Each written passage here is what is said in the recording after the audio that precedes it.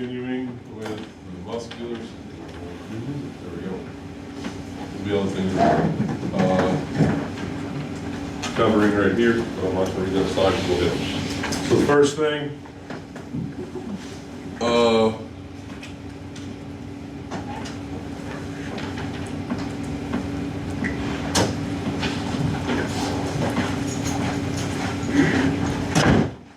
obviously your muscles and your skeleton system work together. There's over 700 muscles in the body.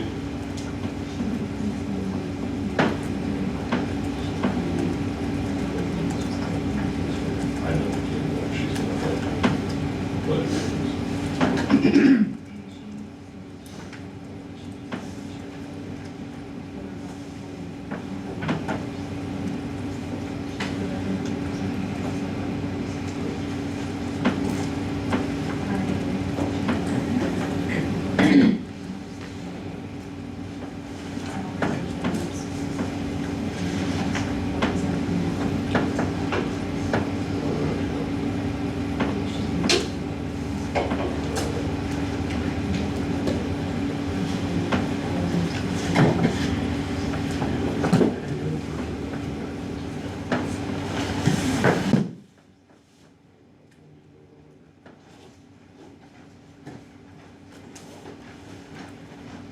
skeletal muscle functions to help provide movement for the body, helps maintain position and posture, supports your tissues, guards entrances and exits, and helps regulate body temperature.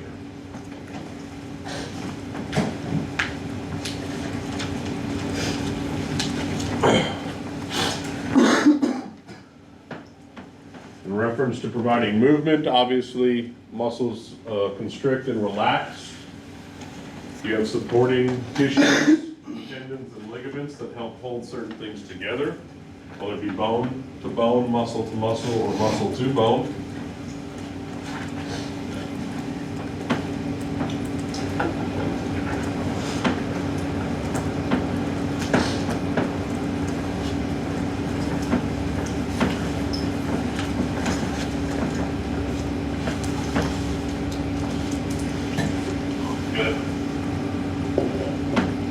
Don't slide. Help support soft tissues. You have layers of muscle, obviously, within your entire body. You have a lot of them in your abdominal cavity. You have a lot of them in your thoracic cavity. You have quite a few in your pelvic cavity. Those soft tissues and muscles also help support the weight of organs. And they can shield those organs and tissues from injury from blunt or penetrating injuries.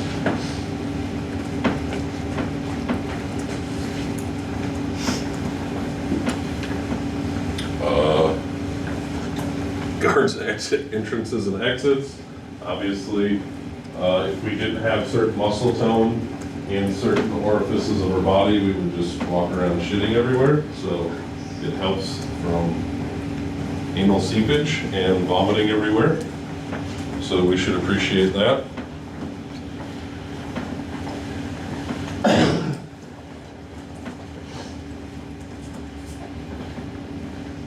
Obviously, in reference to maintaining body temperature, contractions require energy, which means they do what? Release heat. Whether we want to or not, anything that requires energy is going to have a byproduct of heat. Some of that energy can be absorbed in the body, or it is released from the body, and your body is going to either release it or retain it depending on what your body senses that it needs. Obviously, that is dependent on homeostasis and proper thermal regulation. And if any of that stuff gets out of whack, then your body cannot do that properly. All right, anatomy of muscle. So, I think that's gross, but okay. Contains connective tissue, blood vessels, nerves, and skeletal muscle tissue. Each skeletal muscle is a single muscle fiber. Most of your muscle fibers are striated. And we'll go over, I'm sure we'll go over that here momentarily.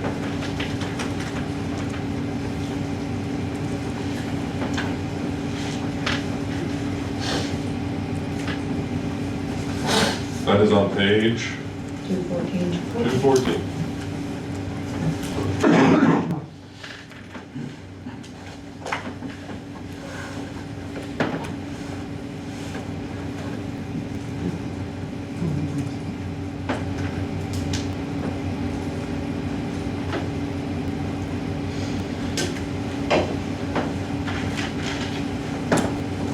You have 3 layers of this tissue.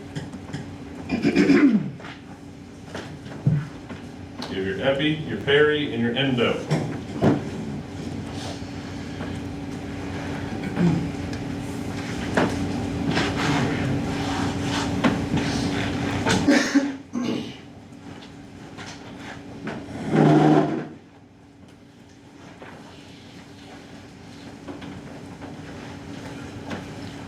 Your epi surrounds the entire muscle. It's also comprised of layers of collagen fibers.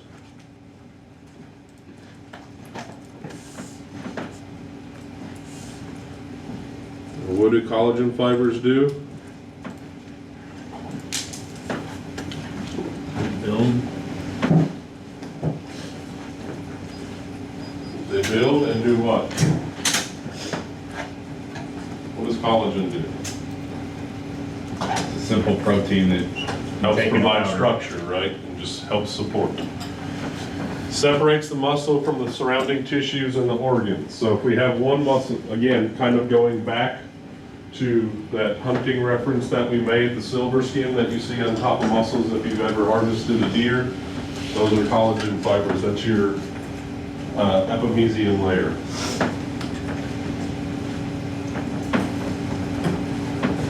Then you have your paramysium. Divides the skeletal muscles into bundles or of fibers.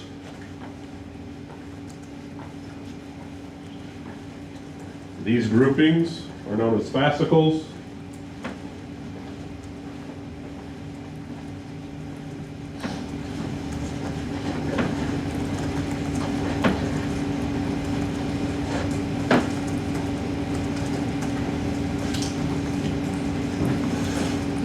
These groupings contain blood vessels and nerves that help supply that feedback or blood supply to these groupings.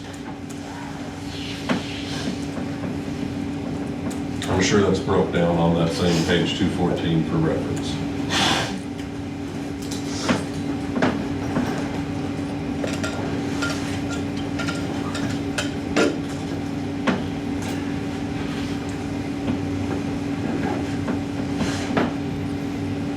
Your endomysium surrounds each muscle fiber within that grouping.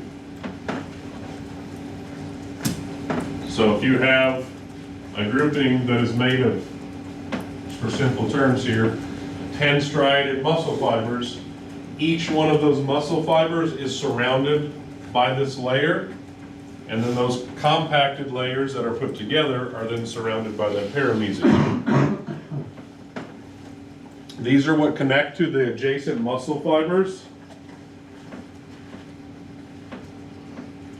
You have stem cells that are scattered around different points of contact to those muscles, and they help repair damage to any, whether it be internal breakdown or external forces that may cause damage to that muscle.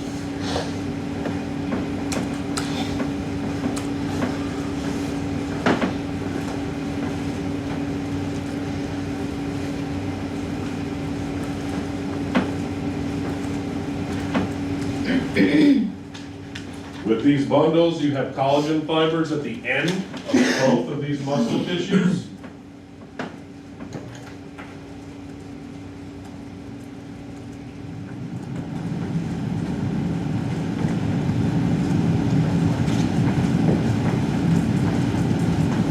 And those collagen fibers Those packs of collagen fibers are going to form what? Or aponeurosis. Those are those sheets when they're more than just a connecting rod, if you will, and they're broad sheets. Aponeurosis is the proper term. So taking like the collagen fiber powder will help your tendon? It can help regenerate. Yes, not regenerate. It can help supply them the nutrients which those collagen fibers need. Yes. The problem with collagen is most of it is avascular, so it's a nutrient uptake more than it is a delivery.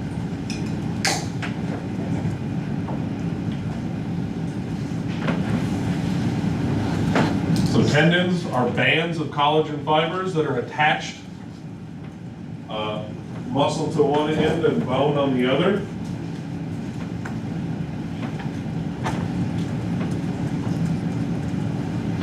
Those fibers are connected to the that was almost bad.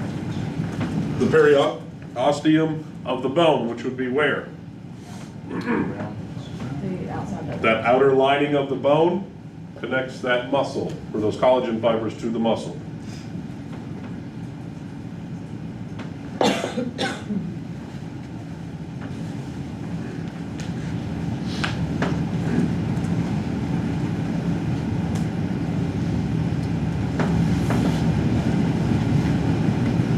Aponeuroses, again, are bands of collagen fibers similar to tendons. However, they attach different skeletal muscles to each other. These are not going to be as round and thick. These are going to be more paper or sheet-like connections than they will be in what you typically think of when you think of a tendon as like a cylindrical connection point of thickness. These are thick, they're durable, but they're more flat and spread out.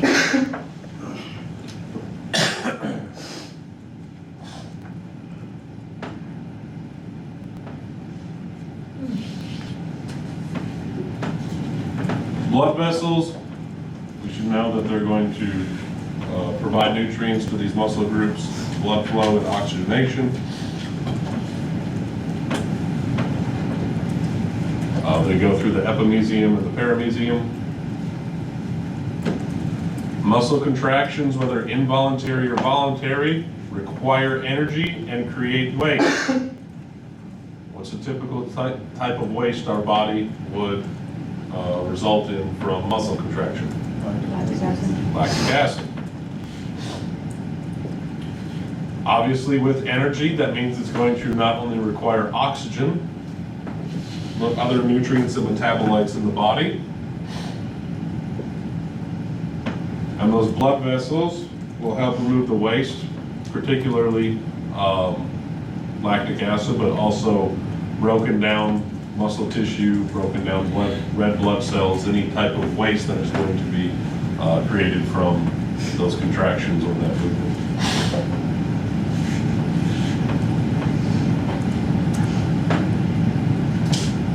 Nerves, you know what they do? They're going to send some type of stimulation or pick up some type of stimulation from the outside world of our body and bring it back to the central nervous system known as our brain.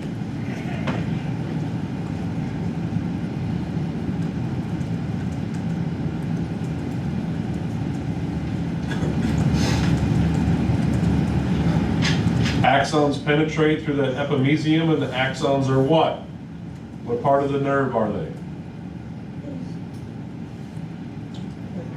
Fibers.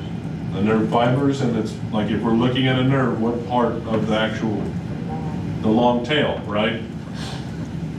They will penetrate through that epimysium. They will attach to certain muscle groups, and those nerves will control specific muscle fibers or bundles of fibers within that group. Meaning we have millions of axons in each muscle group. Not one axon controls my entire bicep, right? These nerves are controlled consciously or subconsciously, or voluntary and involuntary. Again, if we had to remember to relax or constrict our diaphragm, we would all be dead.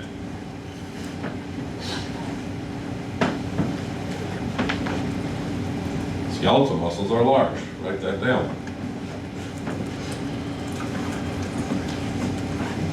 There's hundreds of nuclei within each cell fiber within the skeletal muscle.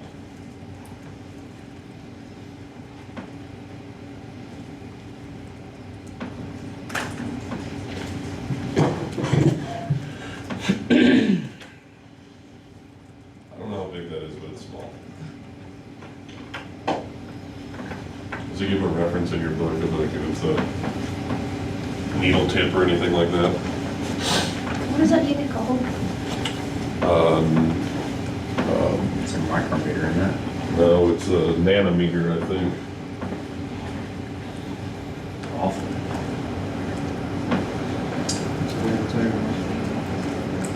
I don't know, it's little. There's up to 60 centimeters or 24 inches. See?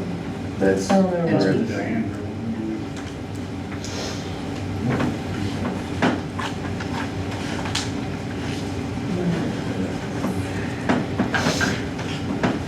So this is going to be on page, what? 216. You will want to study, highlight, circle, reference in your notes, that you will want to study this picture of how this is broken down.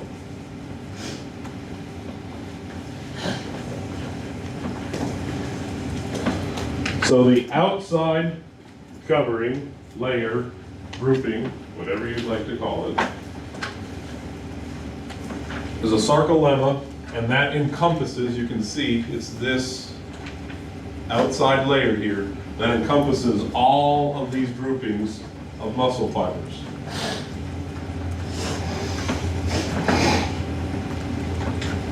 This is on a cellular level, though. Please don't think that this is like widespread.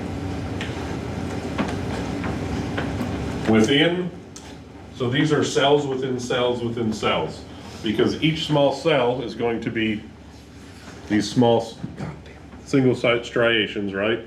Then we have those grouped into several striations that are then grouped into a single fiber.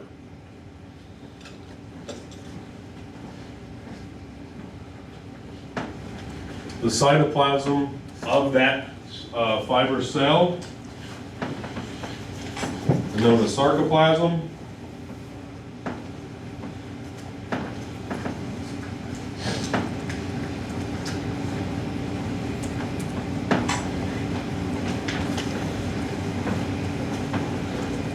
So there's your lining. These should be your tubules, I believe. Yes. You have your mitochondria in here. You have thick filaments, thin filaments, which I'm sure we'll go over here shortly. So your tubules are openings that lead to more narrow tubules that are filled with extracellular fluid.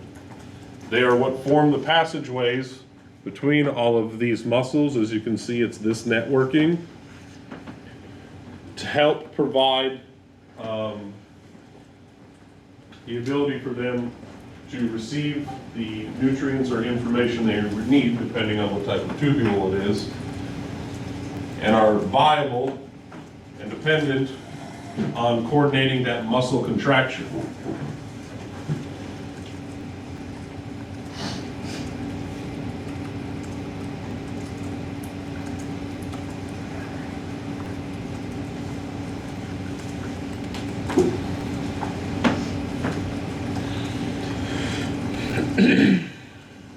To have a contraction, you must have you must have one thing at least, and it's going to result in another.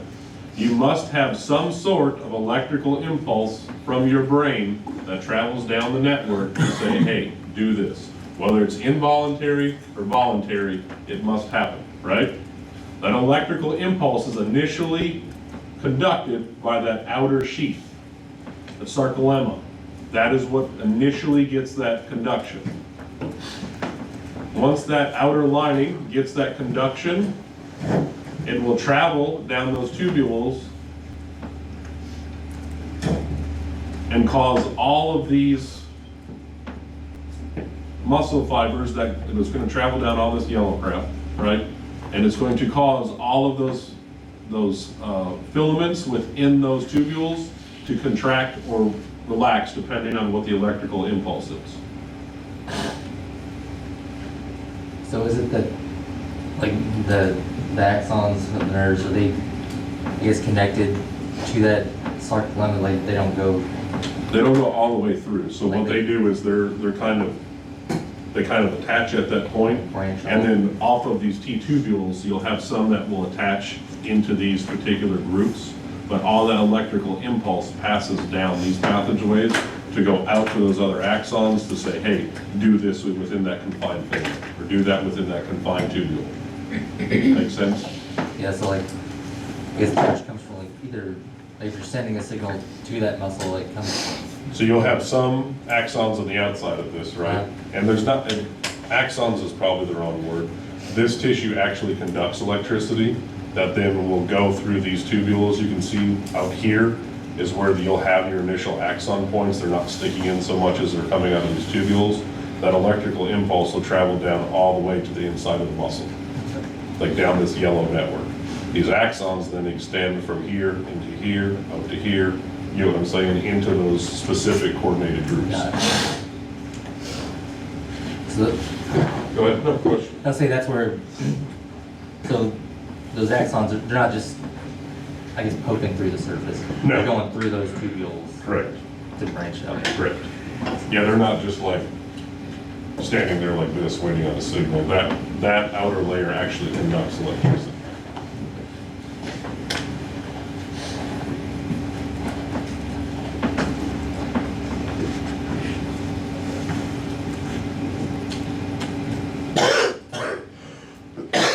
There it is.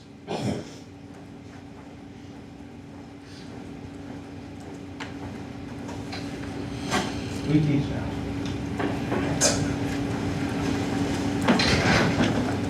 Myofibrils are cylindrical structures that are encircled by those branches of tubules. Again, this yellow is those T tubules.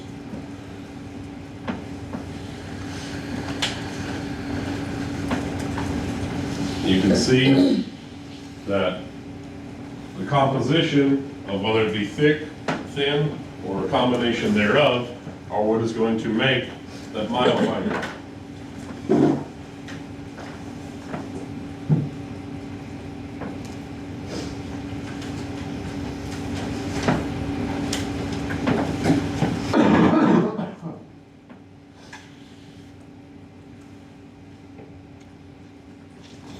You have hundreds of thousands of those myofibrils that make up a muscle. So again, this is a very microscopic view. This isn't your bicep and this is just big striations. This is one muscle fiber in your bicep at this level here that we're looking at. That's on page 216, I think you guys said. That is one, if we cut our arm open, took out our bicep and just did that one string of fiber in our bicep, that one string is comprised of hundreds of those, and then hundreds of thousands are what make our bicep. You have bundles of thick and thin myofilaments. Those myofilaments are made from proteins that are actin and myosin filaments. Actin will be your thin, myosin will be your thick. Easier way to remember that, the bigger word is your thick.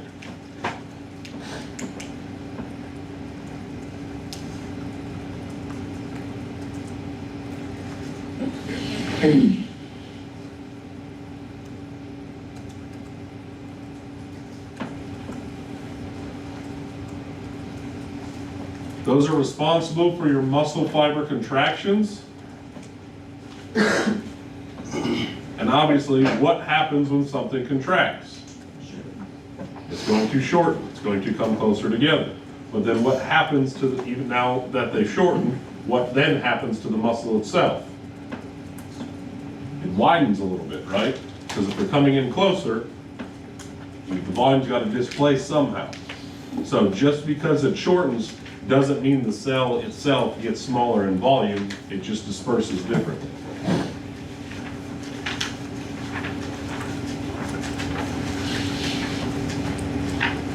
All of those myofibrils are surrounded by mitochondria that we've seen earlier. There's several,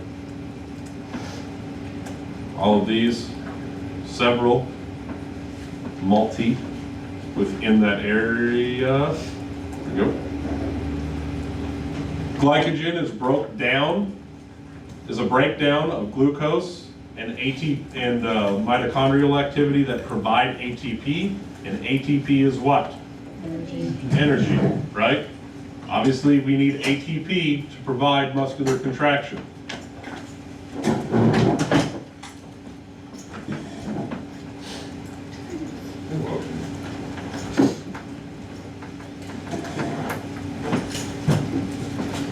So the same thing that we were seeing in our normal cell structure, we are going to see within these muscles. You're going to have mitochondria. You're going to have smooth reticulums. You're going to have Golgi apparatus. You're going to have all of these within these bigger networks of cells. Within here, the smooth ER is going to bind with those tubules and form a network around each one of those myofibril that are encompassed within these striations. So that is going to be all of these things here.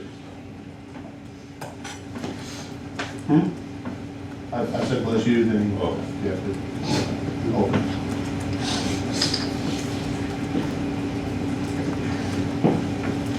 Is that a Dane Cook reference? When it's like, I don't believe in God. He's like, well, when you die, you'll come back as a friend or something. No, I'm just special ed, it was a cough and a sneeze, so I said bless you to a cough. You tried. You Yeah. forever. Those expanded chambers lie on each side of those tubules, referred to as those terminal cisternae, which are going to be all of this lining.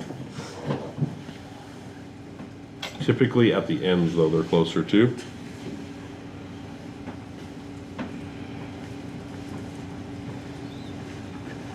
And you can see where these come together, these, your tubulets come together.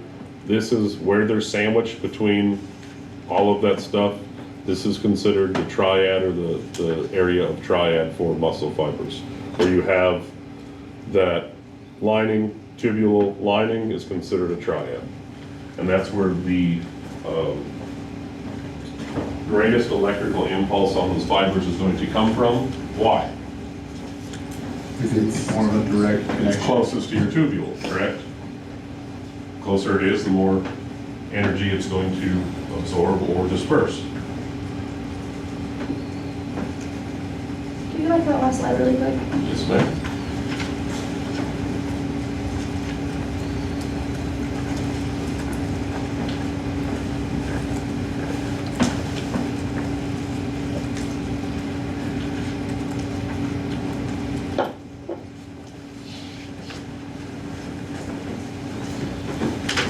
You said the triad is the lining, tubule lining, right? Very good, yep. Where Okay. you've got the ends here, like you've got, see how there's none of those reticulum areas in it? It's just thick lining, and then you have that tubule lining. That is Yep. considered the triad.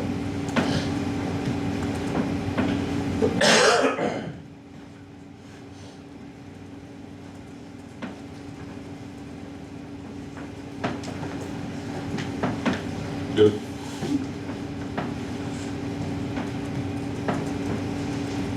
Within that tubule lining, or the terminal lining, there's high concentration of calcium ions.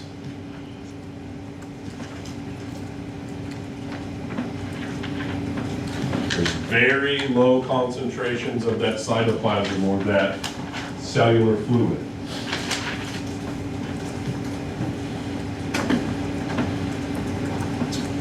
Once the calcium is released from that lining into the encompassed sarcolemma, that is when you'll get a muscle contraction. Because what are the two main things that your body uses for a muscle contraction? Or three, really. Calcium, potassium, and sodium.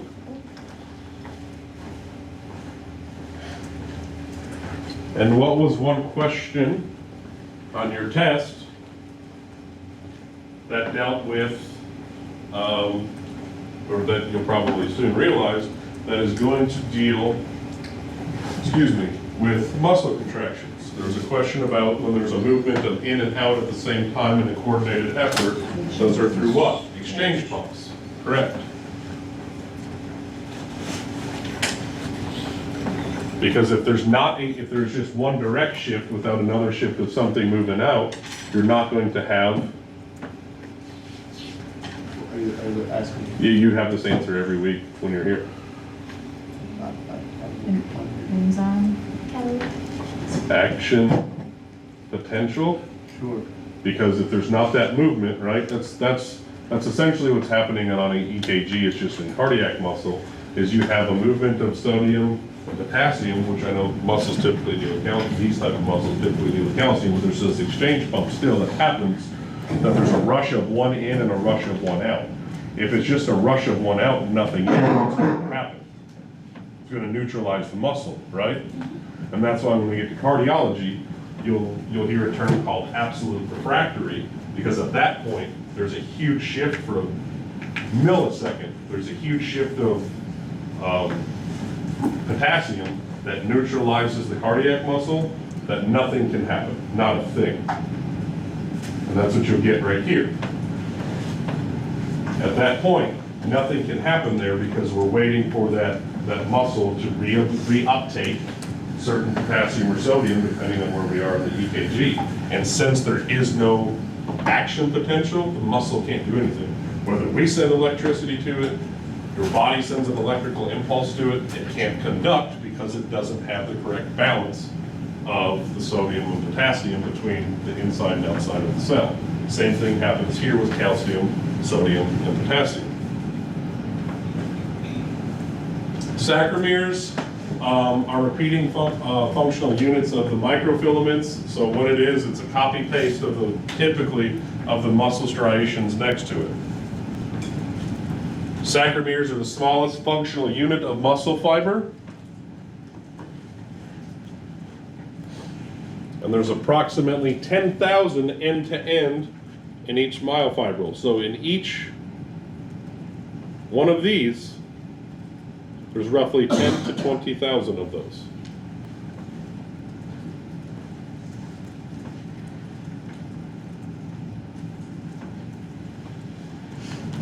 Those can be comprised of thin or thick filaments. Thin being what? Huh? And thick being what? Myocytes.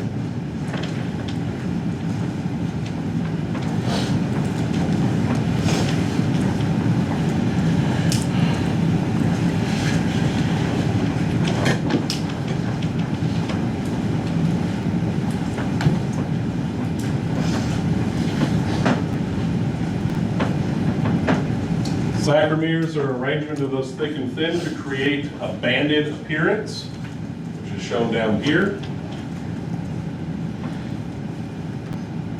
Those myofibrils are arranged parallel because they have to stack together. And then the sacromeres are arranged side by side. That's what gives it its striated appearance. So think of it as if we took, so, I need 2 cans. Here we go. This is going to be what?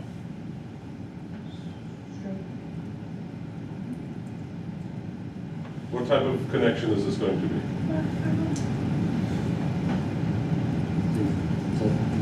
Sacromere to sacromere, end to end, right? Myofibrils are going to be this. Make sense? This is your myofibril connection. This is your sacromere connection.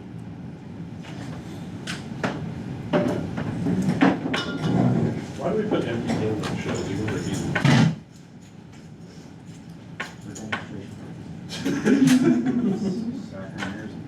Worked out. The resting length is 2, whatever unit that is, nano units maybe, or somebody look, what does that mean?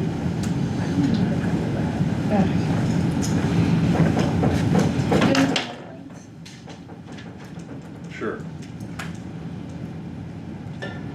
Nanometers? Is that what that means?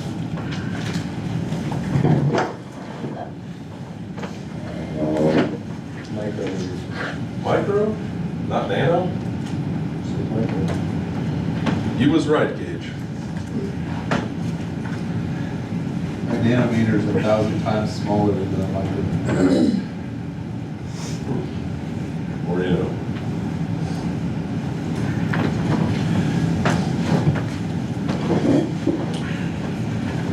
Thin filaments are found at the either end that attach to the interconnecting proteins.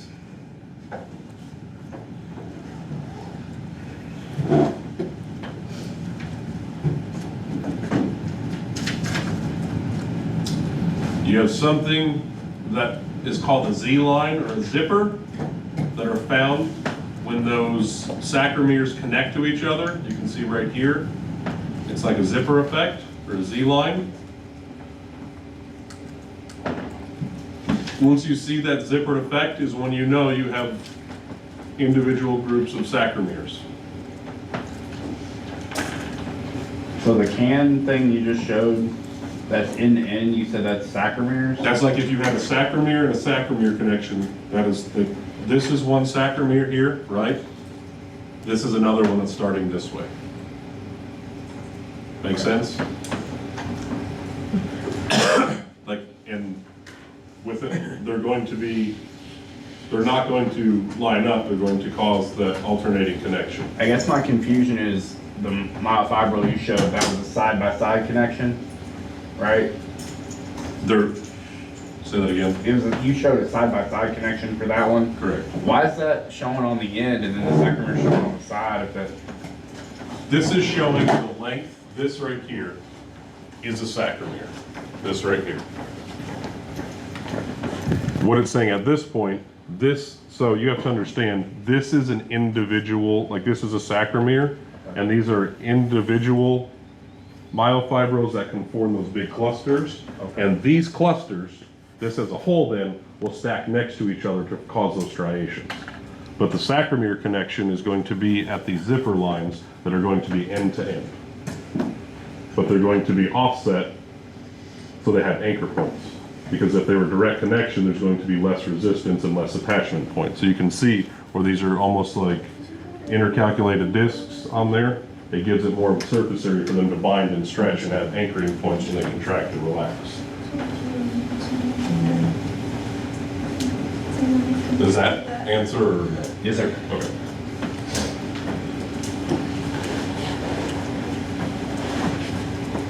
Again, your thin filaments extend from Z-line to Z-line into the next one, and they pass back along into the thick filament and form a zone of overlap. That is where you get your connection point.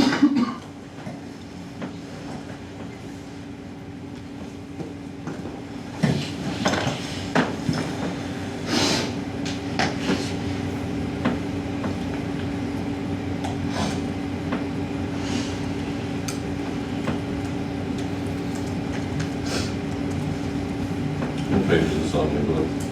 216. Your M line, the easiest way to remember that is your middle muscle. That's how I remembered it. Your M line is your middle muscle. It's made of proteins that connect at the central portion of that filament to the one next to it. So you can see all of these thin pink lines are going to be what? Those are individual sacromeres, right? No, the little thin, see how they're extending in here? Myofilaments? Those are going to be your thin filaments.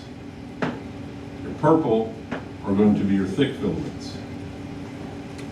So the purple is your myofilaments. You can see the thin filaments extend past the thick ones. Like, they don't just stop here where the thick ones start, right? They connect, they go back down into it. Your M line is going to be the center of that sarcomere of where the thick filaments extend from and the thin filaments extend to.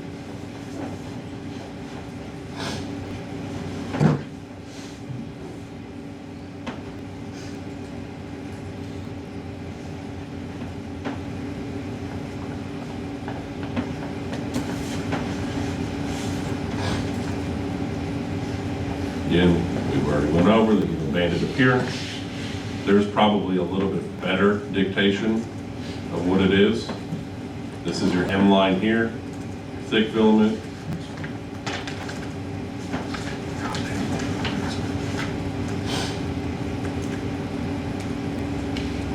You can see the zipper effect the Z line gives on an actual slide.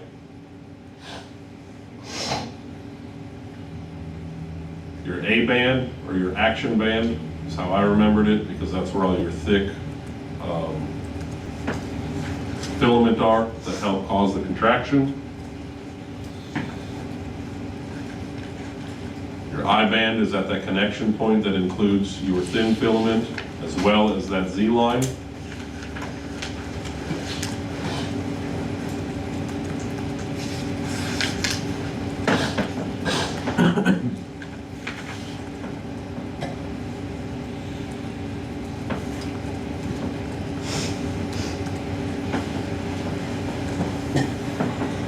Your I band is pretty much made up of a bunch of thin filament and those Z-line connection points.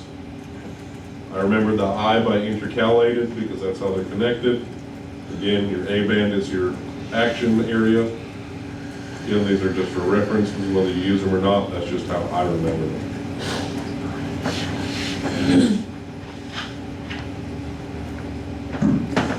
You can see your A band extends from end of thick to thick.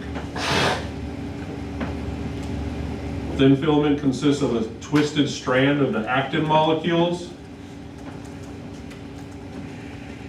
They are capable of interacting with the thick filament.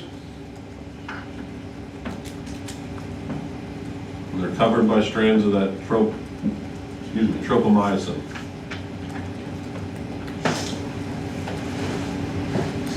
Is this still all on the same page? Yes. Yeah. Okay. Yeah, that's pictures on 218 also. You've got, as you can see, I'm sure we'll get, I'm just jumping ahead here a second to see if it shows.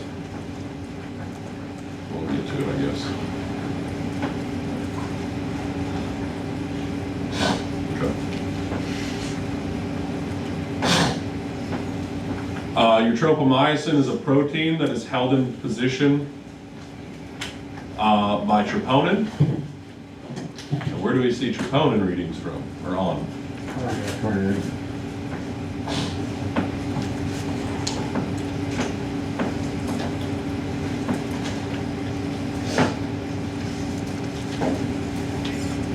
So why do we think that, now that we understand that, why do we think that an elevated troponin reading would be bad? That's like breaking apart. Breaking down or overactive, correct? So would an elevated troponin kind of be like the equivalent of like lactic acid in your heart, essentially? Ish. Same, similar concept, I won't say same, similar concept. You've got those certain muscle fibers that are releasing this and not absorbing, so it's all released in there. The thing is, you can get inaccurate troponin readings from, if we all go run a mile, all of our troponin, that's, well, not all of us, some of us are healthy in here, some of us are not. If I go run a mile, my troponin is going to be elevated. Like if I don't stop and I just push through it and puke halfway through but keep running, I'm gonna have muscle breaking down in my body. Kidneys can give an elevated troponin reading. Extreme amounts of muscle use from just your body can give elevated troponin readings. It really depends on what's going on. But if you have people with renal issues can give false readings for troponins quite often just because of what's happening with that muscle. It's not operating correctly, right? If they become hyperactive on a muscle that's already, because at the end of the day, the kidney is an organ comprised of muscle. Once all that stuff is hyperactive and initially doesn't work and it's breaking down more than it should, it's going to give inaccurate troponin readings. Or can. I won't say it's going to, it can. Thick filament is composed of myosin molecules that have a tail and a globular head. This be the head.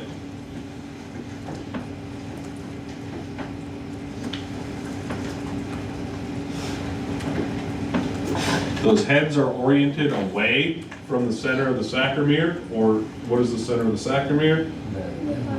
Correct.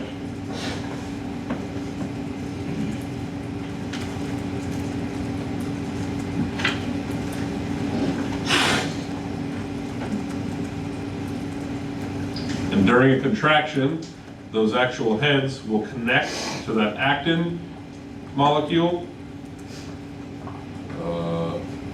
Probably trying to show here, and they'll actually pull that back. Wrong way, sorry.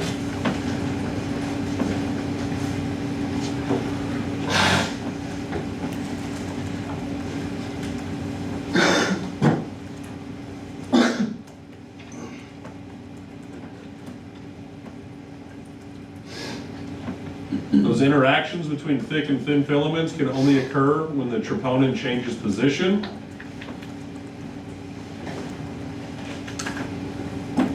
So here is your globular head.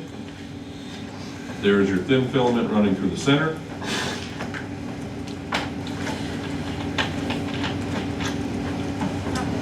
Calcium helps unlock the active site for these globular heads to bind to that thin filament.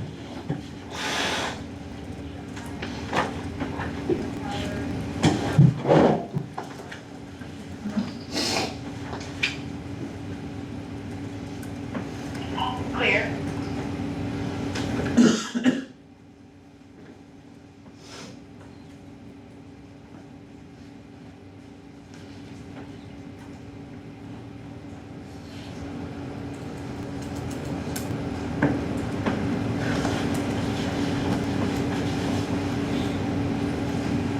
There's a video, I'll see if I can still find that breaks this process down. This picture, what it's showing is these troponins start to move with this fiber, and you can see the exposure of what we normally see. Then thinned out, calcium comes along, helps that troponin move, and then connect to those sites. I'll see if I can find it later. Calcium binds to the troponin. Tropomyosin moves away from that active site.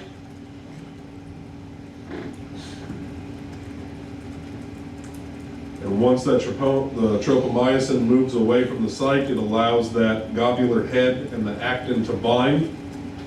And that's what, and once they bind, that globular head, I think it showed on there, there should be like a little hinge, that it's right here, it reacts upon, and then it flings back towards that M line, and that's what causes that contraction.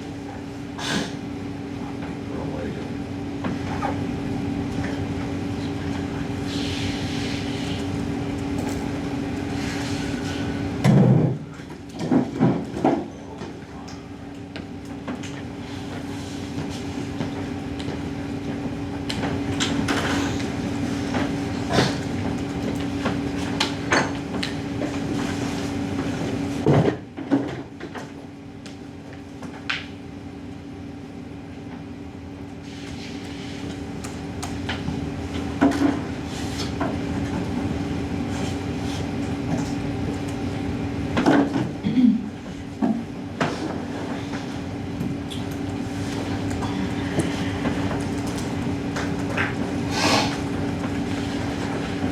Once the contraction happens at the sarcomere, you can see this is a resting I band.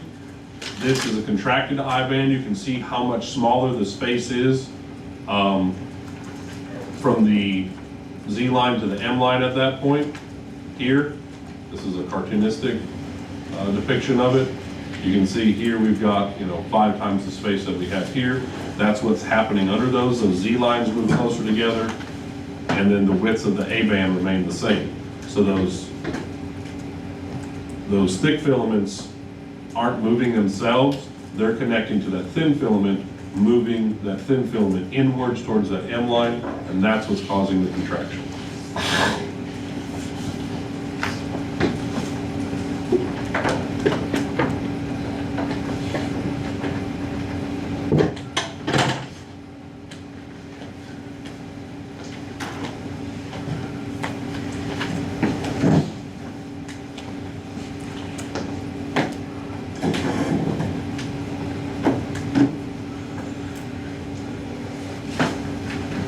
Those thin filaments slide towards the sacromere, thick filaments remain stationary, and that's called the sliding filament theory. So that is what this is depicting here.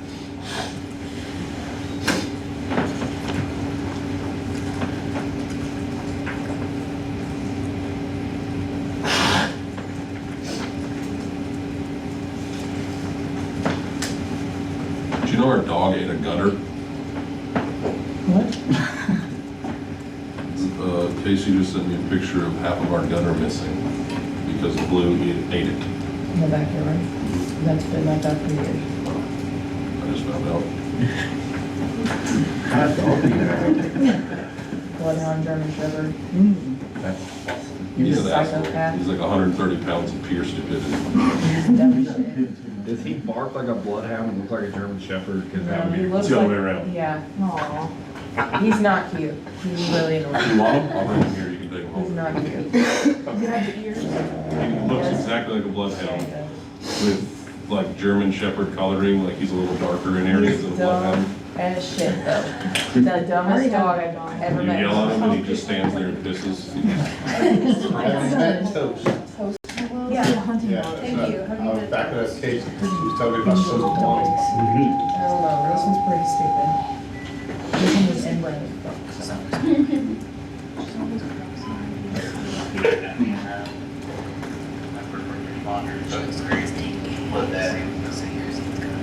More than 25-year-old female, feeling pain, she's waiting on During a contraction, that myosin head of the thick filament binds with its active sites in the thin filament. When connected, the myosin head refers as cross bridges. So once that head connects to that tropomyosin site and flames back, that's considered a cross bridge. The cross bridge pivot towards the center of the sacromere. So you have to remember they get in, and on each end, they're going to pull back in towards that M line, and that is what's causing that thin filament to pull in and is causing that contraction. After the contraction, then we'll return back. Those globular heads will release, they'll flap back, that thin filament will relax, those eye line spaces will increase. Again, just think of it when you're sitting here flexing, you can only do that so long before you let go. That's because the energy there's only so much calcium that can be used before it has to be released, byproduct, and then exchange happen again. So again, it all depends on conditioning, available resources. That's like when people train, like if a lot of people, I am not someone to take training or like advice from when it comes in reference to this, but typically what people do when they start training to get healthy, people want to work on their cardio first and just start running. That's kind of counterproductive. What is recommended, what we were taught through years of football and all of that, is to get our breathing regulated better. So we would do a single activity and we would take a deep breath to get that oxygen demand in. Our muscles would get used to that. Then we would do 2 reps and then we would take 2 breaths. And it's called oxygen stacking. So if we would take 100-pound dumbbells and we would lift them and we put them down and we would take a breath. And that oxygen would go to those muscles. And then we would take dumbbells and do 2 without breathing. And then we would take 2 deep breaths. And that's conditioning those muscles for the available oxygen supply and the available calcium supply in your body. And that conditions those muscles to the supply and the variant supply that's active towards them. And then you start running, which I did not like running, so I didn't get a whole lot. There's a little bit better depiction of that myosin head connecting and then turning in, and that then pulls that filament back towards the M1.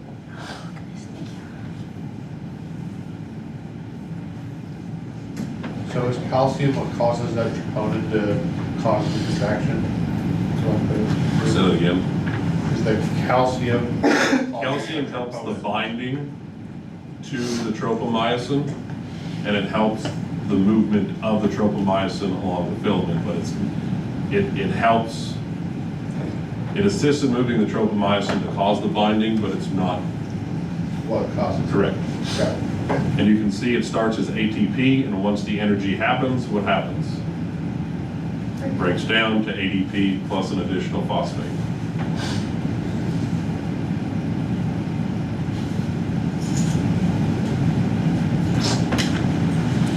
Why does it go to the volume?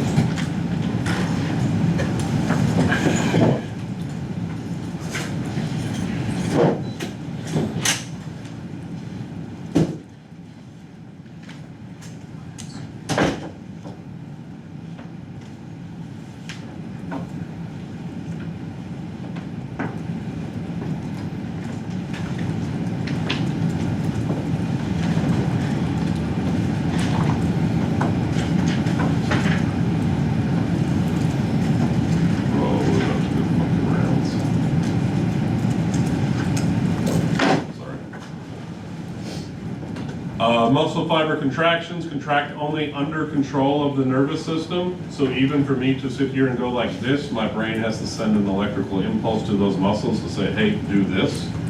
Communication link between the nervous system and skeletal system are through muscle fibers. And those are referred to as neuromuscular junctions.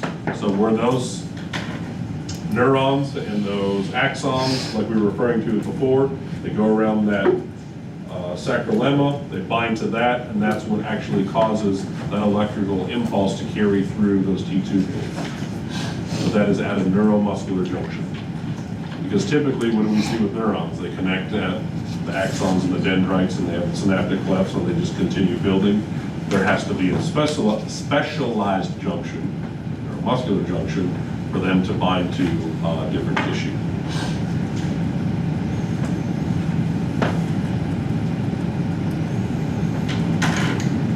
Skeletal muscle is finer controlled by a nerve cell known as a motor neuron. The axon of that neuron branches within the paramecium. That's again within the muscle after it travels down those T tubules. The axon extends by expanding that synaptic cleft or terminal. Communication occurs through the fibrous length. So that would mean it's going to travel along that whole area between tubule to tubule.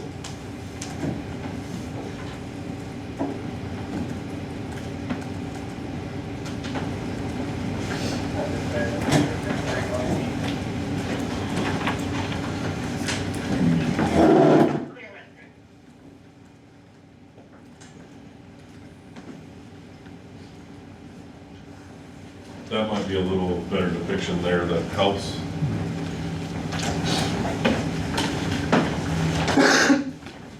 Synaptic terminal in the cytoplasm. The cytoplasm contains that mitochondria.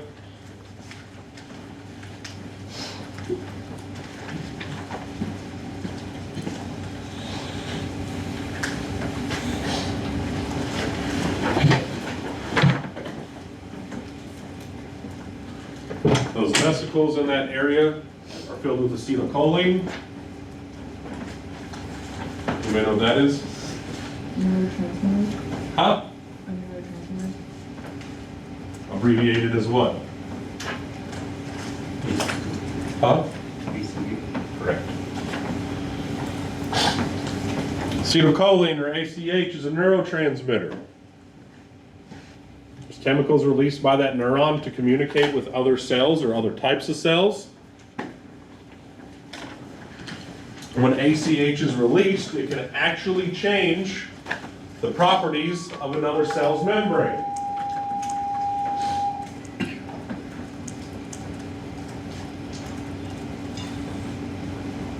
Once that ACH is released, it can affect the permeability of that membrane at the location. Female, just go 359 South Oak Road, 3593 South Oak Road. 100-year-old female is the pussy breathing. It's time. She's lived a good life. I don't want to live that long. I'm kind of happy where I'm at. Anytime beyond that was just too much. I made it to 50 class, and I'm gonna put that behind the woodshed. 100-year-old female, just go 3.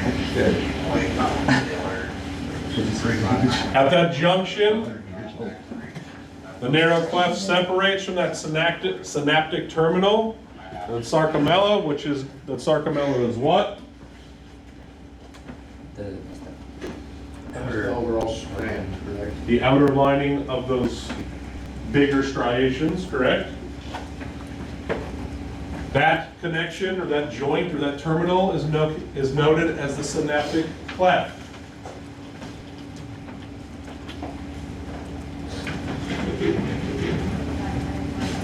At that cleft, that membrane contains receptors that bind to ACH, and that is referred to as the end plate, or the motor end plate. Those are specialized areas that just aren't everywhere.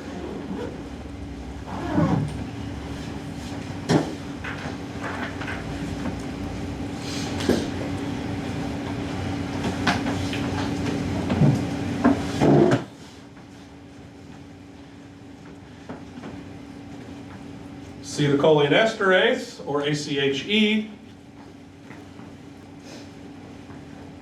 Can you say that one more time?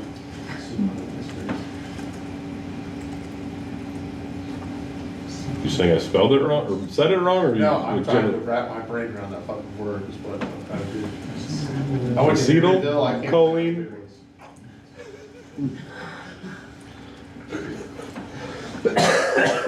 Never mind.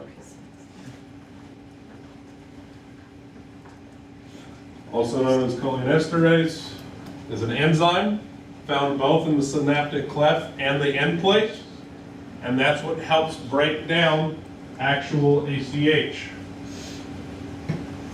So if you see the E after it, it is the ACH enzyme. That is the easiest way to remember that. It has no place to be, because it's open to Yeah, good enough, where it says. good enough.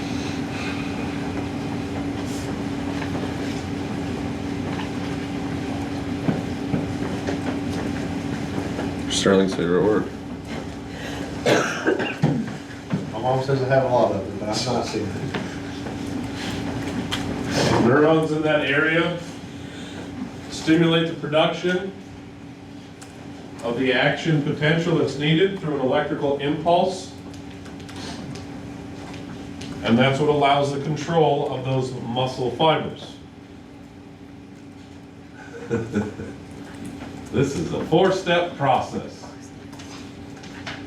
Anybody know what this process is called? Blood cycle. Contraction, and it has to do with the Krebs, correct? Nothing. So, this is on page, what? 220. Look at they, holy shit, they broke this down for you. I don't even need to go over it. They're probably doing a better job than I can.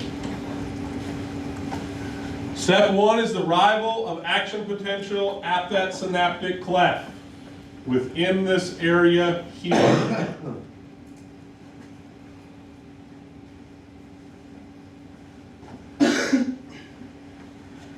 You can see there's ACH contained within this neuron here, synaptic cleft, and then you have your muscle fiber. You can see the ACH is chilling in that synaptic cleft area, right? And there's specific sites, again, it's not everywhere, there's specific places in which this ACH can bind to. Once it says, hey, we have enough action potential within this cleft,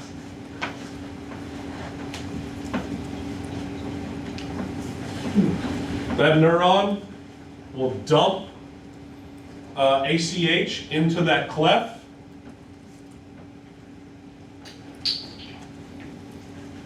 And those ACH now become free roaming from the vesicles within that neuron into the synaptic cleft.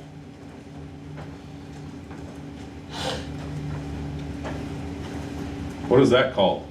That process? Exocytosis.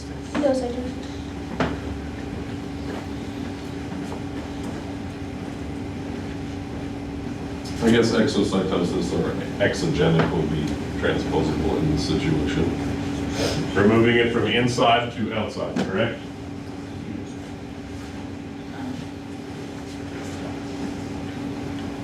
Step 3, those ACH bind at the specific sites at the motor plate.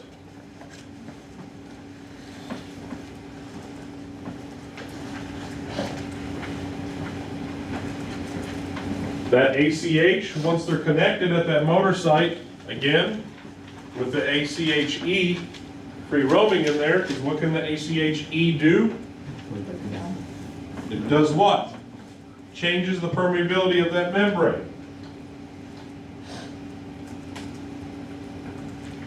So once those sites are binded, you have a rush of sodium into the sacroplasm, or what?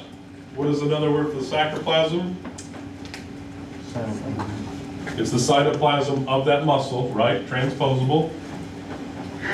And that produces action potential within that sarcolemma, or what?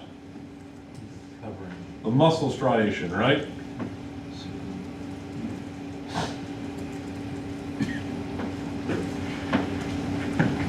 Once that action potential spreads, it travels down the T-tubules, and it triggers a massive release of calcium that does what? What is that going to do? Allows the actual contraction to happen. Correct. Can you go back, please? Yes.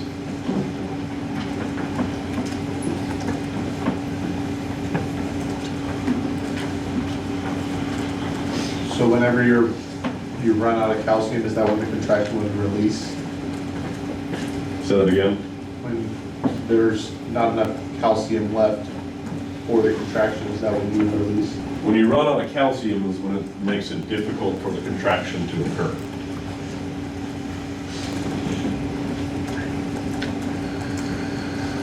So when you go like this,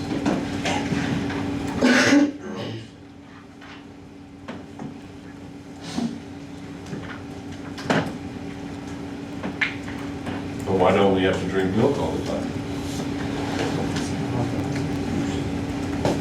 Because our body does what with our bones?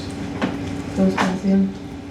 Breaks down, rebuilds, and there's free flowing calcium. Now, that's why if you have something like osteoporosis or osteopenia or something like those, you have to take calcium supplements because your body's not producing enough normal muscle contractions to happen. And usually with osteoporosis, you see depleted muscle mass because there's not the same. That is on page 22, question mark? Well, just jump ahead here. 226? Oh, wow, we just, 6 pages. I'm sure those 6 pages kind of go over a very in-depth version of what we just went over. Calcium ion concentration increases, the active sites are exposed, those cross-bridge interactions occur, and that's what causes the contraction. So again, the cross-bridge connections are where? At the myosin head. Where the myosin and actin filaments interact, correct? That globular head will connect to that actin filament. That is a cross bridge, correct? And the sliding is when? And those cross bridge connections cause those thin filaments to retract towards that M line. So they go hand in hand.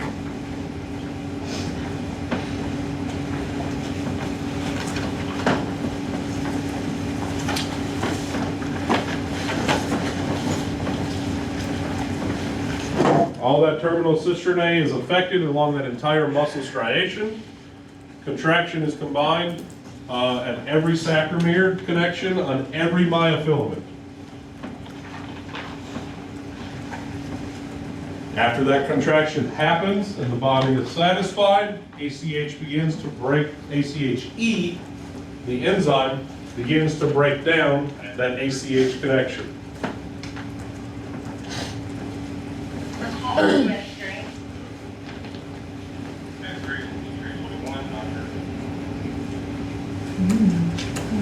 Not orange.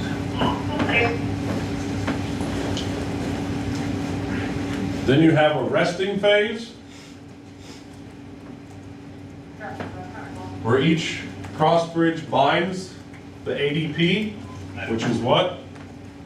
Sorting it, ADG. And a phosphate group, or a phosphate molecule. And what's ADP plus one phosphate? The potential for ATP, correct? Because we go from di to tri. That product releases the breakdown of an ATP molecule. The energy is released.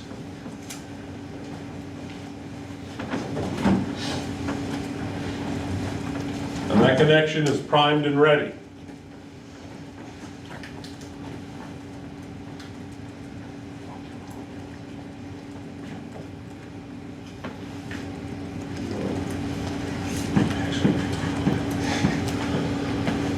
Let's take 5. Huh? Sure. So possibly a stupid question, that's why I waited for me to ask during lecture. So when someone gets tased, is that electrical impulse is that kind of the right way to ask it? That electrical, That's not your nervous system saying, hey, contract. that is electrical activity tracking down your already in place nervous system, causing these things to happen. That's why if you've ever been tased, what happens? Fucking sucks, like everything bolts. I mean, after you tense up and you fucking fall to the ground, what does your body feel like? It's exhausted for like, and there's wherever you get tased, the muscle groups closest to that taser prong are super fatigued because it took every bit of action potential, every bit of energy, and every bit of oxygen in those areas and just combined them there. And then all of that is just like, fuck, wasn't ready for that. So is that Those why, new like, the tasers wider suck the a donkey spread? dick. Huh? Is that why, like, the wider the spread of the prongs, the more? Well, the wider the spread of the prongs, the more, you gotta think of it as like an EKG reading. If I put my left limb lead here and my right lower limb lead here, am I gonna get a good spread? No. That's why you go shoulder or wrist to ankle or leg, because you get a wider picture, wider view, right? Same thing. If I get tased, which would suck, but if I get tased here and here, these two prongs are talking to each other, right? If I get tased here and here, it's affecting everything in between there. So that's when you just see those people that get hit in the ass and the shoulder are the ones that just dolphin dive off to the ground, you know, because it's affecting a bigger muscle group. Now, it doesn't say that that energy doesn't travel, because it does, but it's not locking up those muscle groups like it is. You know, you'll see people that get tased at close distance that are just like, but it's not affecting their legs. It's just because it's too short of a spread. Got it. I know last time I got shot, I got hit in the right leg and the left shoulder. The worst thing to do is fight it. What about some of these people that stay walking and stuff and are able to fight it? So typically, they're under the influence of drugs, which is already fucking with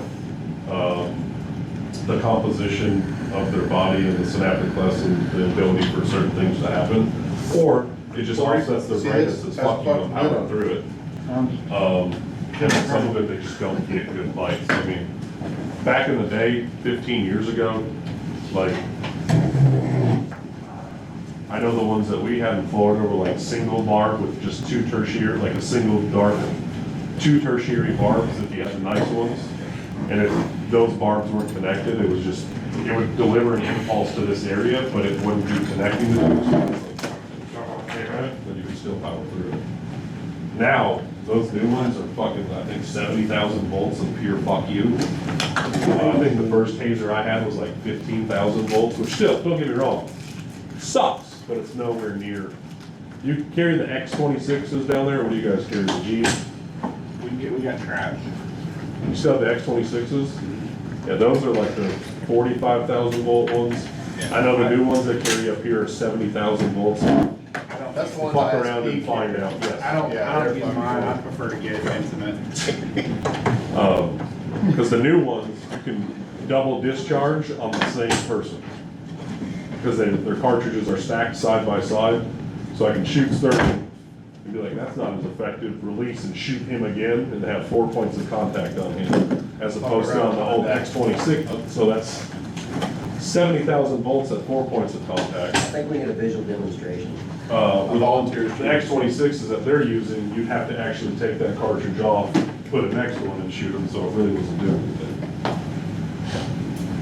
So you can actually shoot and dry stun on the same time with the new ones, which is just an asshole move.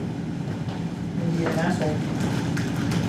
Do you know Haley Lockball? I don't know if she was on. You were there. I was in the middle of dispatching a call one time. She totally fucking dry stunned me in the shoulder. When I got shot up in Carruthers, it was actually burnt my undershirt. Because it was like that neoprene polyester shit, and just fucking, I was like, Something burning. yeah, it was me. I have a question. Or Schneck. What? Schneck? About You can do it? everything at Clark, right? I Like, don't know. I know I'm the dumbest guy here, so we should like, want to go ahead and raise my hand Yeah. with that? So, I totally understand. I mean, I would prefer to go to Clark. The only problem with water, I don't say problem, is you don't know when their tap's open and they'll send everything across the bridge. ICU's okay, ERs are all right. I mean, you guys might get a little better down there since you know some of the twats down there are less than pleasant to most people. Same places. But it just really depends on, Schneck is the only one in the area, so their path is always open. They all know Their ICU is that. always full. They transfer to Columbus and up north, but they keep a lot of their patients. Their ER is full. Don't do. I will say that, if you do get the ability to go to Schneck, not saying their hospital's bad, I'm just telling you, their ER personnel are typically less than pleasant. They're mean. So they're like Clark. They're meaner. Or you Clark guys is are- nice. There's no way. If we should put Chris. No way. Oh, I thought no about way. it. Schneck fucking assholes. There's no way they're worse than Clark. 100%. Promise. Oh, Promise. Find out. I would much rather deal with So you're saying I Alicia can be or Jennifer trespassed Clark from all day. 100%.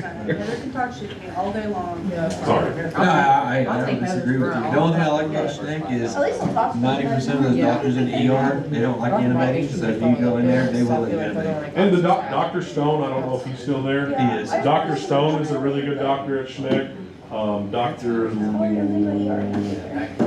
What's the other one? Really young guy. He was actually in charge of their shit for a while. Oh, you got Chambers, you got Lemming. Lemming, Dr. Lemming was good.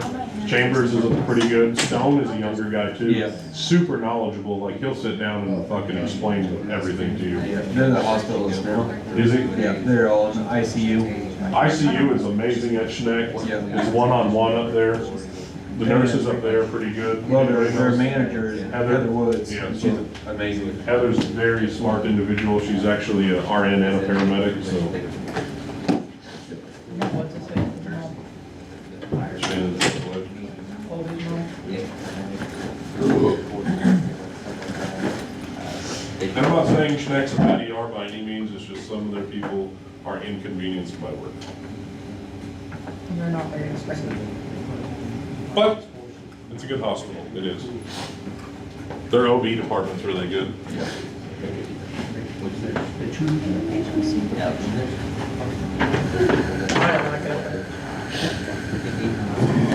That's amazing to me. Clark's just a horrible place. I screwed up and took my daughter there when she busted her eye open on a coffee table. I think most hospitals now, and it's not just Schneck, I know we have problems on again, this is a service side of things, not patient care side of things, and just dealing with their personnel. But Clark is the same way. It's like, all these hospitals are like, why'd you bring the patient here? Because you're a fucking hospital. Next question. Like, where do you want them? That's. Well, I think with Clark is their problem is, their major problems are with their site. So, Don't offer the service if you don't want the patients. I can't staff it.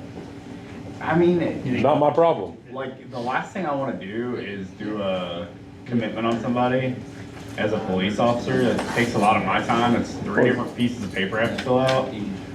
And then they just release them back into the wild and they continue to be problems for us. And the last 2 officer shootings we've had this year have been patients that they have seen within the week for psychiatric issues And they don't do anything with? that they release because they didn't have a psychiatric issue. But the first guy was shooting off a gun, fighting the mafia in East Lawn Arms, and decided that he was going to shoot at us.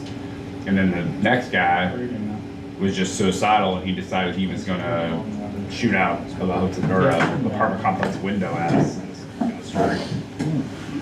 I got a question, Jay. How much would it cost me for you to go pick up my old lady's brother and take his ass to jail and keep him there? What's he got? Yeah, he just got a bunch of warrants issued on him in Bullitt County and one issued in Jeffersonville yesterday, and What's his name? Bradley Powers. Oh, I know him. Now, dude. I'll look for him at the hotels.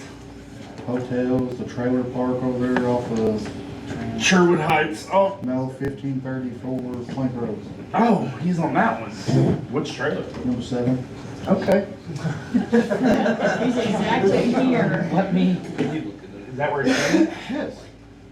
That's his mom's house. What's his Why warrant are for? you snitching? Because he's a bitch. What's his warrant for? The felony? Says the snitch. F6. Will he resist? 100%.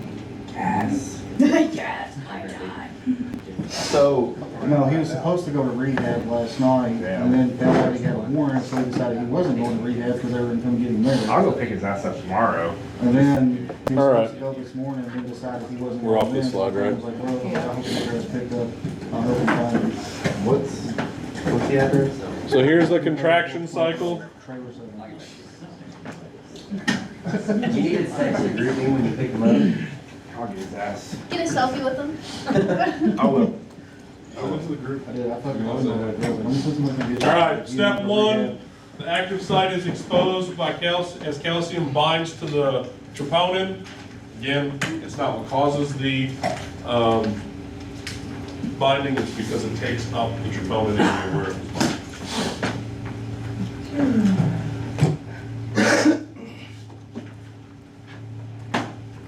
Step 2, back to step 1. We're good. Step 2. That cross bridge forms, meaning the thick filament attaches to the thin filament by the globular head.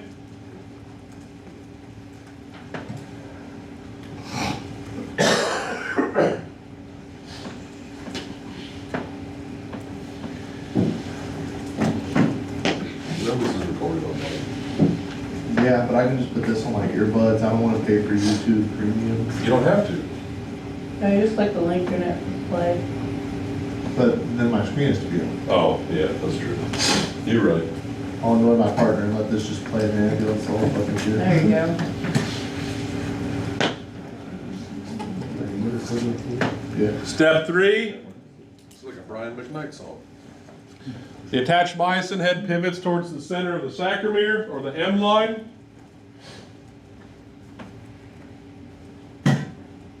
That ADP and phosphate molecule are released.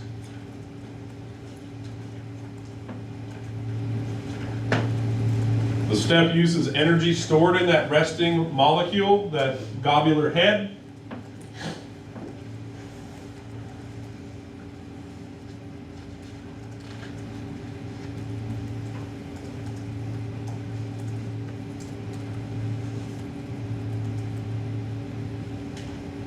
You good, Jacqueline? Okay.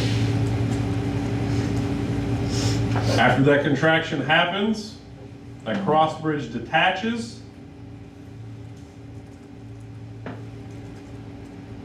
That myosin attaches or absorbs another ATP molecule into that globular head.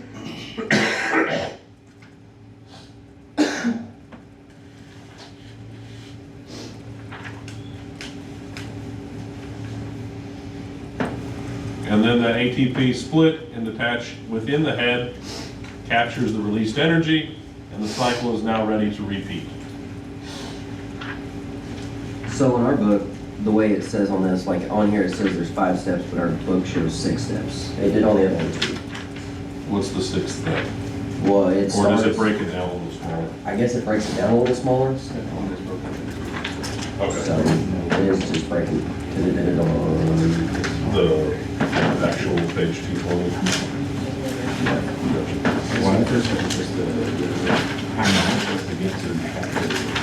So is it breaking up the calcium movement in itself and then it moves it? Okay. Yeah, so in your book, it's using the calcium ion binding to the troponin as its own step. In this, it just combines that because it's literally a calcium ion moving towards the troponin and then it moving the troponin. So your book breaks that down into 2 different processes. Again, we went over this already. So that calcium ion removal occurs rapidly with a single action potential. Contraction is brief. Sustained contractions occur when the action potential occurs one after another. This causes significant calcium loss from that internal cisternae.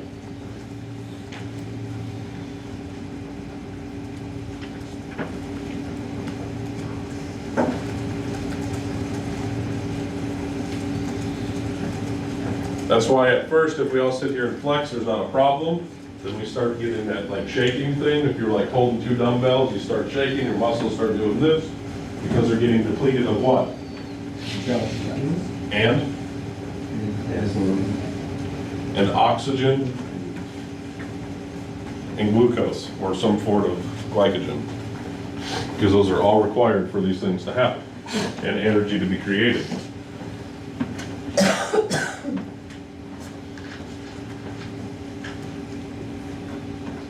Muscle mechanics.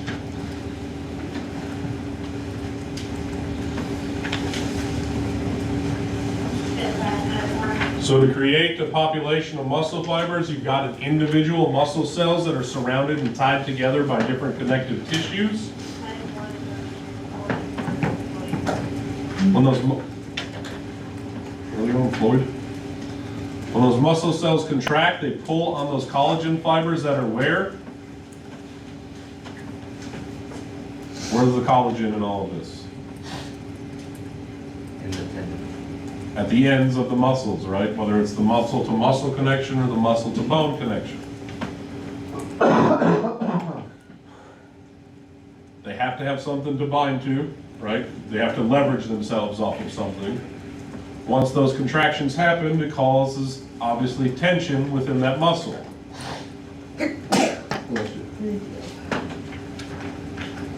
I'm sure at some point, depending on how old you are, through the world of MySpace, Facebook, or TikTok, we've seen someone along at some point, usually those world's strongest men people or the strength people, that they've had a bicep or a pec muscle or something snap. That's from too much tension on those collagen fibers that collagen actually breaks. That was a very bad day. You have lopsided movement. Tension is, when applied, pulls an object towards the source and must overcome resistance to move it. That is just a brief physics lesson.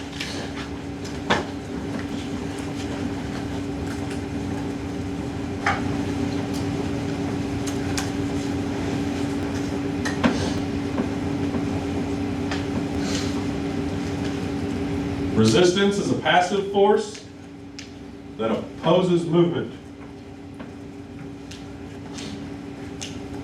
The amount of resistance is dependent on the object's weight, shape, friction, and can be other factors, gravity, lack of gravity.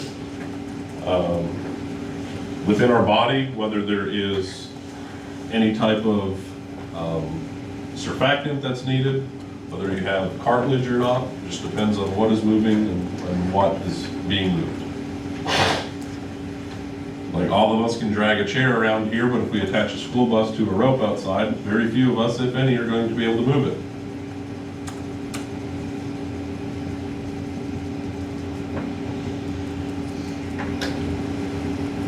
Tension is produced by individual muscle fibers and it depends solely on the number of pivoting cross bridges it contains.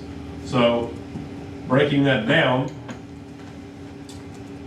if we have more cross bridge connections, do we think we're going to have greater or lesser tension?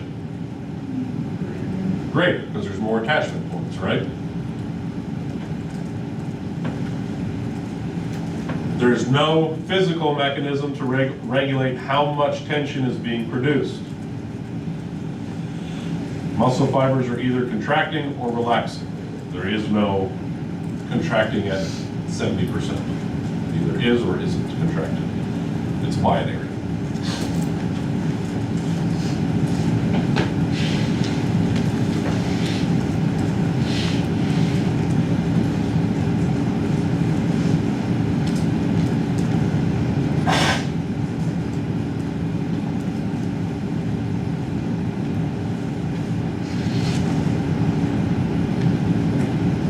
Tension can vary upon the fiber's resting length,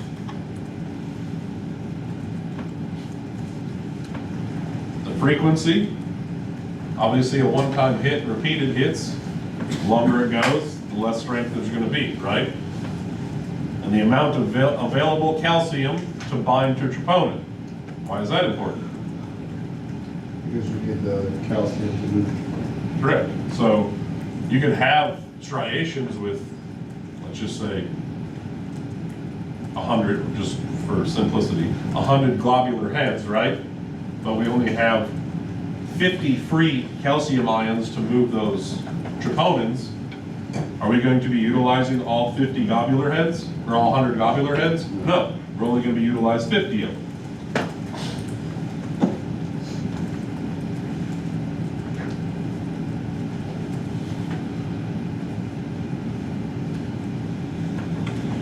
For entire skeletal muscle contraction, obviously the amount of tension is determined by the frequency of neurostimulation and the number of muscle fibers activated.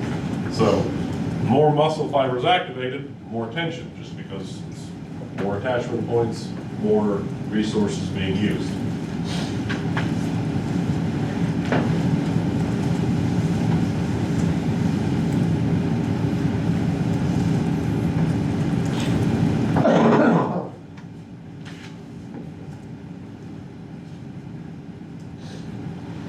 So we will see this again in cardiology. The graph is going to look significantly different, but the same concept.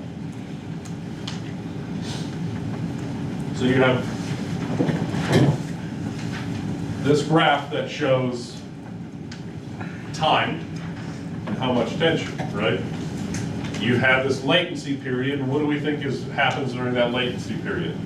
Everything's moving, stuff around, so everything. What's moving? That is the time that it takes your brain to get the information to that specified muscle group to say, hey, do shit, right? Once that impulse is there, the contraction happens, and we can see the contraction phase is usually double to triple what the contraction phase is. A twitch is known as a single stimulus contraction relaxation sequence. So when you get that spastic muscle release,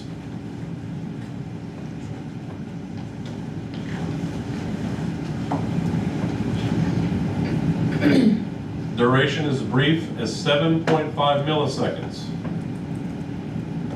your eye twitches and it does that like weird fucking thing.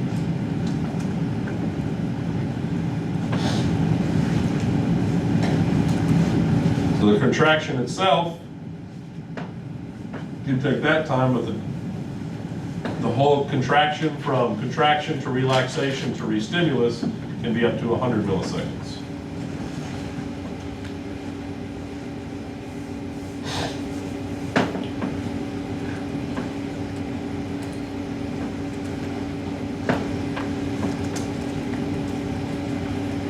That is a diagram.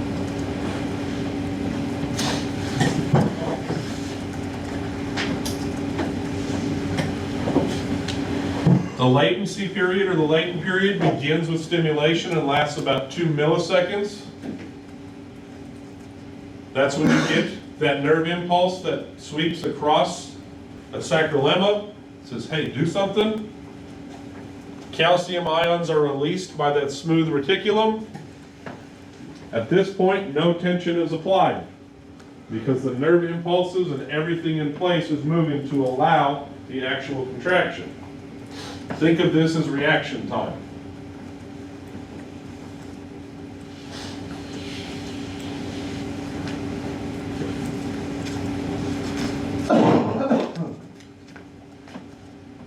After that latency period, your contraction phase takes place. Peak tension is quickly reached. Those cross bridges between the thick and thin filament actions occur. You can see maximum tension is reached after approximately 15 milliseconds.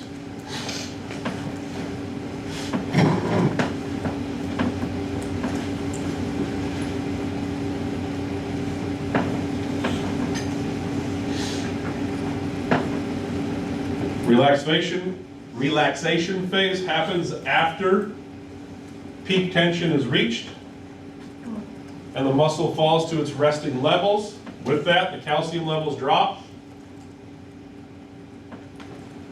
Obviously, the number of cross bridges decline. And that lasts about twice as long as the contraction phase.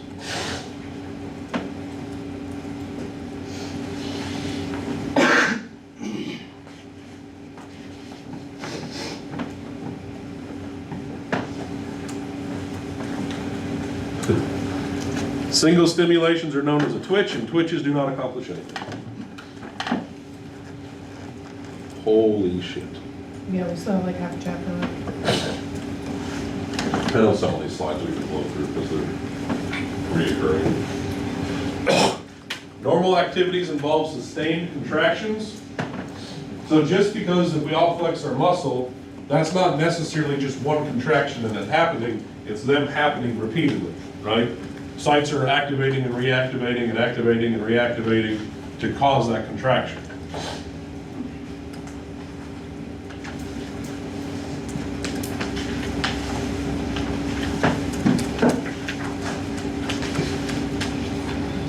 Summation occurs when the stimulus arrives before relaxation phase ends and creates a second, more powerful contraction. As you can see, it's kind of like building block.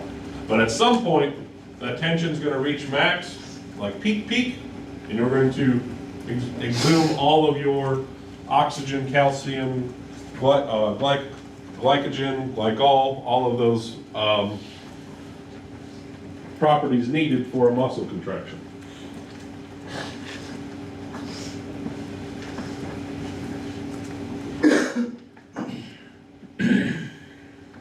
Again, during the summation, tension rises and peaks.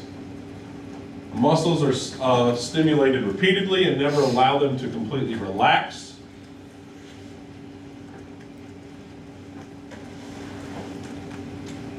Those muscles in this state are said to be incomplete tetanus.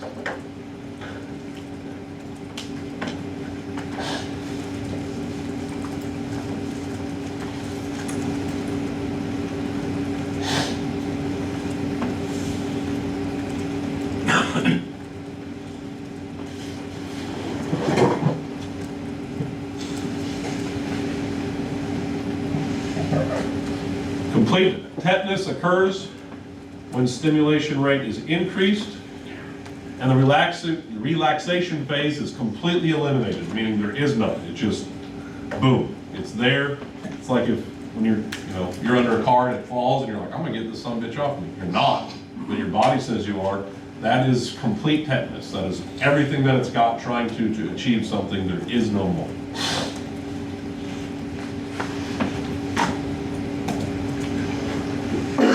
The smooth reticulum does not have time to reclaim calcium ions. High calcium concentrations begin in that cytoplasm or sarcoplasm. Prolonged contractions until it's continuous.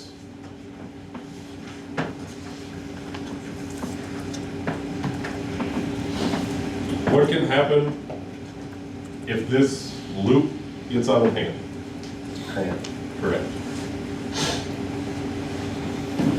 Charlie horse, cramp, any of those things, whatever verbiage you'd like to use.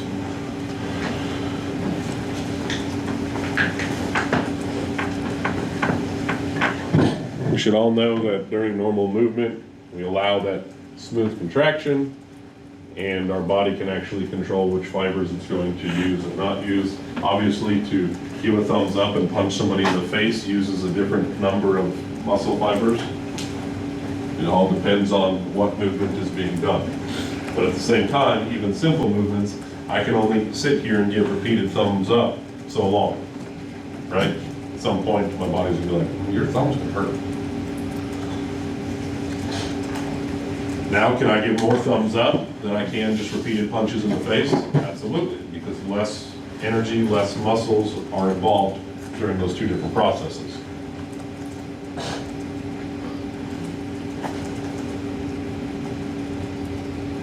Some motor neurons control a single fiber, but most control hundreds or thousands. That's through those synaptic terminals we talked about earlier. All fibers controlled by a single motor neuron constitute a motor unit.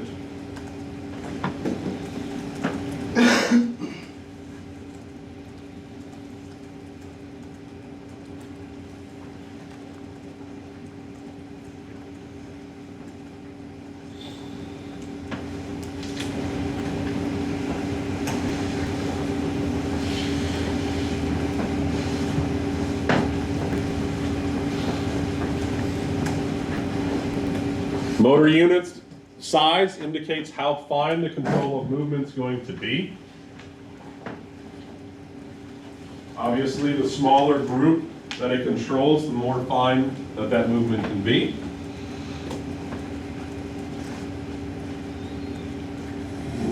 Intermingling of those fibers ensures that the direction of the pull does not change.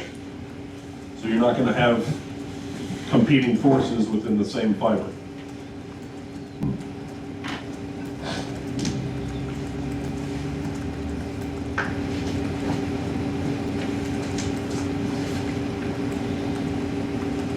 That picture is on page 220.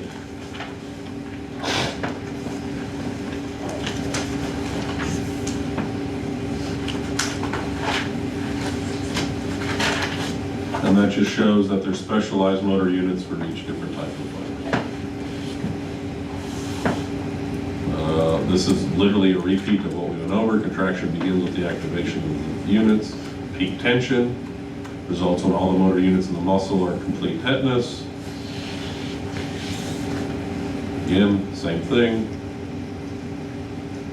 Muscle tone is when some motor units are always active.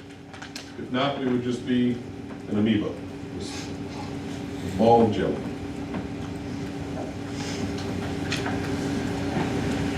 Those contractions don't cause enough tension to cause movement, but they are tense enough to form structure.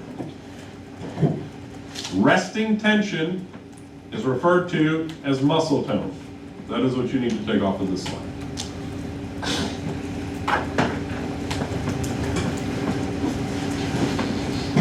Resting tension is referred as muscle tone.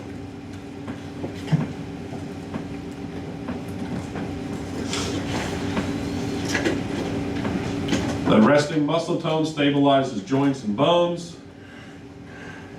Limp muscles have little muscle tone by name.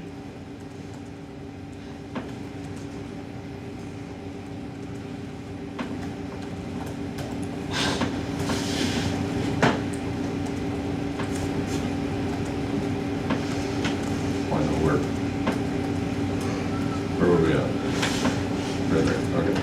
Atrophy occurs when muscles are not stimulated on a regular basis.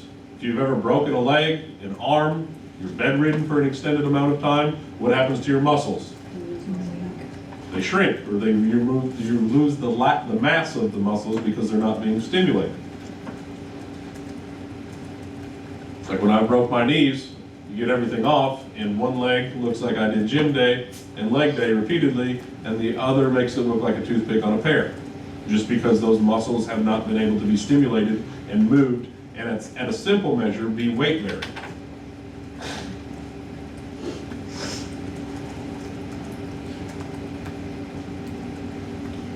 That can be reversible, obviously depending on how long that atrophy or immobility occurs. Function loss is permanent in extreme atrophy when that muscle fibers are continuing to be die and they cannot be replaced because it's just so prolonged. They can't.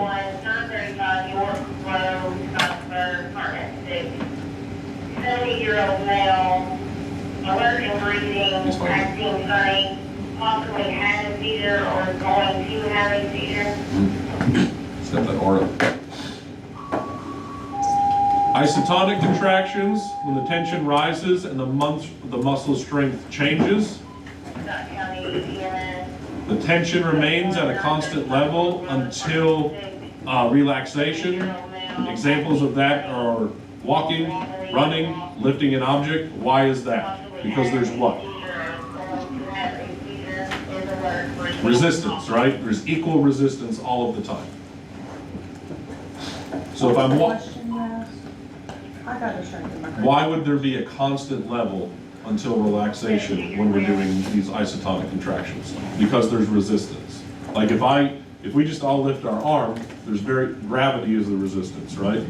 But if we put a 20-pound dumbbell in our hand, that resistance is equal all the way through.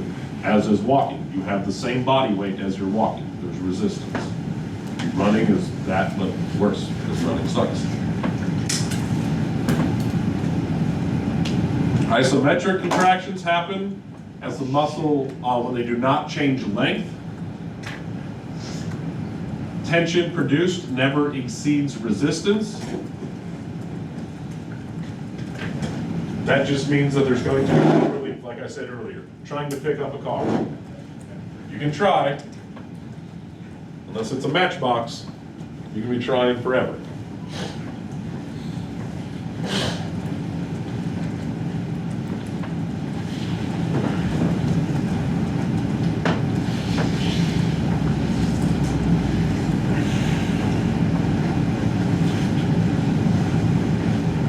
Why does the muscle not change length in these scenarios?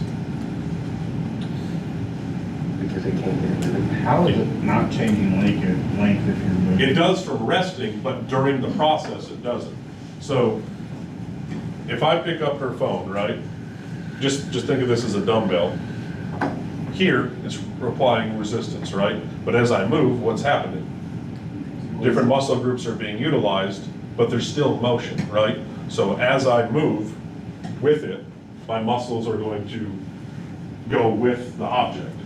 If we go press against this door, what is happening to my leg muscle right now?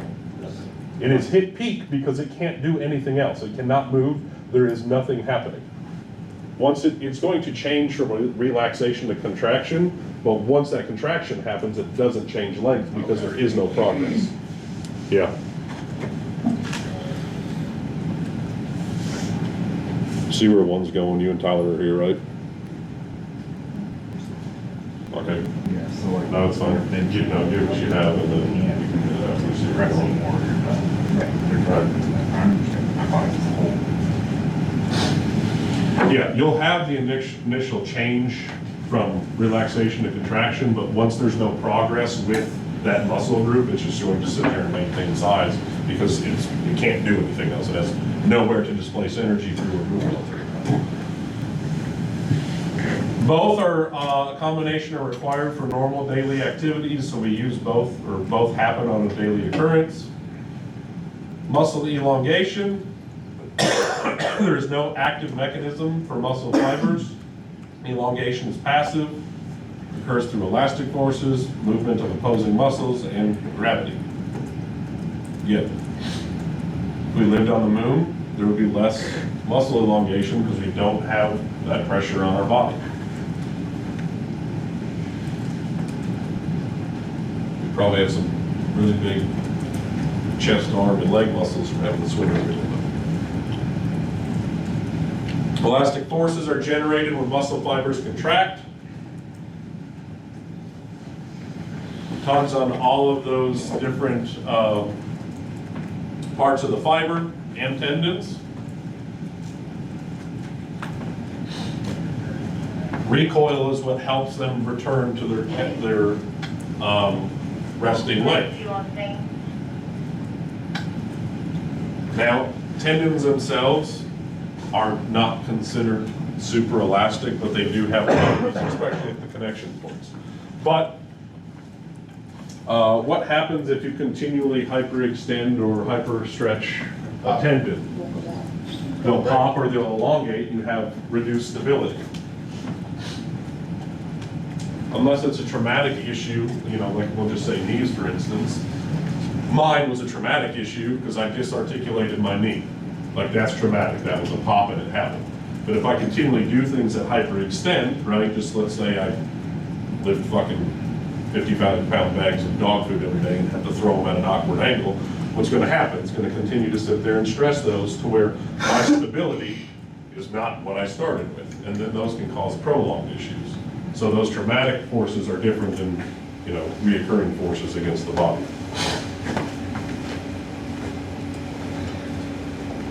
Contraction of opposing muscles results in rapid return to resting length. There's some examples there.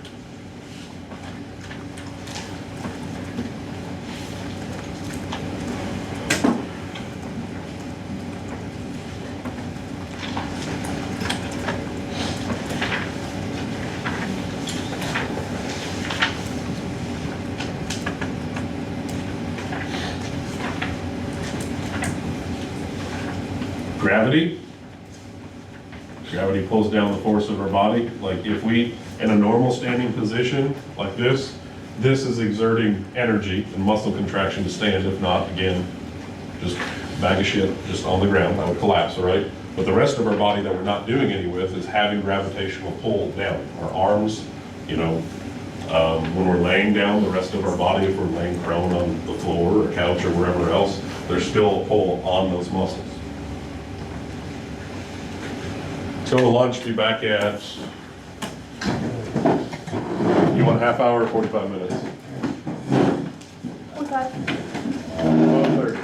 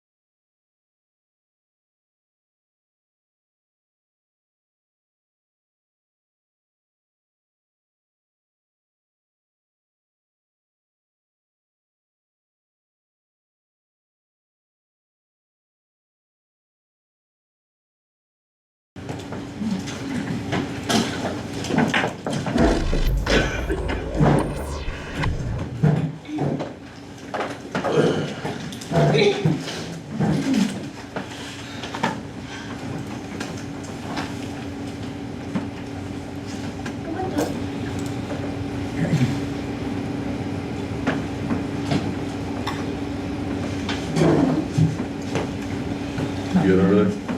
All right. We're going over muscular energy and muscular activity. Up to 600 trillion molecules of ATP per second are used. Does not include energy to return calcium to the smooth reticulum.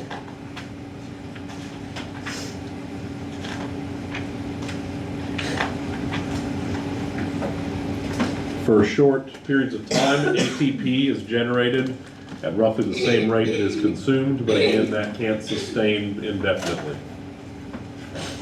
Be cool if it could, but it can't.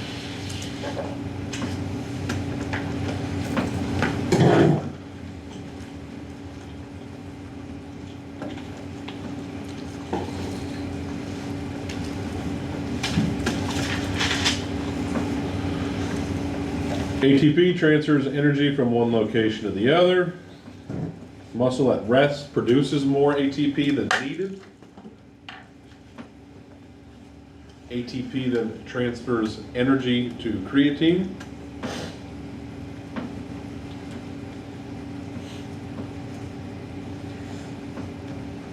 That's why it works.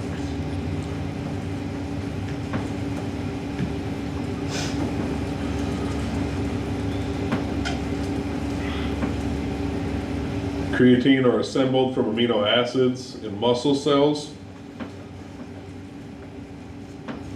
And that energy transfer from the ATP creates creatine phosphate.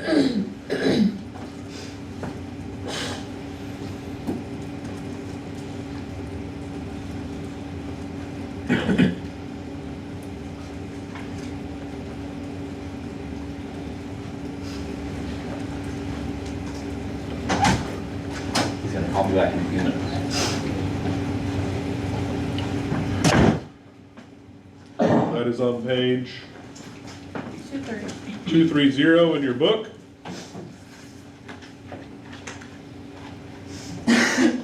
So you can see ATP and creatine break down into ADP and creatine phosphate.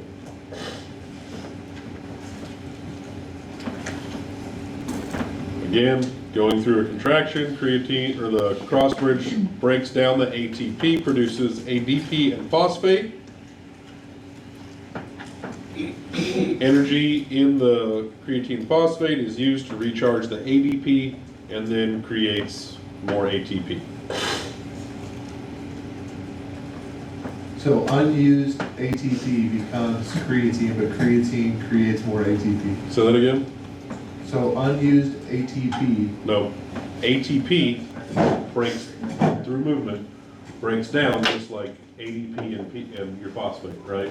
Yeah. Then that creatine, the energy in that creatine phosphate attach to the ADP to create ATP to keep the cycle going. I guess what I'm asking is, I thought 2 slides ago it said that unused ATP becomes creatine.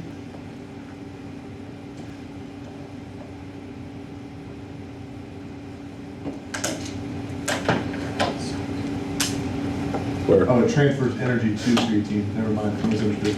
Okay.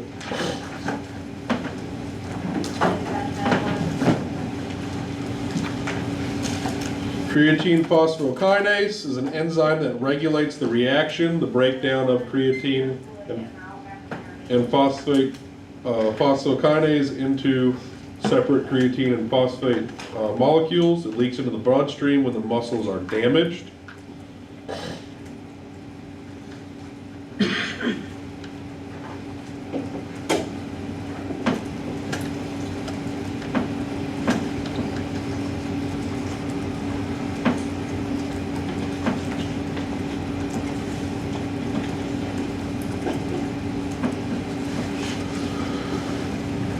In a resting muscle, it contains 6 times more creatine phosphate than it does ATP, but after 15 seconds of sustained contraction, that reserve is depleted.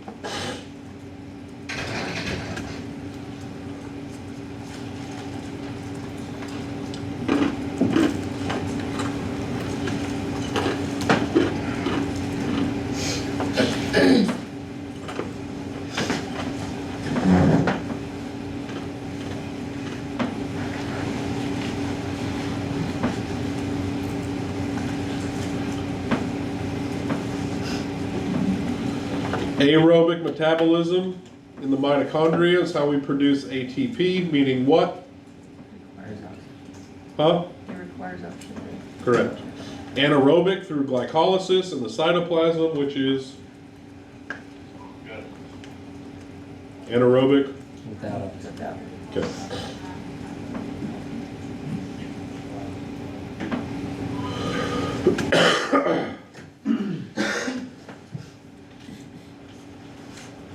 Most of our ATP is provided through aerobic metabolism, and the mitochondria absorbs oxygen, ADP, the radical phosphate ions.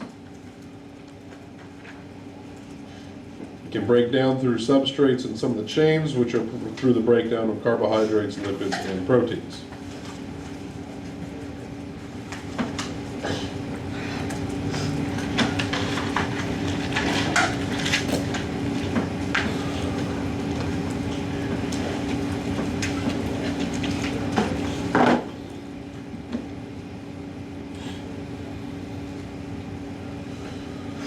Aerobic metabolism enters the TCA, which is also known as everyone's favorite Krebs cycle.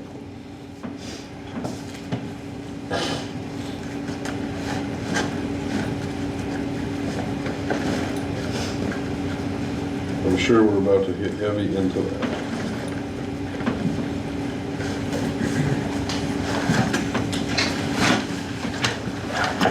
Hydrogen.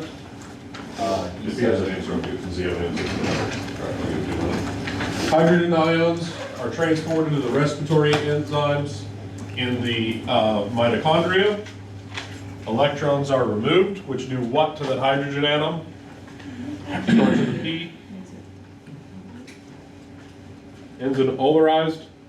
Polarizes that because it gives it an opposite charge of what it initially begins with. It's then combined with oxygen and forms water.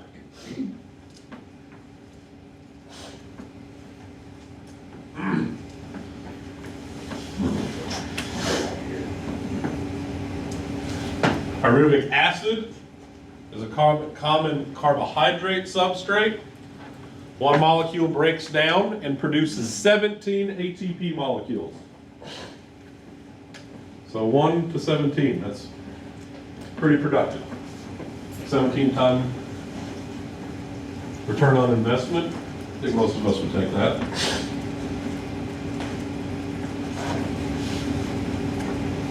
What teacher Krebs cycle? I'm great, I'm big chillin' actually. So, your slide says it produces 17, the book says 15. We'll get to that when we get to the Krebs cycle. Okay. Does it say 17 ADP or ATP? It says 15 ATP. Doesn't say anything about 17? Mm-hmm. Okay. It should, if this is the chapter we actually get into the Krebs cycle, it'll show you your remaining two. Resting skeletal muscles rely on aerobic metabolism from fatty acids to make ATP.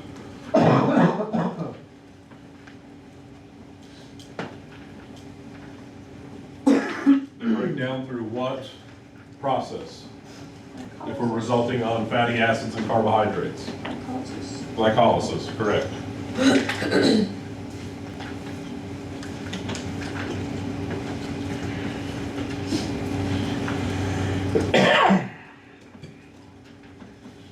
With aerobic metabolism during contraction, the mitochondria breaks down the pyruvic acid instead. And the pyruvic acid is provided through the glycolysis, in which we just talked about.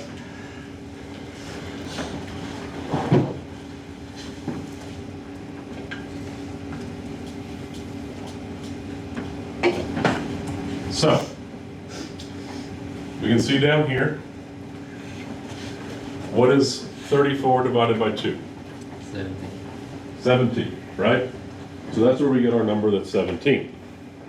It's because we break it down from there. But as you can see, to perform glycolysis, to take glucogen or glucose into pyruvic acid, it requires what? 2 ATP. So what's 17 minus 2? 15. So it produces 17, 2 of them are consumed during the process or used during the process, which leaves 15 free available ATP.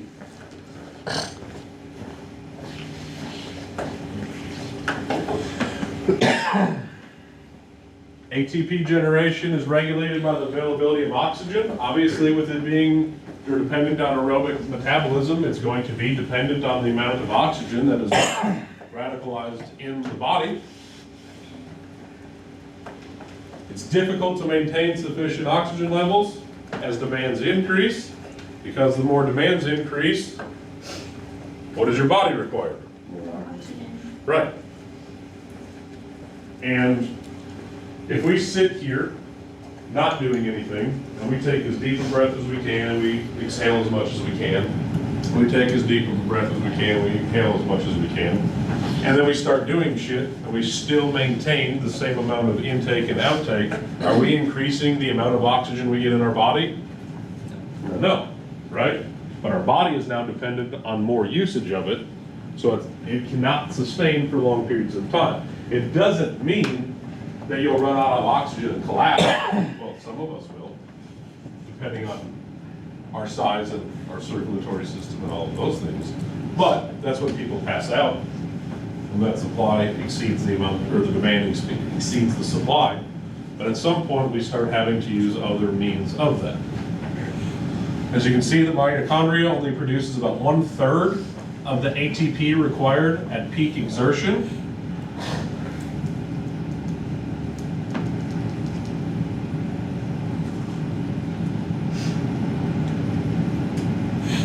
So that's what I was talking about earlier, that conditioning that they teach about like doing a rep and then breathing and doing 2 reps and taking 2 breaths and doing 3 reps and taking 3 breaths and all of that. That conditions your body and your muscles to use that intake better and deal with the aerobic and anaerobic metabolism a lot better. With glycolysis, we have a breakdown of glucose into pyruvic acid, and that occurs inside the cell or inside the strand.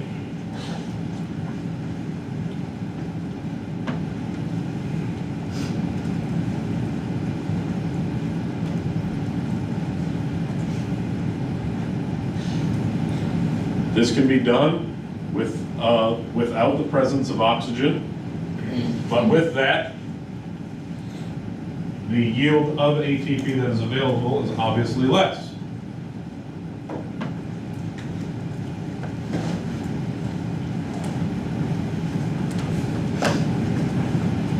Glucose is obtained from glycogen that is stored within that cytoplasm or sacroplasm within that strand or those muscle fibers.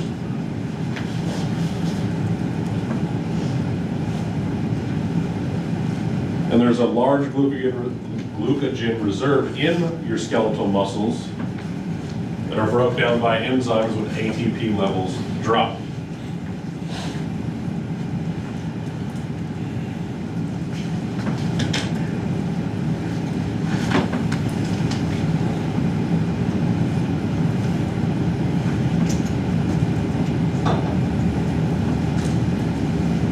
Obviously, the demand needed for your muscles in rest is low. At rest, oxygen supplies and ATP production is significant through the mitochondria. When there is a surplus of ATP, our body begins to reserve the creatine phosphate and glycogen. Why would it do that? It's storing the energy. But again, how long does it take to deplete that energy reserve typically? Not very long.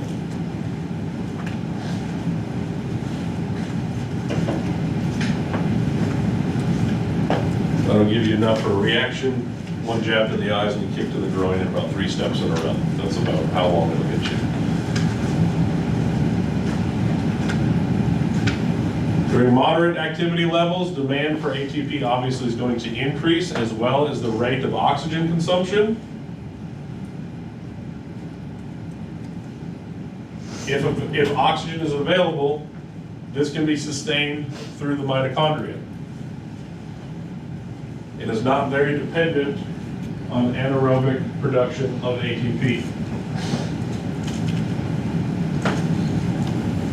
That would be your walking or doing normal daily functions.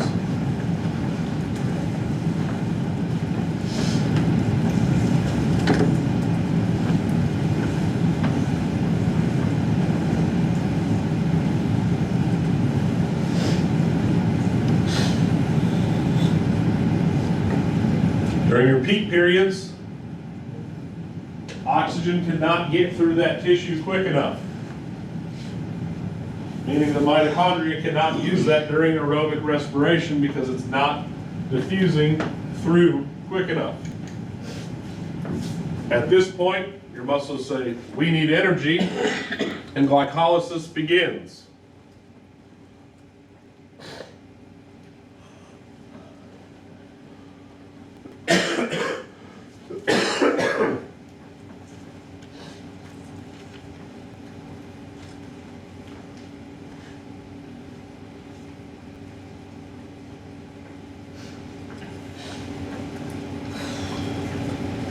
So, here's the problem. While the process itself is sufficient, glycolysis actually happens very quickly. Typically, quicker than your muscles are going to use it because even though the mitochondria can't keep up, it's still trying to do its job with the amount of oxygen that it's getting, correct? So not only do you have an anaerobic, but an aerobic process taking place at the same time. And when we stop moving, that process just immediately shuts down? No, it's going to continue because it's going to try to get its balances back up. With that, during glycolysis, you produce that pyruvic acid. Problem is, when you stop, what happens to that pyruvic acid level? It's immediately going to spike, right? Because it's just a byproduct of the process. The problem is, pyruvic acid turns into lactic acid.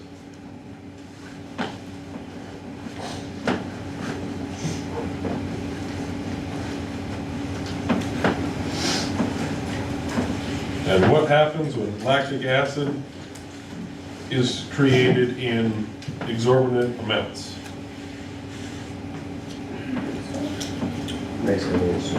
Causes muscle fatigue.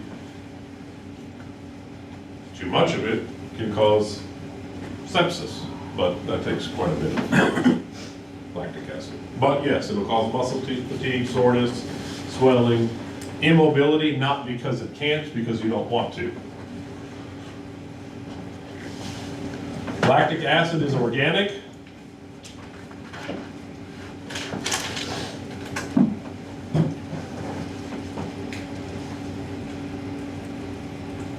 That pyruvic acid, again, we talked about earlier, it loses one of the electrons during that conversion and becomes polarized, right? And those hydrogen atoms begin to accumulate.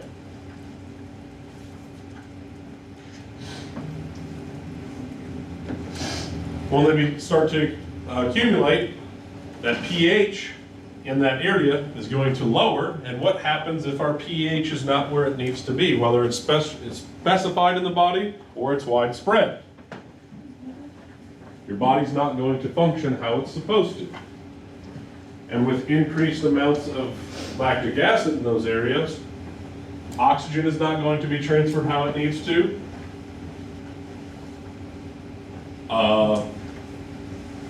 Compounds, whether they be inorganic or organic compounds, are not going to be transferred through that membrane to be excreted into the bloodstream and carried away properly. And your muscle fibers cannot contract to continue because of its inability to bind to the sites that it needs to. Your calcium is not going to diffuse the same. Your sodium is not going to transfer the same. All of that whole entire process of muscle contraction is now altered.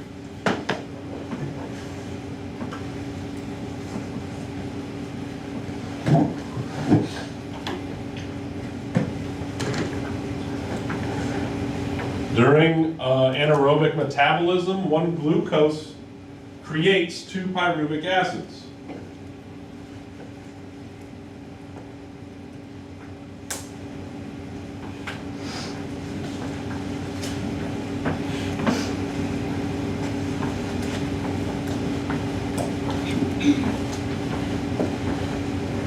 You can see down here, cell gains 2 ATP molecules. During this is obviously anaerobic, that gets 2. During that time, aerobic would have produced 34.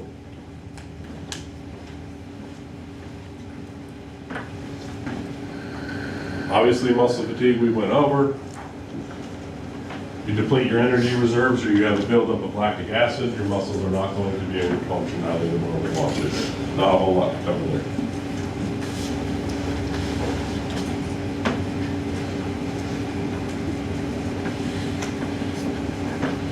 With aerobic metabolism, fatigue occurs when the glycogen, lipids, amino acid reserves become depleted.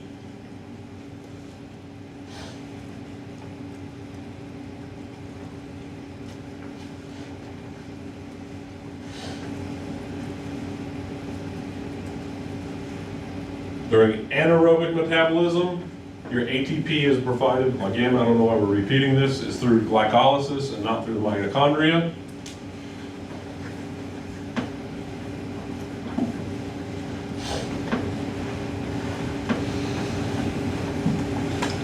And again, we need to know that lactic acid lowers the pH. Whether it be widespread, typically it's localized unless that exposure is for longer periods of time, and then it can become widespread.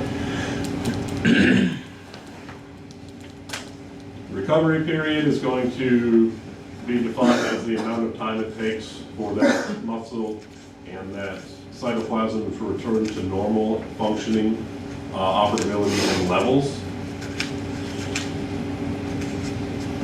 It's dependent on the metabolic activity, meaning how quickly you can remove that lactic acid and how quickly it can replace its energy reserves.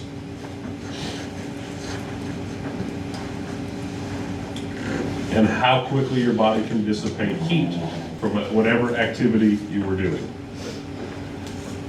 So obviously, if you go running 3 miles and it's 80 degrees out, is it going to be quicker to recover than if it was 60 degrees out? Or harder? Because it can't dissipate heat into a hotter environment.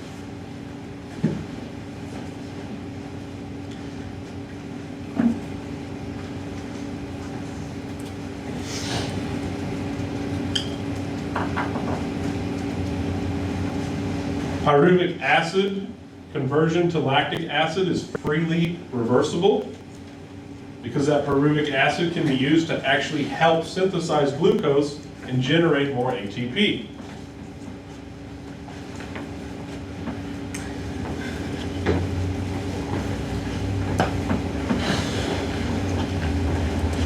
Then your ATP convert that free creatine to creatine phosphate, and then it stores it as the glucose as glycogen. It stores part of its byproduct for use later. Problem is going to dependent on how much lactic acid is produced during that process.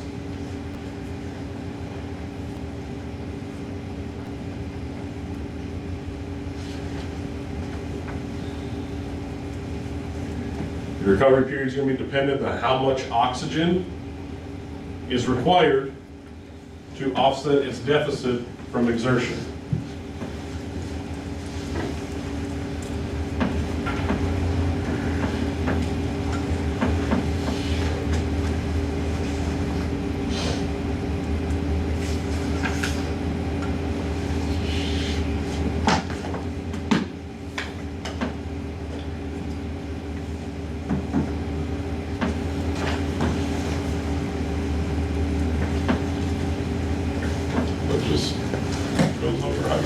Synthesize oxygen to help produce ATP. I'll let you guys go over that.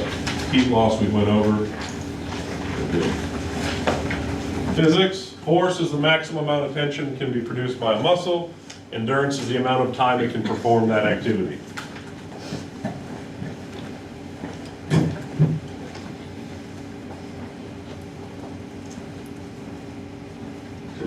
how long it can apply the energy. Endurance is how long it can apply the energy. How much versus how long. Two factors are dependent for the capabilities of that, the type of muscle, and the conditioning or training. Obviously, if we don't lift weights on a regular basis, are we going to be able to lift heavy loads all of the time? No, our muscles aren't conditioned for that. The same reason that the people that typically just lift weights will get their ass whooped by someone who's 5'3" and conditions for fighting. That's what their body is made to do. That's what their muscles are meant to do, and it's what they're conditioned for. You see that a lot of, size doesn't always mean everything. Now, will that big son of a bitch get good 3 or 4 good punches in and rock you like an earthquake? Absolutely. But typically they're not. Why do you keep looking at Gage over there? I see you eyeing him. fucking scary fuck, man. Hey, it's not the size that's scary, it's the jujitsu that should be scary. Like eating.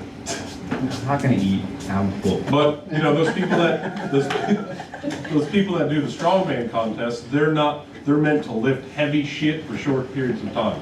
They're not going to fight you very long. They're going to get winded because their body is conditioned to exert lots of energy quickly, not lots of energy for a sustained amount of time.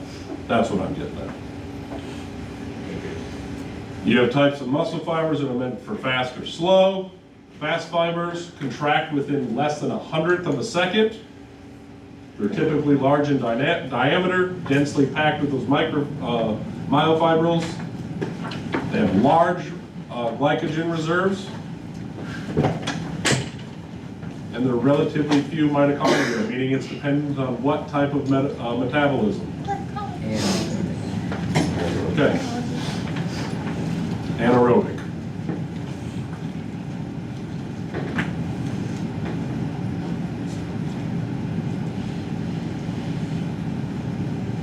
Need something off that slide.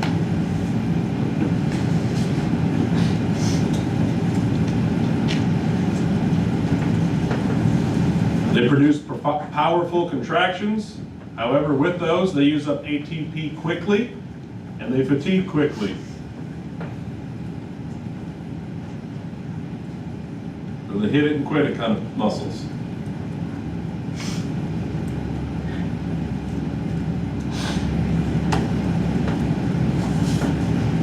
Your slow fibers are about half the diameter of your fast fibers. Contraction after stimulation takes longer, but they can continue to contract longer.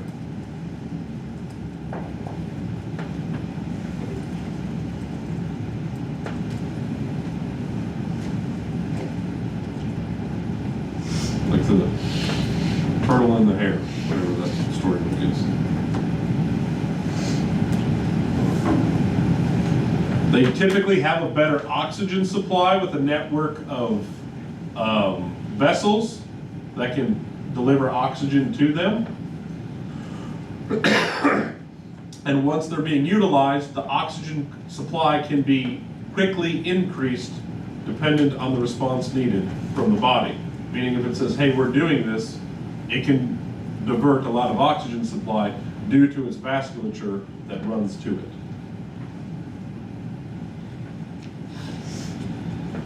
Now with them being smaller, will they have the same ability to use anaerobic metabolism as the large muscles? No, so they have to be dependent on the oxygen delivery. Doesn't mean they don't do anaerobic metabolism, but they're more dependent on the aerobic side.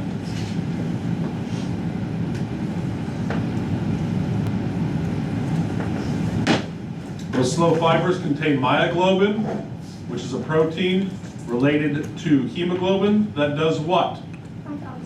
That is what binds and carries oxygen within a red blood cell.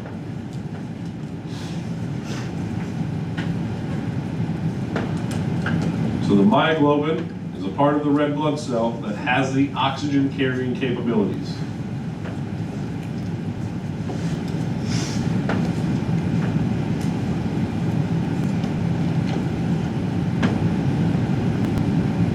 Obviously, these contain more mitochondria than the fast fibers because they are dependent on that oxygen delivery.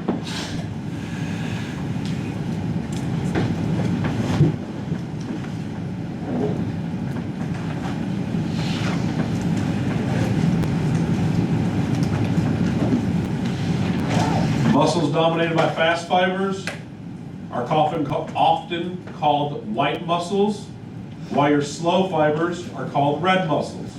Why? Because of the vasculature.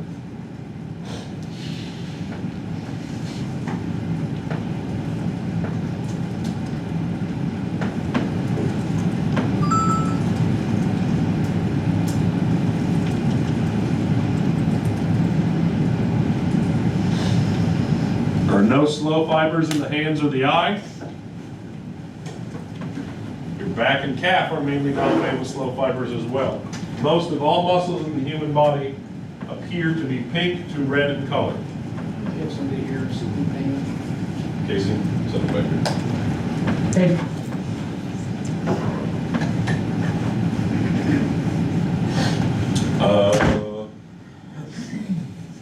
Athletic training increases fatigue resistance from fast fibers, meaning the more you work on it, the better endurance it's going to have.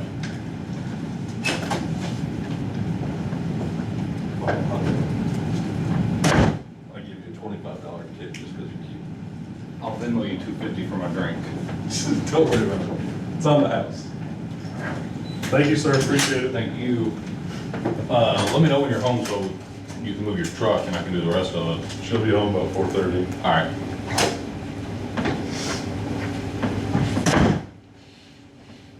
Physical conditioning obviously improves both power and endurance.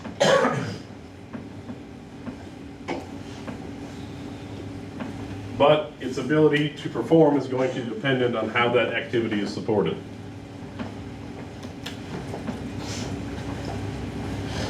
And what type of muscle fibers they are.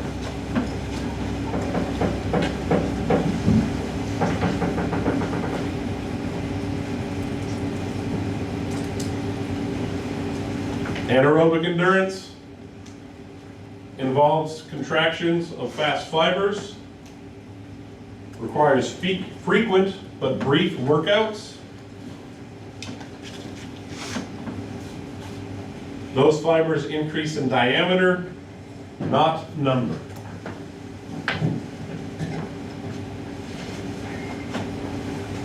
You get swole. You can look at them now.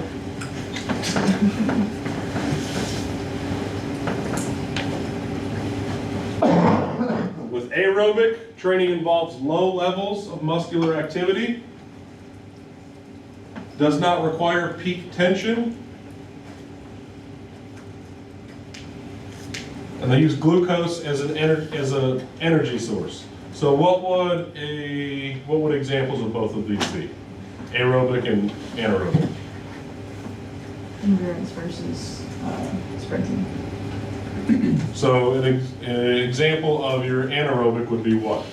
It'd be like a 500-yard dash, and then the aerobic would be like the 5 meter or 5K that they're gonna do. This is your anaerobic is going to be more of your like PR stuff. Like I'm trying to max my set out, short reps, high weight. So think of bench pressing 350 pounds 5 times, where this is going to be like bench pressing 50 20 times. You know what I'm saying? Low resistance, cardiovascular, that's what your aerobic endurance is going to be. Where the other one is just going to be full send for short periods of time. 1 rep of 400, I squashed it type deal. Where the other one's like, I did 40 reps of 50. Who cares, bro? No, that shit hurts. You ever use those like little bands that attach to your door and they hope they don't snatch? You're like, this ain't doing shit till you get to like 22, then you're like, oh, damn. Yeah, that's what that's going to do. Cardiac muscle. Pay attention. Only found in the heart. It's the only thing we need off of that. They are connected by intercalated discs that's how. You done? And that's how all cardiac muscle is binded together. Cardiac muscles are branched, meaning before we were dealing with typically singular, straight, parallel rods that were bound together that just form these big things. These are branched off and can spread. They contain those intercalated discs. They contain gap junctions all over,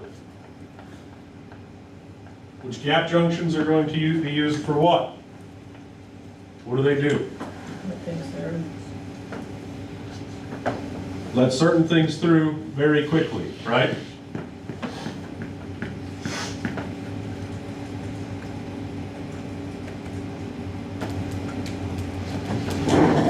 Cardiac muscle contracts without neural stimulation.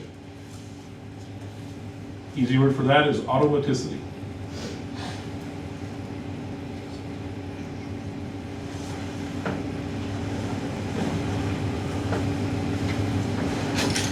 You have four main areas of specialized cells in the heart that are referred to as pacemaker cells.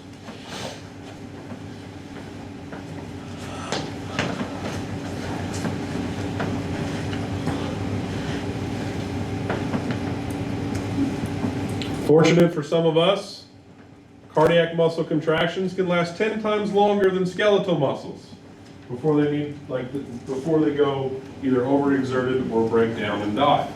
Because what's the problem with our cardiac muscle? Once it dies, it doesn't connect. Once it dies, it's dead.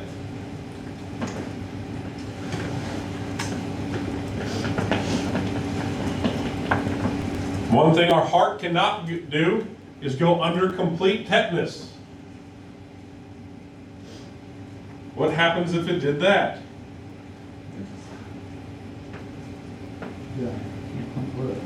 Yeah, blood no move. That'd be bad.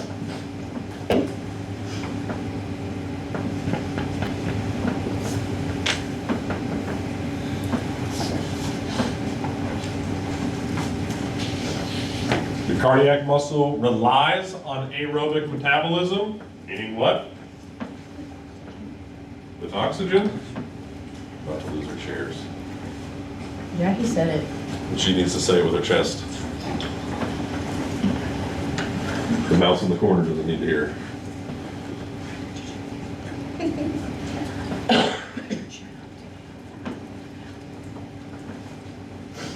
Fortunately for your heart, it does have a large reserve of myoglobin, which do what? Find oxygen. Oh, we want our chairs, I see. He's laughing because he got his taken away several times. Smooth muscle tissue is similar size to cardiac muscle and contains one centrally located nucleus like cardiac muscle does. However, it is spindle shaped.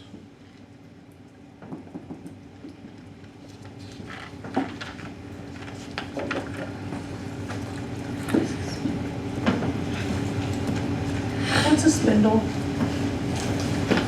What is a spindle? It goes point. It's like, huh? It doesn't go wide to point. It can be either bigger on both ends, narrow in the center, but it's typically bigger in the middle and then tapers off towards the points.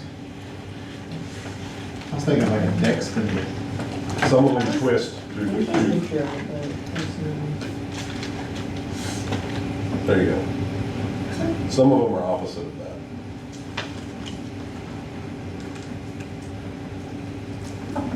Like this? I hate it. Taper, does the word taper help? Yeah, There you go. way better. They're tapered cells. I think spindle, I think that thing from like, that she like sticks her finger on and Sleeping Beauty. That's what I picture, so I don't like, I don't know. zero word association for Found almost within every organ. They form sheets, bundles, or sheaths around other tissue. They're They're typically found around blood vessels because they help regulate blood flow through the body.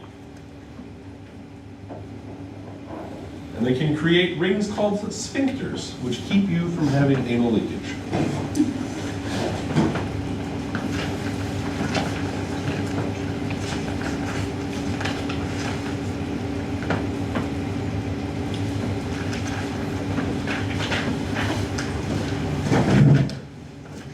With smooth muscle, though, they lack that organization, such as the sacromeres or striations.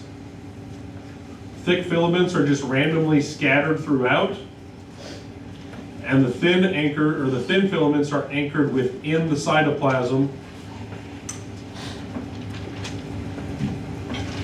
and to the edge of that cell.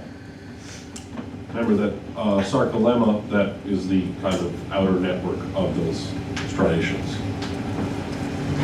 That sacromella will then anchor to adjacent cells to help transmit that force or tension.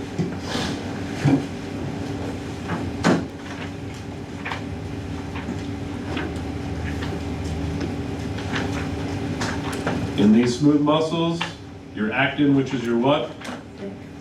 Thin. Thin, remember, thin is smaller word, just by letters. And myosin filaments are not organized.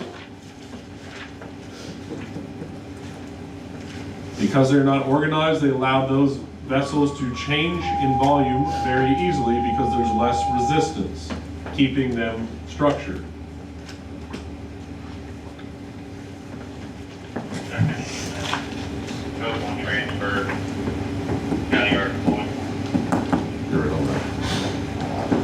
Many of these cells are not in connection with motor neurons, meaning we don't have voluntary control over them.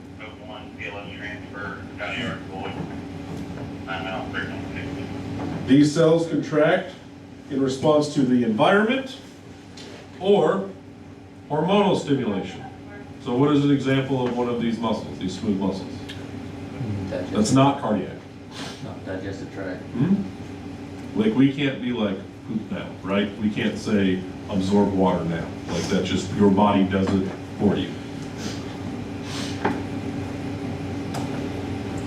Now what do we think about the permeability of those? It's probably gonna, is it gonna be easier or harder? Harder. In regards to permeability? I thought it was going to be easier. I've got both. Well, if we're talking about the digestive tract, and you want things to be absorbed in your digestive tract, so it'd be easier. It is easier, but why? Think about the structure of the muscle itself. It's thin. It's not just that, there's less structure. If I try to run through a wall of straw versus a concrete wall, which one's gonna have less resistance? Right. And your smooth muscle that is less organized with your thin and your thick filaments, they're just kind of there providing support but no actual structure. Which one's gonna be easier to get through? Now, don't get me wrong, it doesn't mean things just freely pass, but the things that are allowed to pass, they can move through that smooth muscle a lot easier than your striated muscle just because of there's less structure and less rigidity to those fibers. Oh, we're not fucking going over a lot of this. This is where, shut up.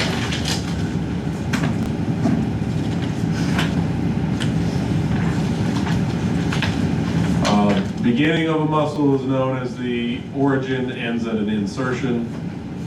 Just know that those two words.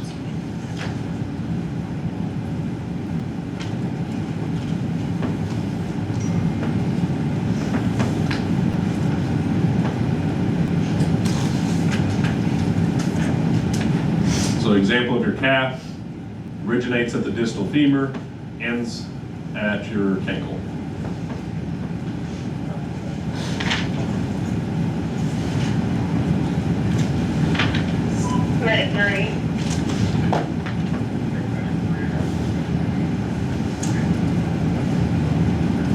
Actions of muscles can be described in two ways, in terms of the bone affected or in terms of the joint that are involved. They give you 2 examples there. I will not be testing you on these because I think this is dumb. There's nothing that like if you're an athletic trainer, cool, focus on this. If you're not, does it move how it's supposed to? No. Split. Does it? Leave it alone. Huh? Duct tape and super glue. Zip ties.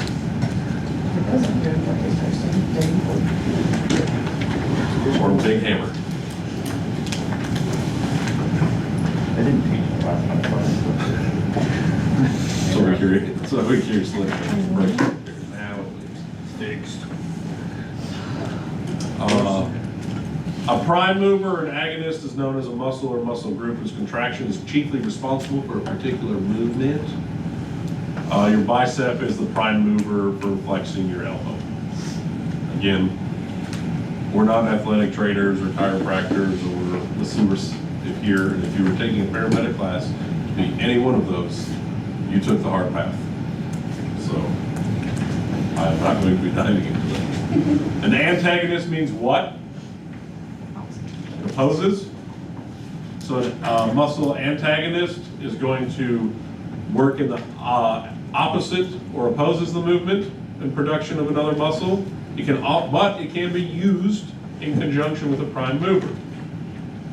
Your tricep is a prime mover when you extend your elbow. So if you do that, that means it's an antagonist to the bicep. Does that make sense? My bicep helps here. What is my antagonist with that? Your tricep, right?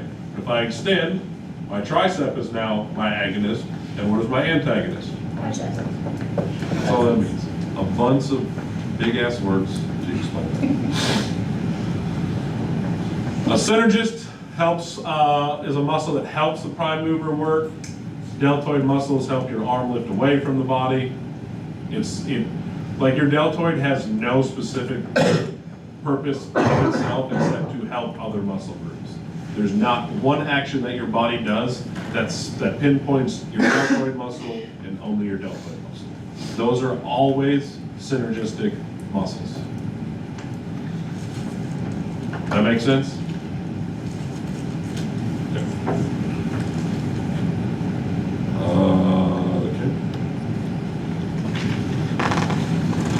Muscle names. I'm going to see what this is about because I don't. Axial musculature is any muscles that arise off of the axial skeleton.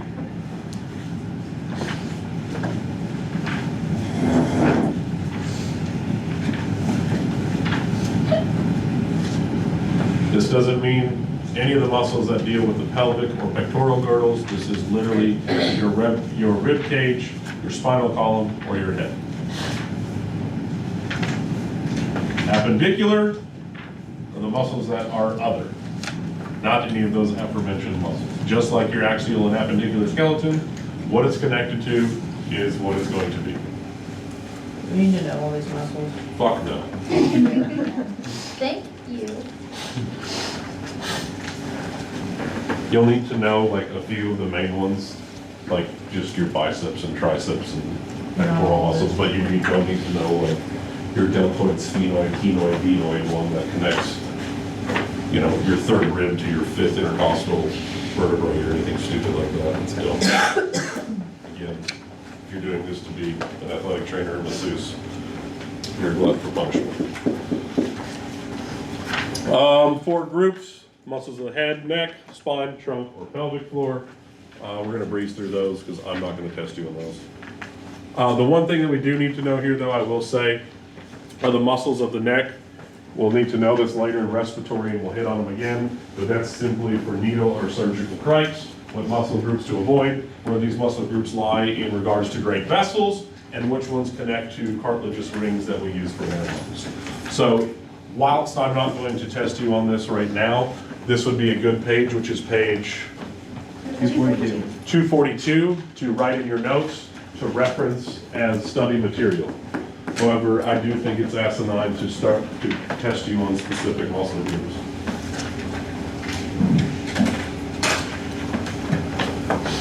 No, no, no, no,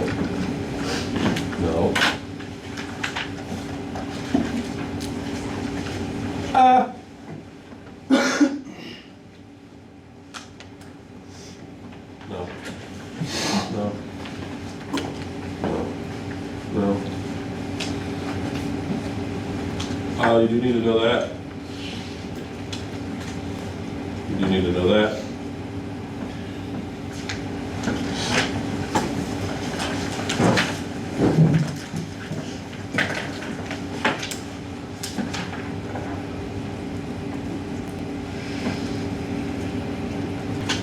What happens on the rare occasion that you do have a disassociation from your sacral or coccyx region from your pelvic floor?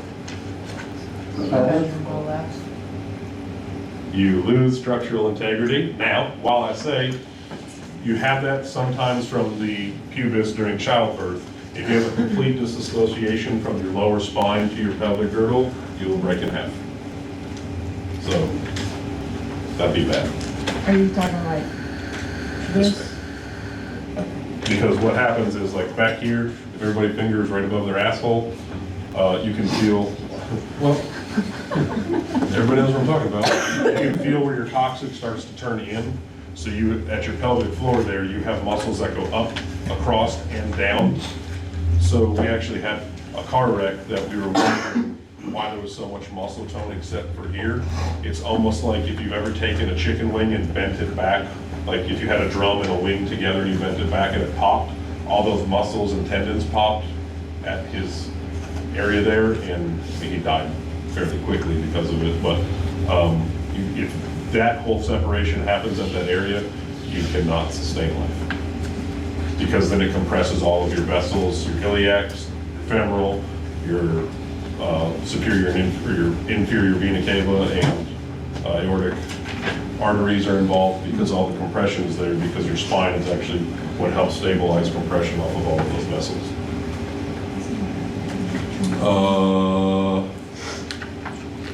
Yeah, and you can't pee or poop.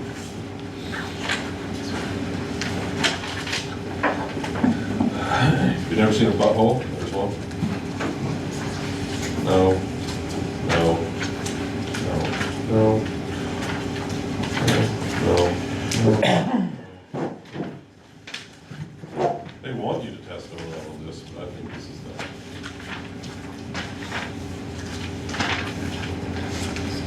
Unless you guys really want to know about it, then we can go over it. No. Appreciate that. Leave it up to you. It's your education, you're paying for it. But I don't know how a torn deltoid muscle is going to help you in emergency medicine. No.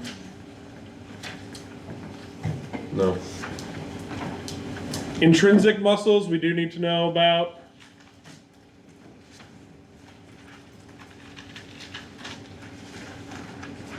They allow for fine motor control of the hand. They originate in the carpal, which is where? The wrist. And they go down to the metacarpal bones, which are where? Palm area. No muscles originate in on the phalanges, which are where? They're all controlled by muscles that originate in the wrist or hand.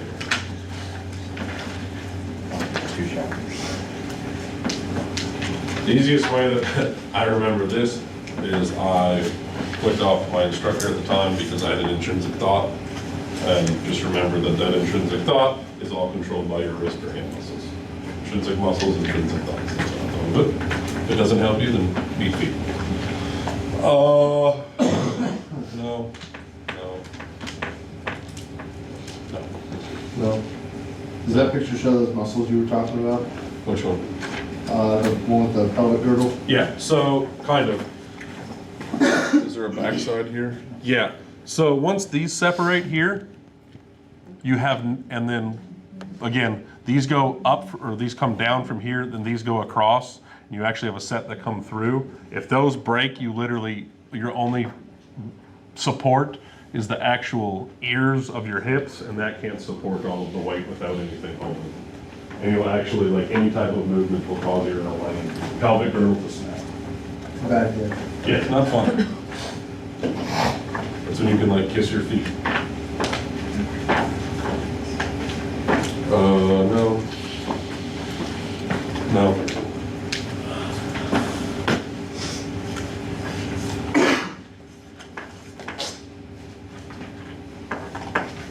tarsals and metatarsals are where? Ankles and foots. The older you get, your muscles get smaller.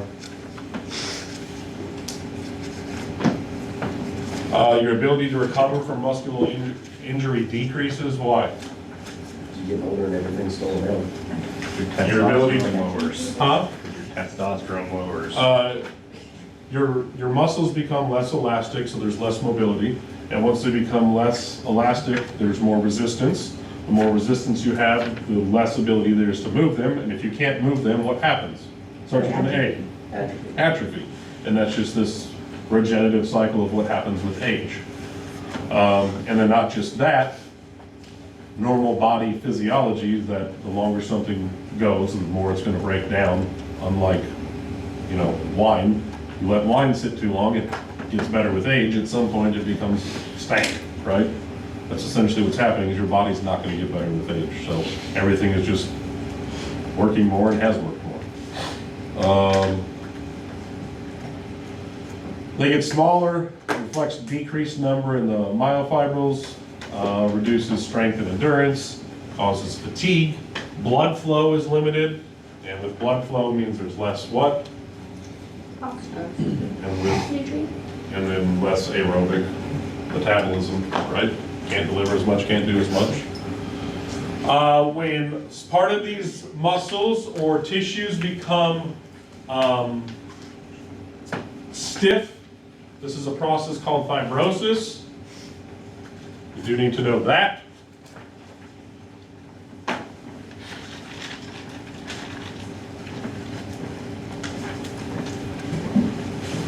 It typically starts where there's some occupation of collagen, that gets fibrous, and it continues.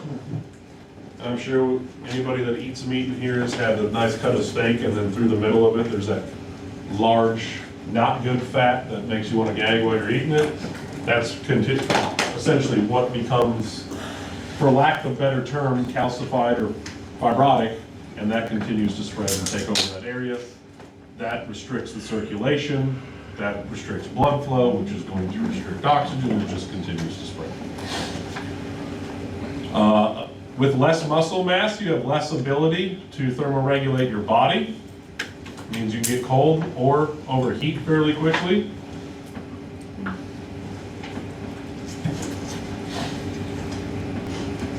Repair capabilities are limited just because you have decreased muscular tone, decreased tissue, and decreased blood flow. Nope.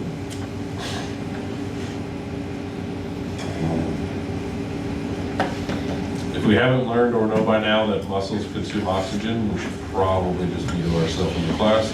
Circulatory system, we'll go through this. Blood vessels are inactive muscles. They're along your skin, they're along the muscles, they're along pathways, and they can obviously constrict or dilate as needed. Under load, your heart rate will increase. That helps deliver oxygen more rapidly and carry away your carbon dioxide more quickly for us to breathe off and then inhale oxygen and repeat. When we heat up or we do things, what happens to our vessels? They become closer to the skin and they dilate. Why? To release heat, right? Your respiratory rate's obviously going to increase. Why? It needs oxygen, it needs to get rid of what? Correct. Your skin, blood vessels dilate, sweat glands increase secretions to do what? Dissipate heat. You have a nervous and endocrine response, obviously depending on what's going on, the whole fight or flight, your feed and breed concept of things. And then obviously your nervous stability, your nervous system is going to obviously dictate what your body needs to do and what its reaction is going to be under certain duress. Questions, concerns, or comments? That's a lot. Yeah, it sucks.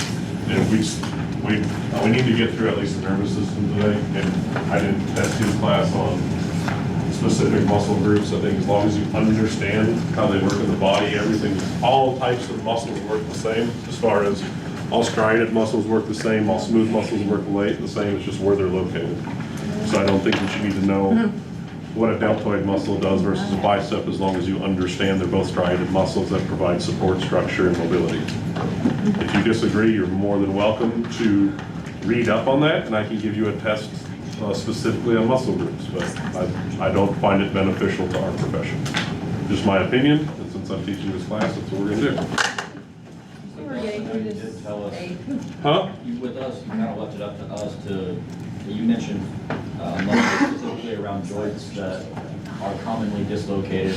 Yeah, I think it's good to know, if you ever have a shoulder dislocation or a knee dislocation, the muscle groups involved, especially if your service, our service allows us to attempt to reset twice in the field. So knowing where muscles are and what way they move, to know that if I'm gonna set the shoulder, I need to go in and out instead of out and back, because it can cause it to pop more. That's beneficial, but it's still not going to, if you don't know how the muscle works, that's a bigger issue than where the muscle is located. I think that's range of motion and anatomy more than specific muscle. What? Oh, okay. How many slides is this one? 422.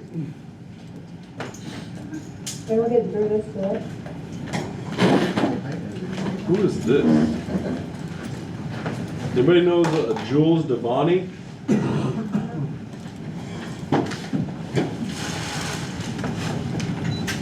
No way, it's that dude.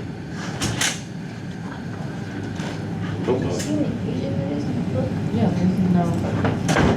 Your homework is probably going to be reading the,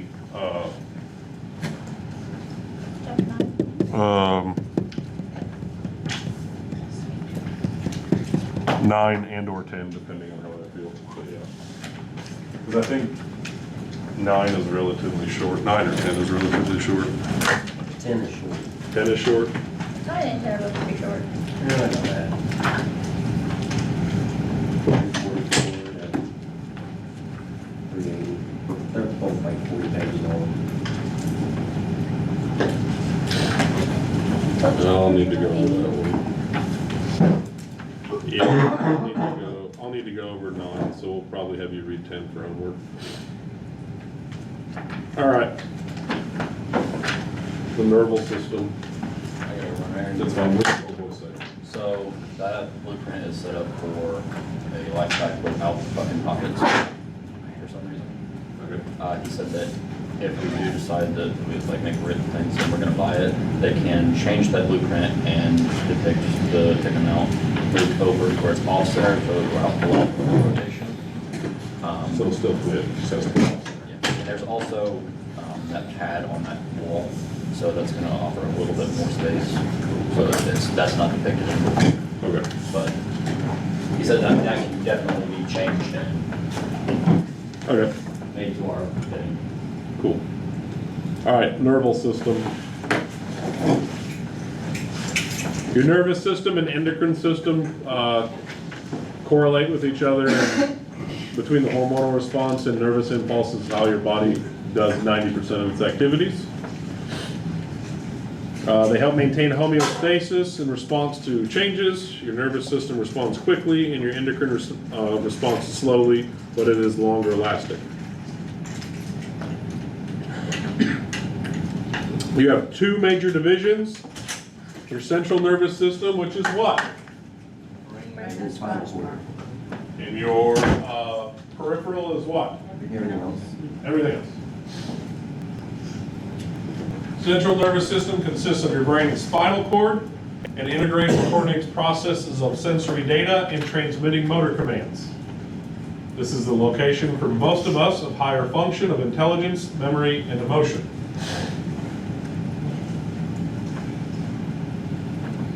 Your peripheral nervous system includes all neural tissue outside your central nervous system. It is your communication center between your central nervous system and the rest of your body.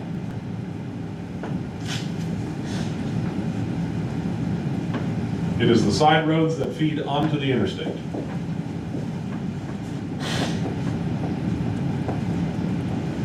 You have sensory information that can be detected outside the nervous system through structures such as receptors. Specifically, what kind of receptors do we think? I can think of two. Baroreceptors is a big one. What's another one? Baroreceptors have to deal with what? Pressure, right? What's another one? Deals directly with the endocrine system. Starts with a C. Ends in hemo. Chemo? Thank you. Chemoreceptors.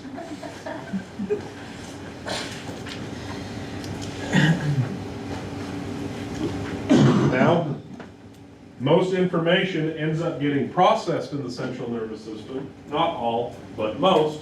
But they use the peripheral nervous system to transmit that data back. It's received through muscles, glands, tissues, and effectors. Your efferent division is subdivided into your somatic and autonomic nervous systems. So your efferent has two divisions, somatic, autonomic. Your somatic provides control over skeletal muscle contractions.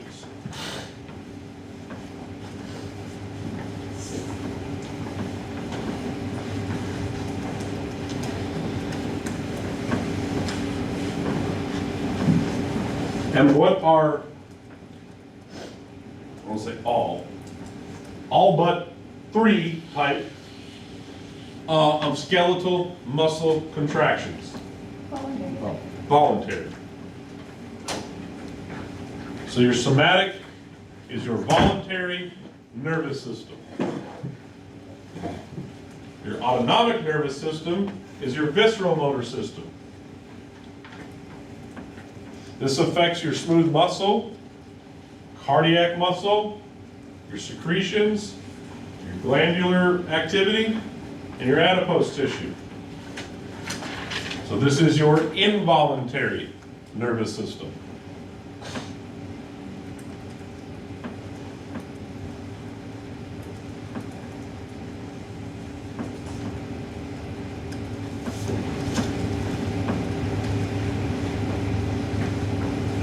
Now, your involuntary nervous system is subdivided even more into your sympathetic and parasympathetic.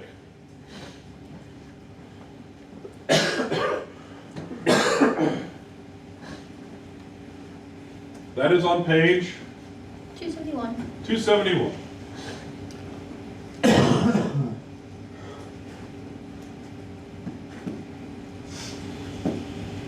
So what do we think our sympathetic nervous system is?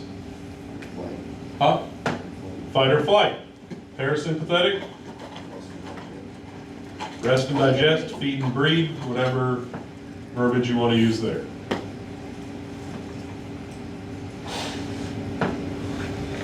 With the somatic nervous system, though, there is involuntary movement. There is some, yes, but most of it, the majority that we're dealing with is voluntary.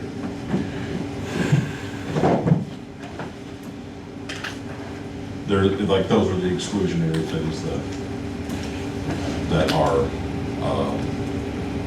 there.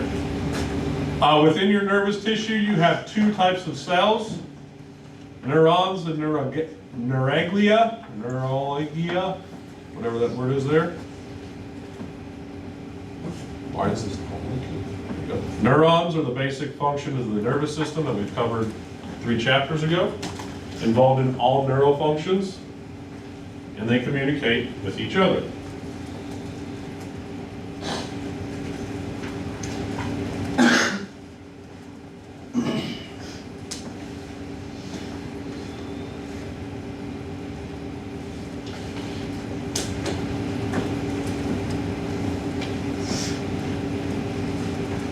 Neuraglia regulate the environment around the neuron. They act as phagocytes for your nervous system.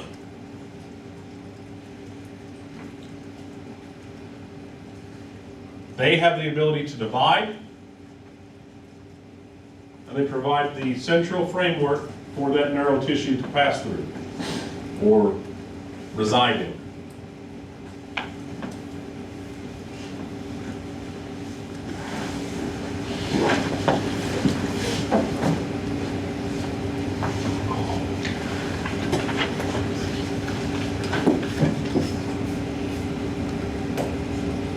Neurons have we kind of went over them a couple of chapters ago. They have 3 main parts. We have which parts? Cell body, dendrites, axons. The axon, The dendrites, So long. and the cell body or the nucleus. You have several branching dendrites at the end. Some of them receive incoming signals and some of them send signals out.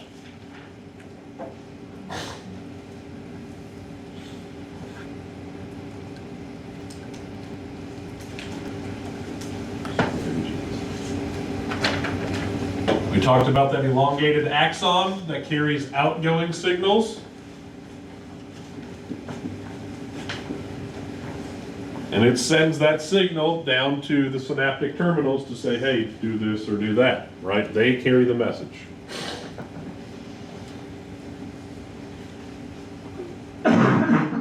There's the picture again. They vary in shape. There's no one specific shape that these neurons are. The most common in the central nervous system is multipolar.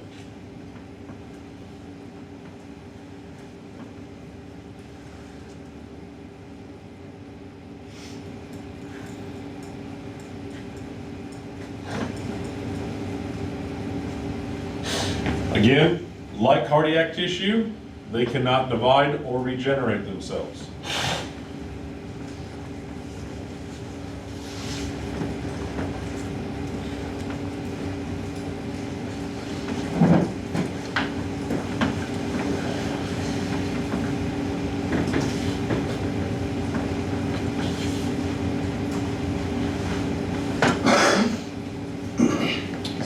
Neurostem cells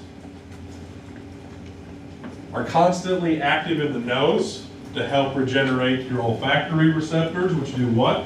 Smell. Correct. They're also active in the hippocampus, which is involved in memory, short and long.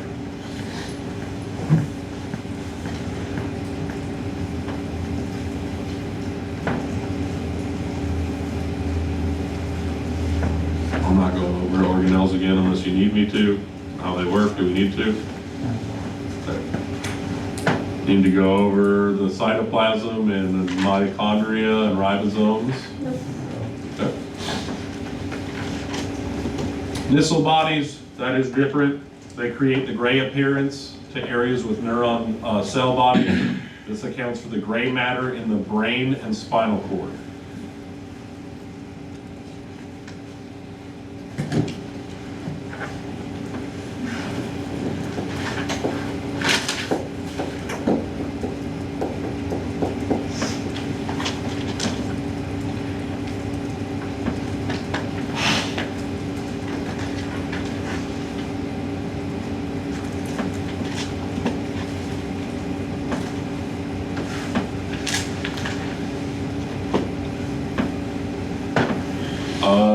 Dendrites in the cell body. The membranes are sensitive to chemical, mechanical, or electrical stimulation.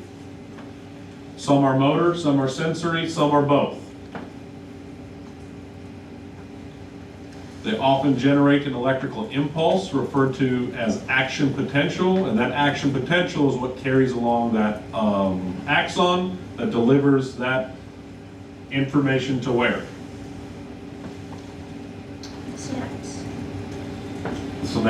The synapse or the synaptic cleft, correct.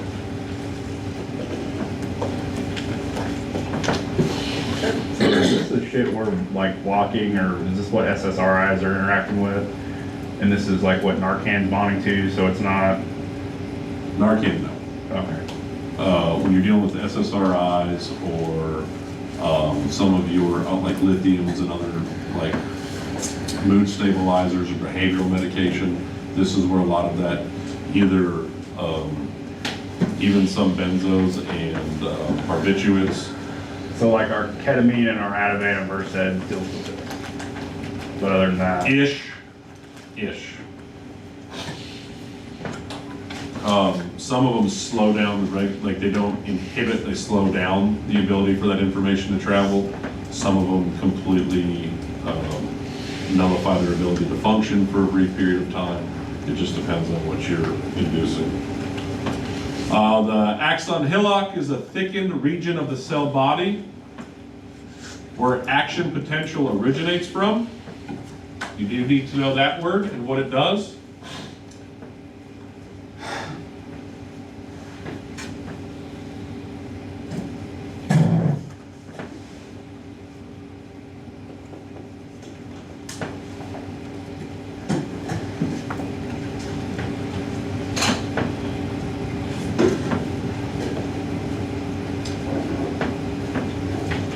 Your axons may branch.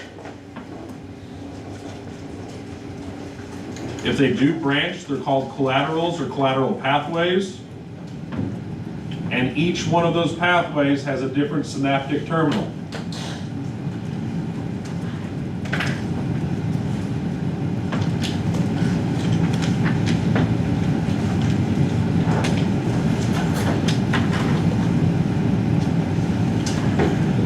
That synaptic terminal is part of an organ called a synapse, where neurons communicate with other neurons or other cells, types of cells.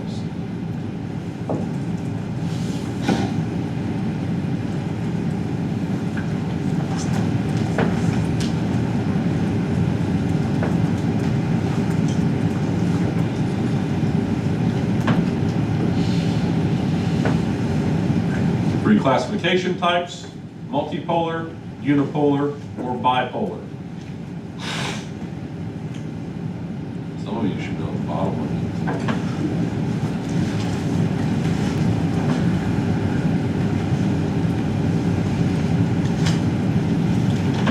Multipolar means it has two or more dendrites, still a single axon, and controls all skeletal muscles.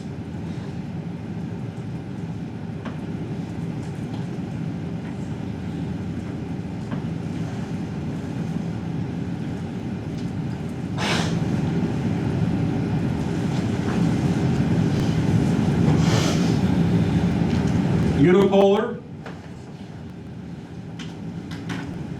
the dendrites, axon are continuous, and the cell body is typically in the center but offset to a side. We can see there's a big difference between where the cell body is up here and then has its axon body and then goes down. This here is kind of a continuation, just the rest area on the side.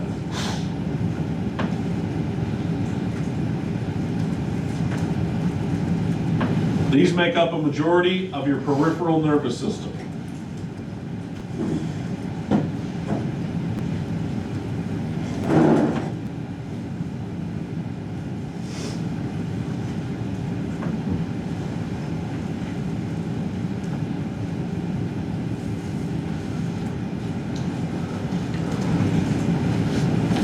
Then you have a bipolar, which has one axon, one dendrite. The cell body lays dead nuts in the middle, not offset. You will only find these in special sense neurons.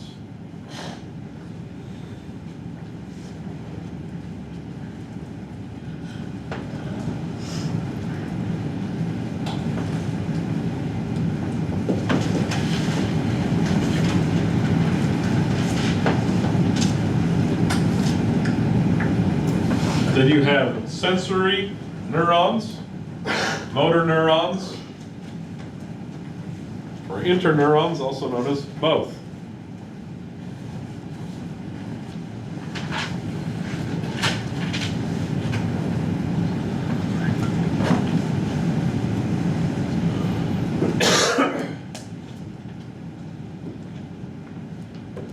Sensory neurons, approximately 10 million in the body, form of the afferent division of the peripheral nervous system that receive information from sensory receptors.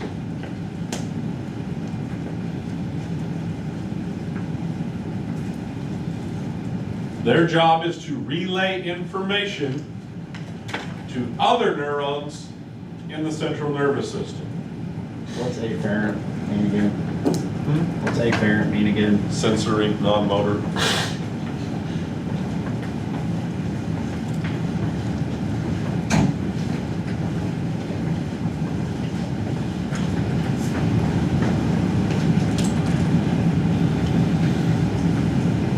They are a receptor, and they may be specialized with other tissues, but their job is to communicate with sensory neurons.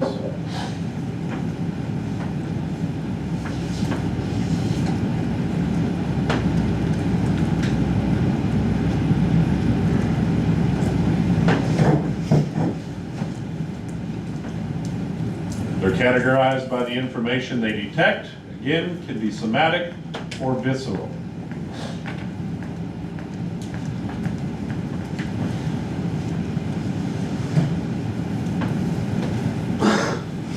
Somatic neurons detect information about the outside world or your position in it.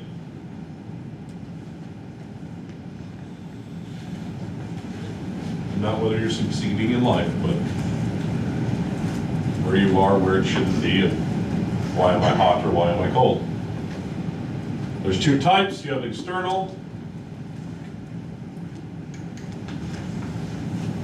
and proprioceptors.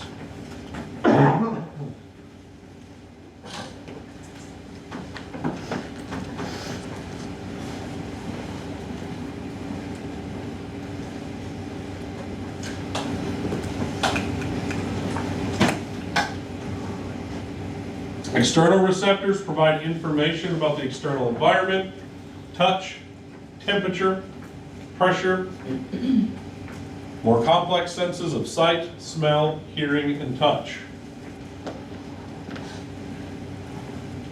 Meaning this be real hot. If any of you dive, or if you've ever dove before, you know that if you dive anything beyond about 35 feet, your body starts to begin feeling pressure that it's not normally under, and that's why when you begin to dive, you're in tiered levels.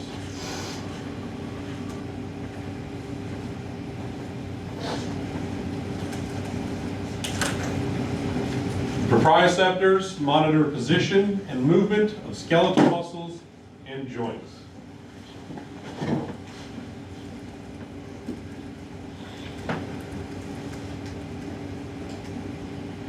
This is what keeps us upright.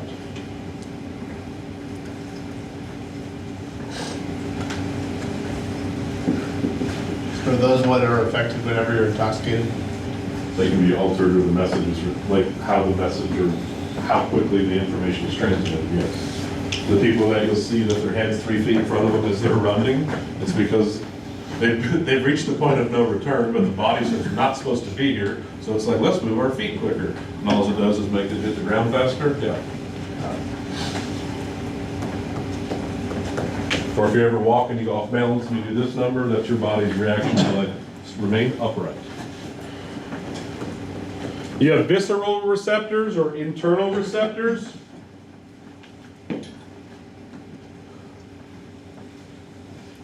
They monitor your organ systems, digestive, respiratory, cardiovascular, etc. They provide taste, pain, internal pressure,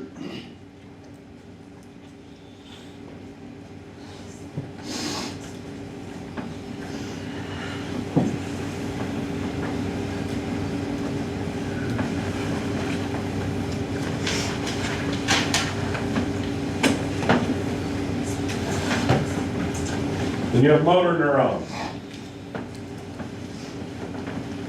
They carry out instructions from the information that's been received by the peripheral nervous system, brought back to the central nervous system.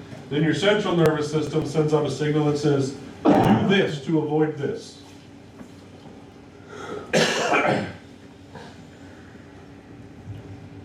Your peripheral targeted cells are called effectors, meaning they respond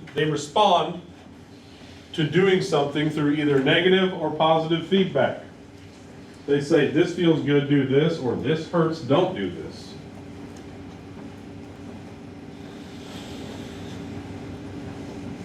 You put your hand on a stove, your body goes, shit, that's hot. Your brain reacts and says, we should take our hand off. Our brain then sends a signal that says, remove hand, and then we remove hand. Those peripheral target cells at those muscles to remove hand are the effectors. Can you give the example for the affector versus effective? Like, Effector carry out. carry out, and so the Affective receive receives- information. Okay.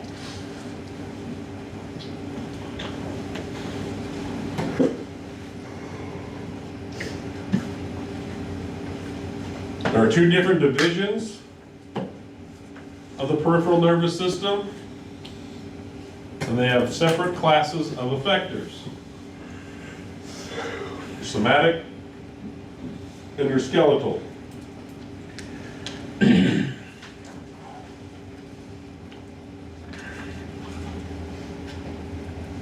have visceral motor neurons, which are autonomic, meaning what? Automatic. Okay. And they include everything that we went over earlier.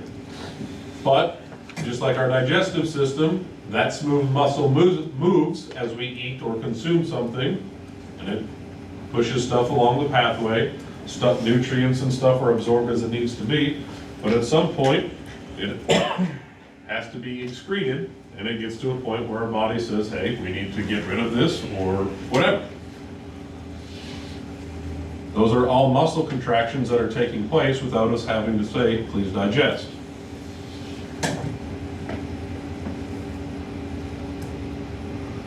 Interneurons, there's 20 billion, referred to as associate neurons that are located within the brain and spinal cord, and they interconnect other neurons. They are your side streets.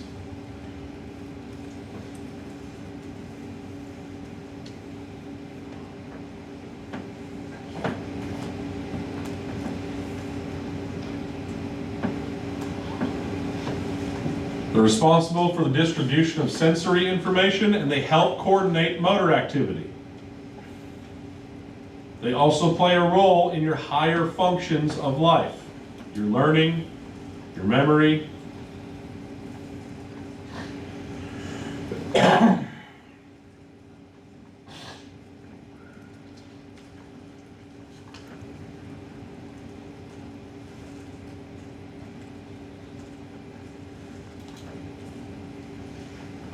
Any questions about any of that?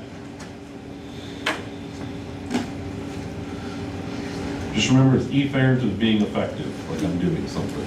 Your afferent is receiving the information. Okay. Your neuraglia, also referred to as glial cells, they're found both in your central and peripheral nervous system, but your central has an abundant amount compared to your peripheral.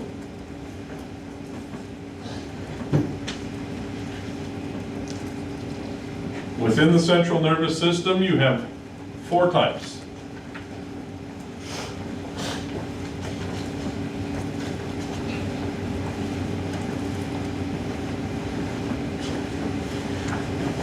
They're there.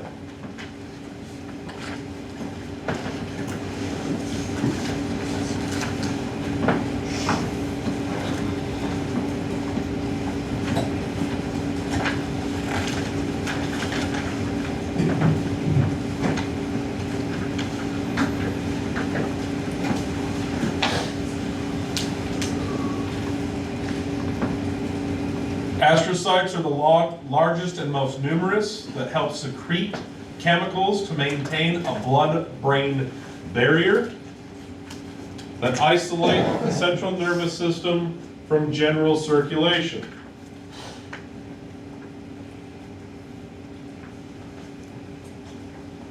They are what inhibit capillary impermeability to chemicals that will interfere with synaptic transmission.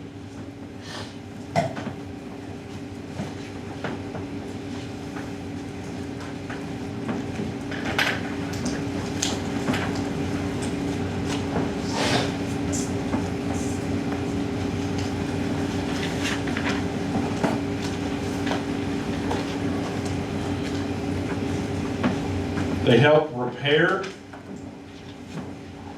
in damaged but not dead neural tissue. And they're what create the framework for the central nervous system neurons.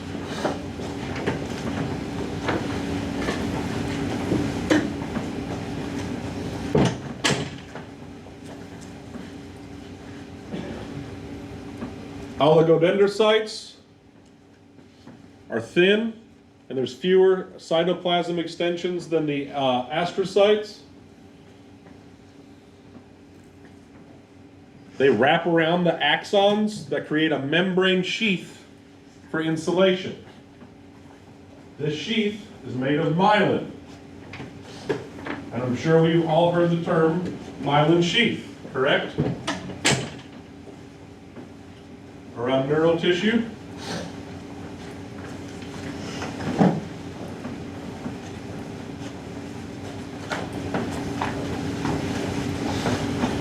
Each one myelinates short segments of the axons, and many coat the entire axon tail. Any of the axons that do not have the oligodendrocytes around them are known as unmyelinated axons or unmyelinated neurons.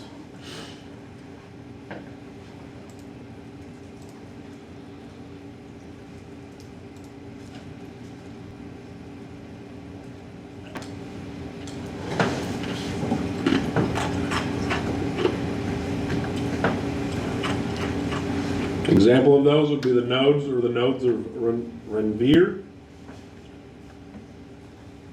Areas covered in myelin are referred to as internodes.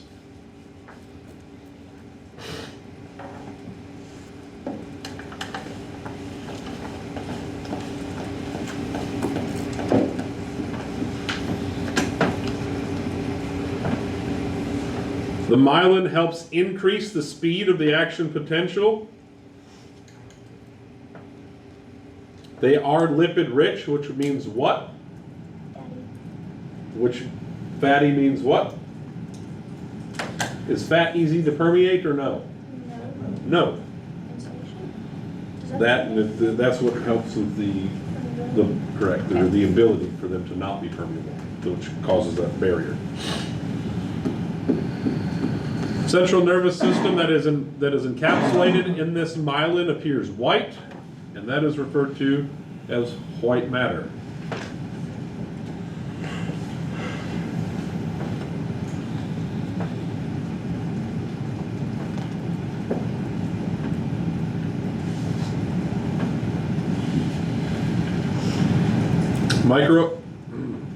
Microglia are the smallest and rarest in the central nervous system.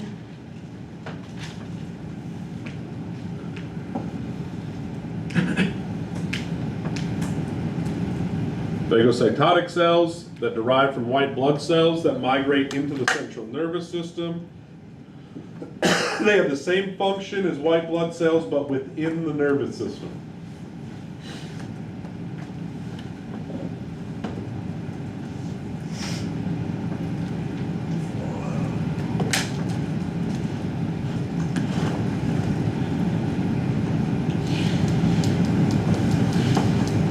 Ependymal cells line the central canal of the spinal cord. They line the chambers of the brain. And the lining of the epithelial cells are referred to as ependyma.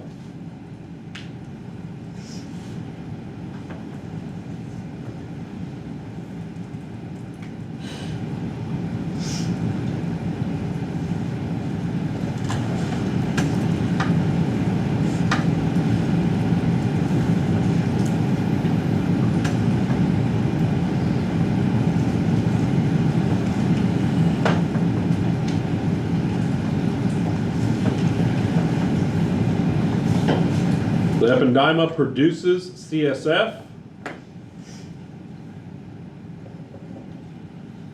And some of the actual cells within the skull or vertebrae actually have cilia, which do what? They're like what? Fingers that help move to make sure stuff doesn't get stagnant. They help circulate that central cerebrospinal fluid within the central nervous system.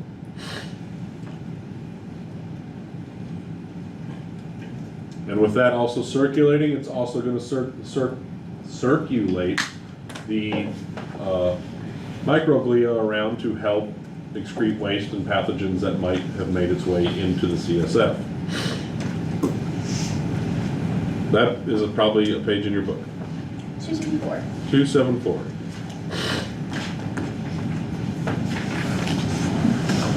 In the peripheral nervous system, you have two types of neuroglia, satellite and Schwann.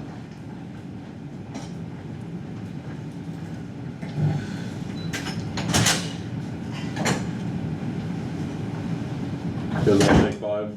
Yes. Okay. I'll give you 8. You've been walking around all the time. Why do you need a break? Dude, I'm struggling. It's not even used, like, This stuff is fucking drier than the Gobi Desert. There's nothing I can do. I'm rather struggling. Part of me wishes I could just say like, hey, we did A and P. Let's move on to the good stuff.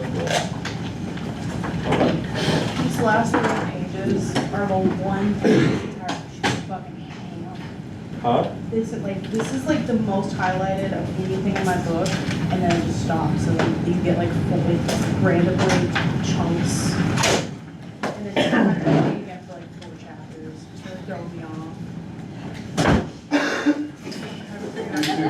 Thank you for my $2. You're welcome. Just the word nerves.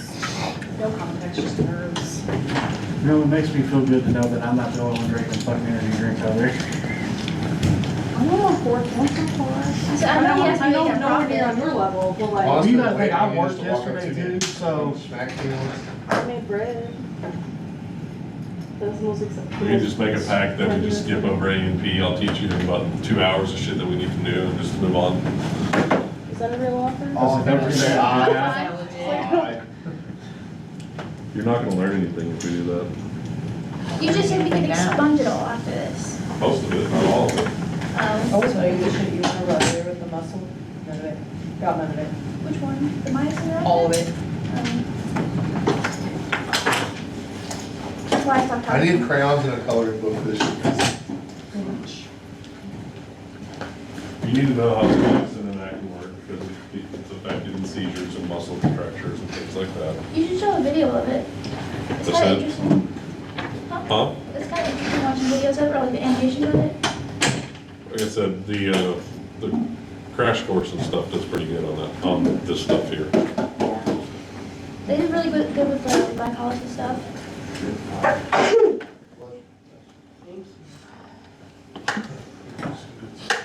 Have you been out to that fridge today? Does it need restocked? Well, you're just there. Does it need restocked or is it No, all it's right? still good. Good. So do you take payment via Venmo for that? I do. Can I have your Venmo? There's actually a picture of it on the refrigerator. I've planned for all of these scenarios. Got Venmo, Apple Pay, cash. There's even a cash bag on top.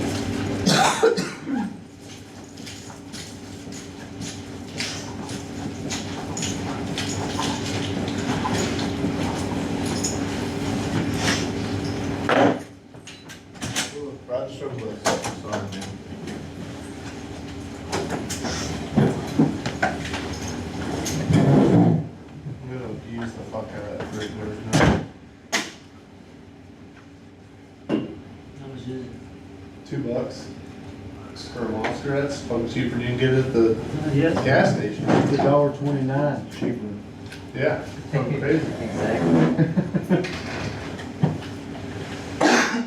I had to quit there for a minute. I was not quite as bad as you, but I was drinking like 4 or 5 of the tall ones a day. And then they were like, "Sir, you have a leaky heart valve now." And I'm like, "Yeah, I should probably dial back." But I'll get like 3 of the cases delivered from Amazon every month.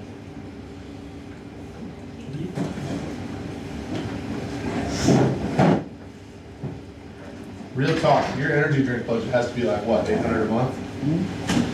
No shot. Nah, that's crazy. A lot cheaper than what you think, honestly. There's a badge, the badge hanging up. Right next to it. Yeah. A lot cheaper than what you think, honestly. I spend probably $40 a week, and that's it.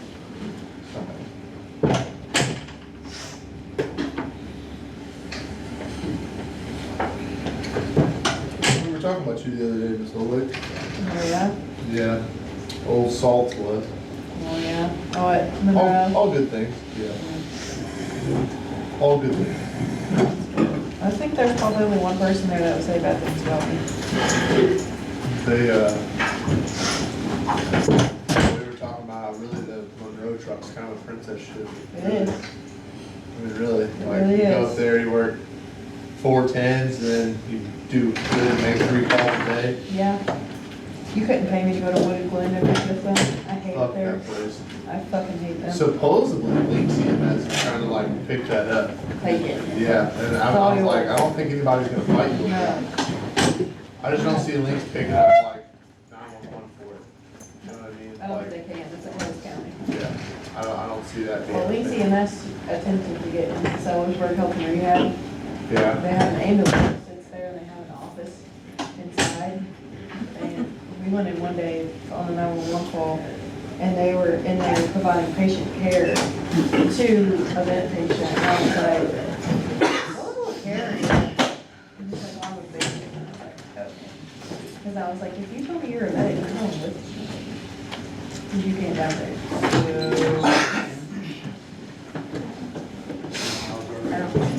you're still down there in Jeff, aren't you? I know we'll see you up at Wood 29. Yeah, I don't like it there. I found out that supposedly, part of the reason they like send everything out is they get paid when they, when they get admitted there from the government. And then if they send them out in an ambulance and they come back, they get paid again for them to start rehab all over again. So it's just a money cycle. It's like a Well, that revolving door. makes a lot more sense now. That's what I heard. I don't I thought this understand. is what that made money for not seeing wow. We had I transported a guy yesterday that was discharged from Wooded Glen Friday and he was on Turning Point from death. And he said that he had never been more medically scared for his life. He was, he's like, I'm about to He puke. said he had his insulin, sugar was over 400. We walked I through didn't there know. a couple weeks ago and they have like 5-6 people in each room now. Yeah, he It's smells like crazy. bullshit. Like, He bunk said that, bed he people said on it was like Korean 300 bleach, people bro. under the bunk bed. I guess he bleached like the entire house and job. Yeah, he said, he showed me a picture of your fence, looks good. Oh, he did the fence too? That's why I gave him 500 because of the fence too. And he said all I did was You have just, to stain it. I don't know. It means we fucking wait 3 years and fucking have him do it again. What's it look like? I want to see. he, Oh, like that was on his phone. yeah, it was on, he showed me a picture. He's like, here's what happened, he just, what he did, he sprayed it and just let it run, sit and run off and then just rinsed it with water, not even pressure washed it. Looks really good.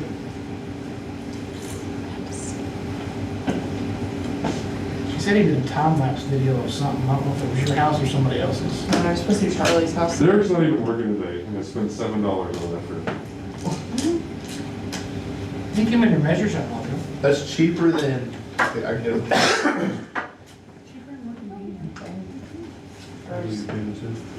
It's gonna have to be stained or Nick, you should put some pipeline punches in there. I have to pay for Make them- That's the trouble. This is Yeah, that's all that matters. Exactly. our house one. That's the whole reason that we did this. Wait, like, The white one. Tyler, you know about people. You know what Jules, Bonnie, Did they Venmo you? huh? What? Did they Venmo you or email you? Oh, if I could help. What's this job?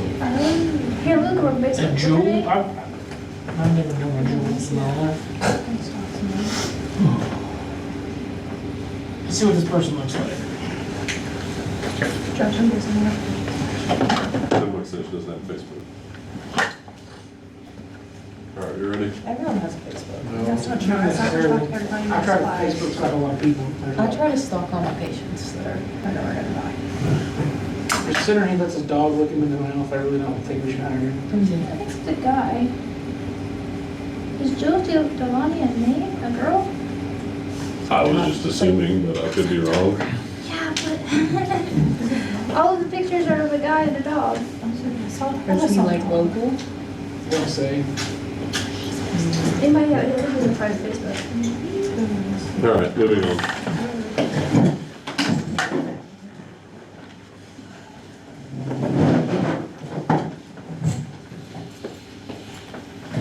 How about here? Let's take out the fucking dinner first. Satellite cells surround and support neuron cell bodies that are similar to the astrocytes in the central nervous system. They're just where? Peripheral nervous system.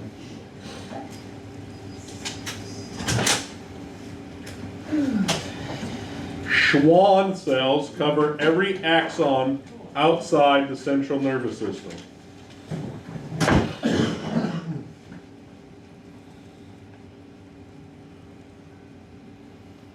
Those axons that are surrounded by those cells are referred to as neurolemia or neurolema. These Schwann cells myelinate only one segment of one axon. Remember, in the central nervous system, they could encompass a few. This is one for one.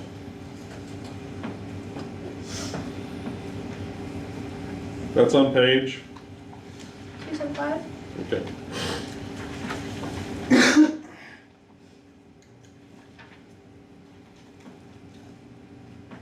No.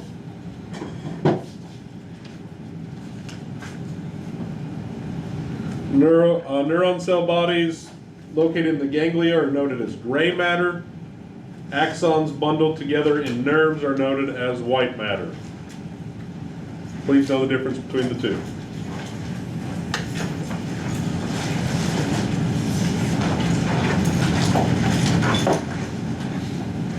Anybody else have money while she's back here?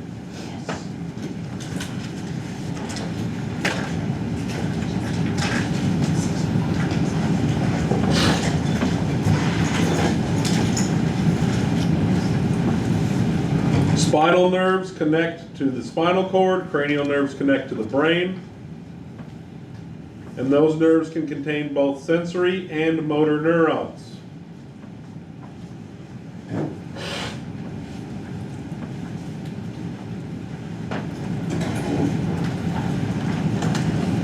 Those cranial and specifically spinal nerves create some pathways in your body called dermatomes. Whilst you will not be tested on that, it would be very good if you choose to do this for a long time to learn some of the primary dermatomes.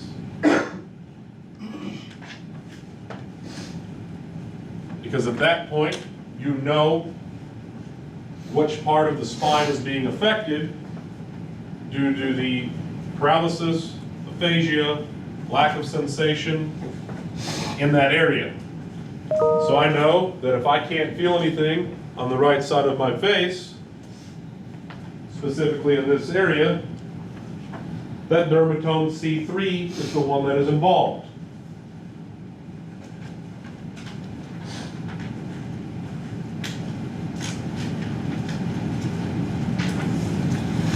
Central nervous system is, we should know all that. Your neural cortex is a thick layer of gray matter that covers portions of the brain.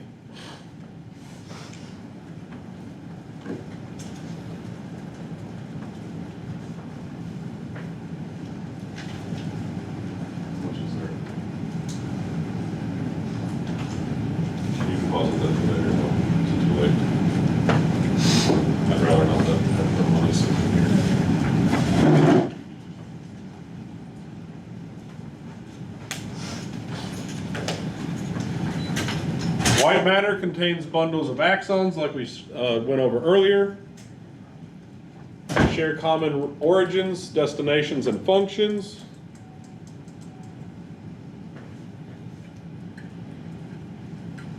Those are referred to as tracks. And in your spinal cord, they're referred to as columns.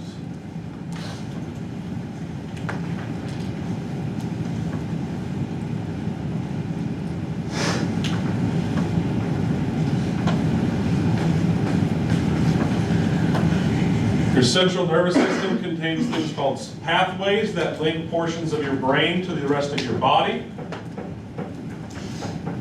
Sensory are known as ascending pathways. Motor are noted as descending pathways.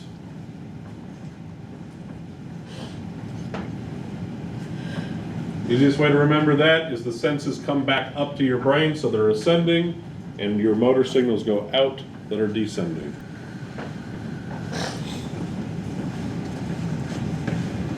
That's on page 276. 276.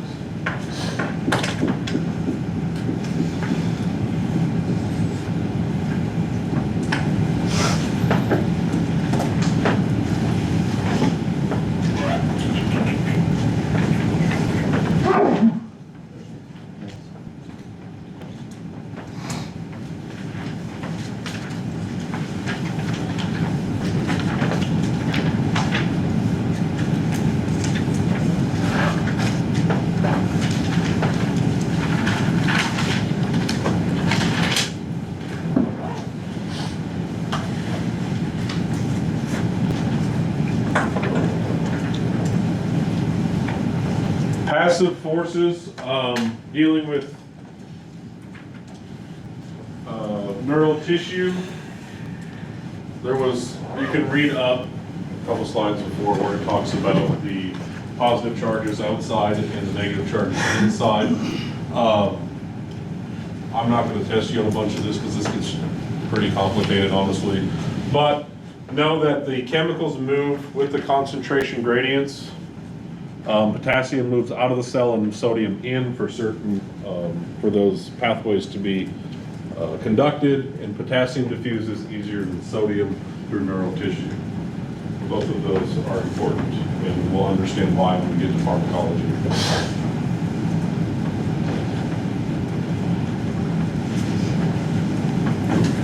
We'll understand why that's important when we get to pharmacology.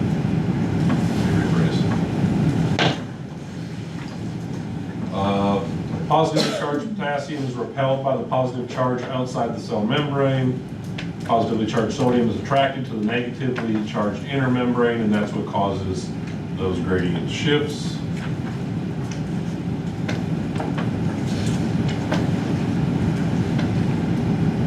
Don't need to know that. Active process is needed to counter combined chemical and electrical forces.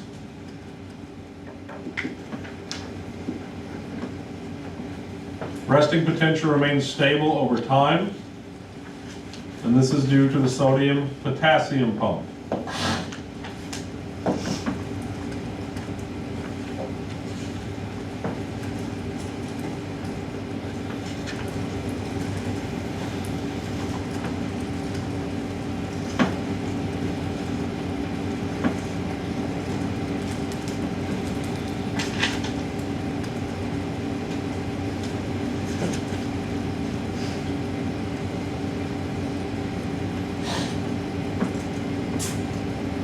When sodium ions leave the cell faster than they can enter, this causes that cell to undergo a net loss of positive charge. And when that happens, going back to this real quick, resting potential is at a -70. It's negative because there's an excess amount of charge inside the cell. When they leave faster. I hope there's a graph. Is there a graph in your book if somebody looks at it? 278. To what? 278. 278. It's not a graph, it's just the same picture you have up there. It's not an There's your actual. graph on Here we go. 281. 281. That's what it was. Let's see if we can find that in this. So I assume this is what it's talking about. So study this, we're gonna watch a video then rather than me explain, because this is just going to fucking cause confusion if I explain it. We'll watch a video before we leave. Remind me, because I will forget. But dealing with this sodium potassium exchange. So we'll go over that. And mark it, write in your notes, remember, highlight in your book, circle page 281 so you understand it. Action potential. That's all dealing with this here. So remember when we were talking about, just to hit on this, again, we'll go over the video, talking about refractory period.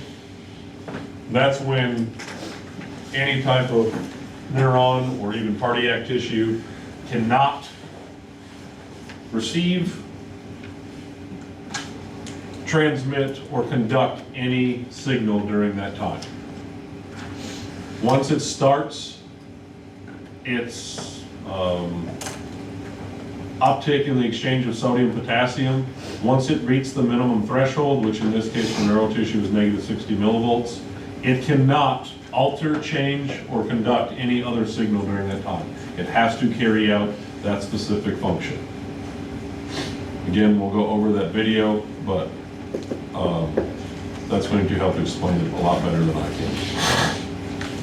Still dealing with this. Okay, neural communication. Action potentials are also referred to as nerve impulses. That's done through neurotransmitters, which are chemicals within the body. They transfer information from one neuron to another, or from one neuron to an effector cell. And an effector cell is what? The reaction? That does what? Perform something. Huh? Perform something. It does some type of movement. Whether it's involuntary or voluntary. A synapse occurs in only one direction between neurons. You have a presynaptic neuron, this is where the impulse passes from the synaptic knob into the synaptic terminal. It is received by the postsynaptic neuron.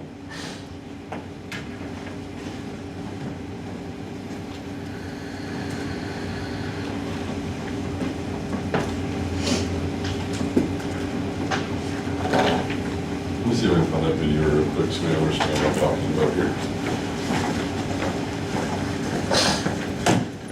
That felt great. Not what I wanted.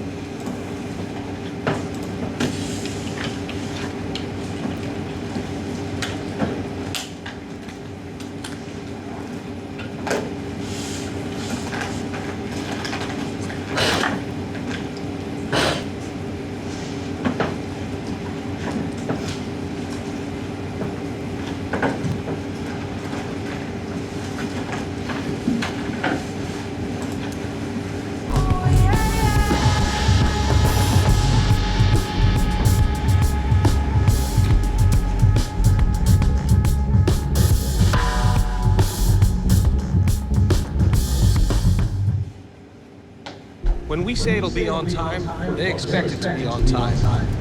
Turn shipping to your advantage. Keep those expectations with reliable ground shipping. Thanks, Brandon. With USPS Ground Advantage. This morning was a typical morning for me. I woke up thinking about that dream that I keep having about the guy in the sloth suit. And then I got dressed because I was cold, and then I made some toast with butter because I was hungry, and then I let the dog out because she was whining and Even though pretty much all animals, except super simple ones like sponges, have a nervous system, ours is probably the most distinctive feature of our species. From writing novels to debating time travel to juggling knives, all of your thoughts and actions and emotions can be boiled down into three principal functions: sensory input, integration, and motor output. Imagine a spider walking onto your bare knee. The sensory receptors on your skin detect those 8 little legs. That information is your sensory input. From there, your nervous system processes processes that input and decides what should be done about it. That's called integration. Like, should I be all zen about it and just let it walk over me, or should I not be zen and freak out and run around screaming, "Spider!" Your hand lashing out to remove the spider, and maybe your accompanying banshee scream is the motor output,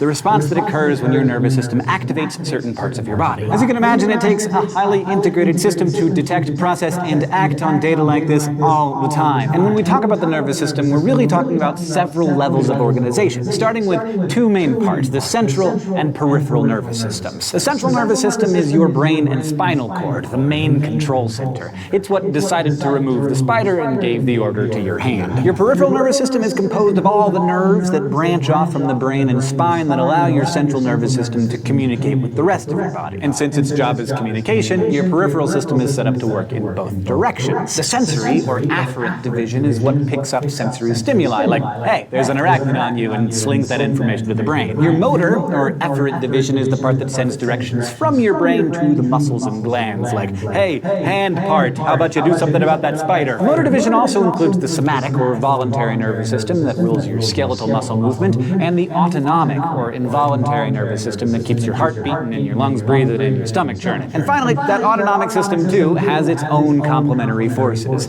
Its sympathetic division mobilizes the body into action and gets it all fired up like, ah, spider, while the parasympathetic division relaxes the body and talks it down, like it wasn't a black widow or anything, you're fine, breathe. So that's the organization of your nervous system in a nutshell. But no matter what part you're talking about, they're all made up of mainly nervous tissue, which you'll remember is densely packed with cells. Maybe less than 20% of that tissue consists of extracellular space. Everything else, cells. The type of cells you most likely heard of are the neurons, or nerve cells, which respond to stimuli and transmit signals. These cells get all the publicity. They're the ones we're always thanking every time we... Do you want do we understand the type of cells, okay?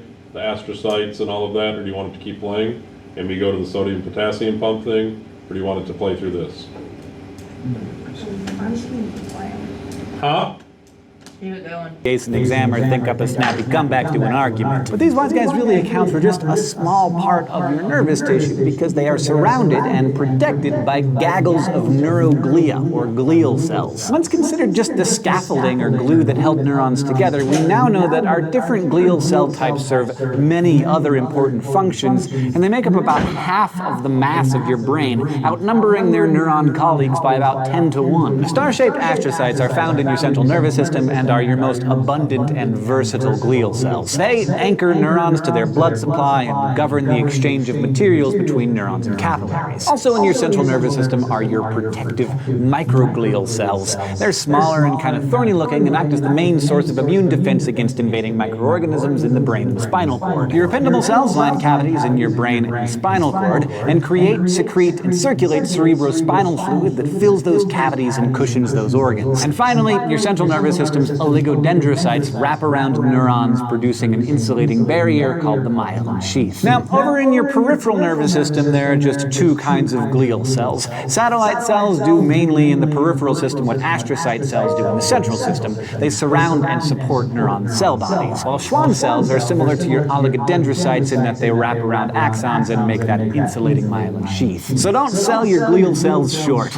They're in the majority cell-wise, but of course when it comes to passing tests and winning arguments, most of the heavy lifting is done by the neurons. And they're not all the same. They're actually highly specialized, coming in all shapes and sizes, from tiny ones in your brain to the ones that run the entire length of your leg. But they do all share three super cool things in common. Number one, they're some of the longest lived cells in your body. There's a lot of debate right now about whether you're actually born with all the neurons you'll ever have, but some research suggests that at least in your brain's cerebral cortex, your neurons will live as long as you do. Cool fact number two, they are irreplaceable. It's a good thing that they have such longevity because your neurons aren't like your constantly renewing skin cells. Most neurons are amitotic, so once they take on their given roles in the nervous system, they lose their ability to divide. So they care of them. And number three, they have huge appetites. Like a soccer-playing teenager, neurons have a crazy high metabolic rate. They need a steady and abundant supply of glucose and oxygen, and about 25% of the calories that you take in every day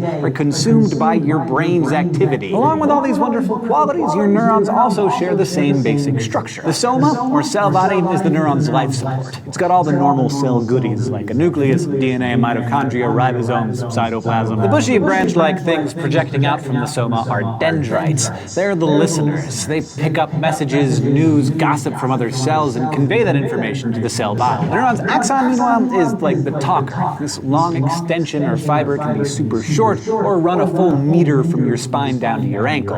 We've got a few different axon layouts in our body, but in the most abundant type of neuron, the axons transmit electrical impulses away from the cell body to other cells. For us students of biology, it's a good thing that nerve cells aren't all identical because their differences in structure are one of the ways that we tell them apart and classify them. The main feature we look at is how many processes extend out from the cell body. A process, in this case, being a projecting part of an organic structure. 99% of all your neurons are multipolar neurons with 3 or more processes sticking out from the soma, including one axon and a bunch of dendrites. Bipolar neurons have 2 processes, an axon and a single dendrite, extending from opposite sides of the cell body. They're pretty rare, found only in a few special sensory places like the retina of your eye. Unipolar neurons, on the other hand, have just one process and are found mostly in your sensory receptors. So if you ever find yourself probing around someone's nervous tissue, remember these 3 terms to help you figure out what you're looking at. But because we're talking about physiology here as well as anatomy, we have to classify these cells in terms of their function.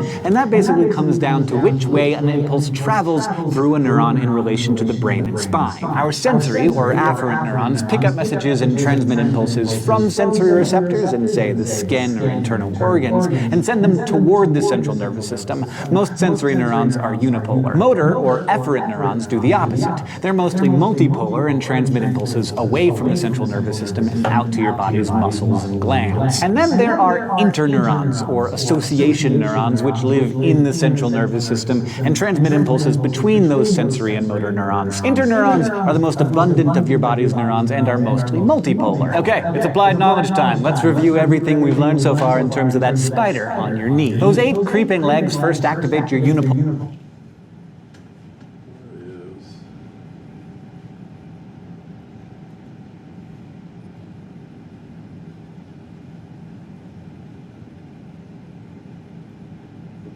What if everything you did, thought, and felt could be communicated by pushing a button? It'd be like using the world's simplest app, one that just sends out a little ping, always the same volume and length, to communicate everything from "it sure is cold in here" to "I love churros" to "boy, I sure would like to breathe sometime soon." Well, that is actually exactly how your neurons send all the impulses responsible for every one of your actions, thoughts, and emotions. When a neuron is stimulated enough, it fires an electrical impulse that zips down its axon to its neighboring neurons. But they've only got one signal that they can send, and it only transmits at one uniform strength and speed. What they can vary is the frequency or number of pulses. Like this is distinct from this.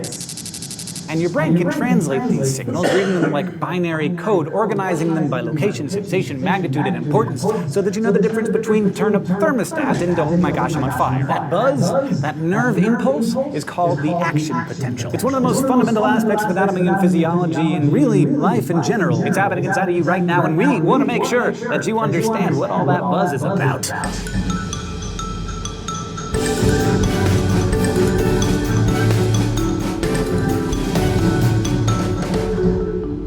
Before we delve into how neurons communicate, we gotta first understand a little bit of our old friend electricity. Basically, think of your body as a sack of batteries. No, I mean, you don't look like a sack of batteries. I'm just saying that your body as a whole is electrically neutral with equal amounts of positive and negative charges floating around, but certain areas are more positively or negatively charged than others. Because opposite charges attract, we need barriers or membranes to keep positive and negative charges separate until we're ready to use the energy that their attraction creates. In other words, we keep them separated to build potential. A battery, just sitting on its own, has both a positive and a negative end, and the potential to release energy. But it doesn't do anything until it's hooked up to a flashlight or a phone or a kid's toy that lets those charges move toward each other, on the way converting electricity into light or sound and children's laughter. In much the same way, each neuron in your body is like its own little battery with its own separated charges. It just needs an event to trigger the action that brings those charges together. If you're thinking that this sounds more like engineering than anatomy, that that might not be a bad thing.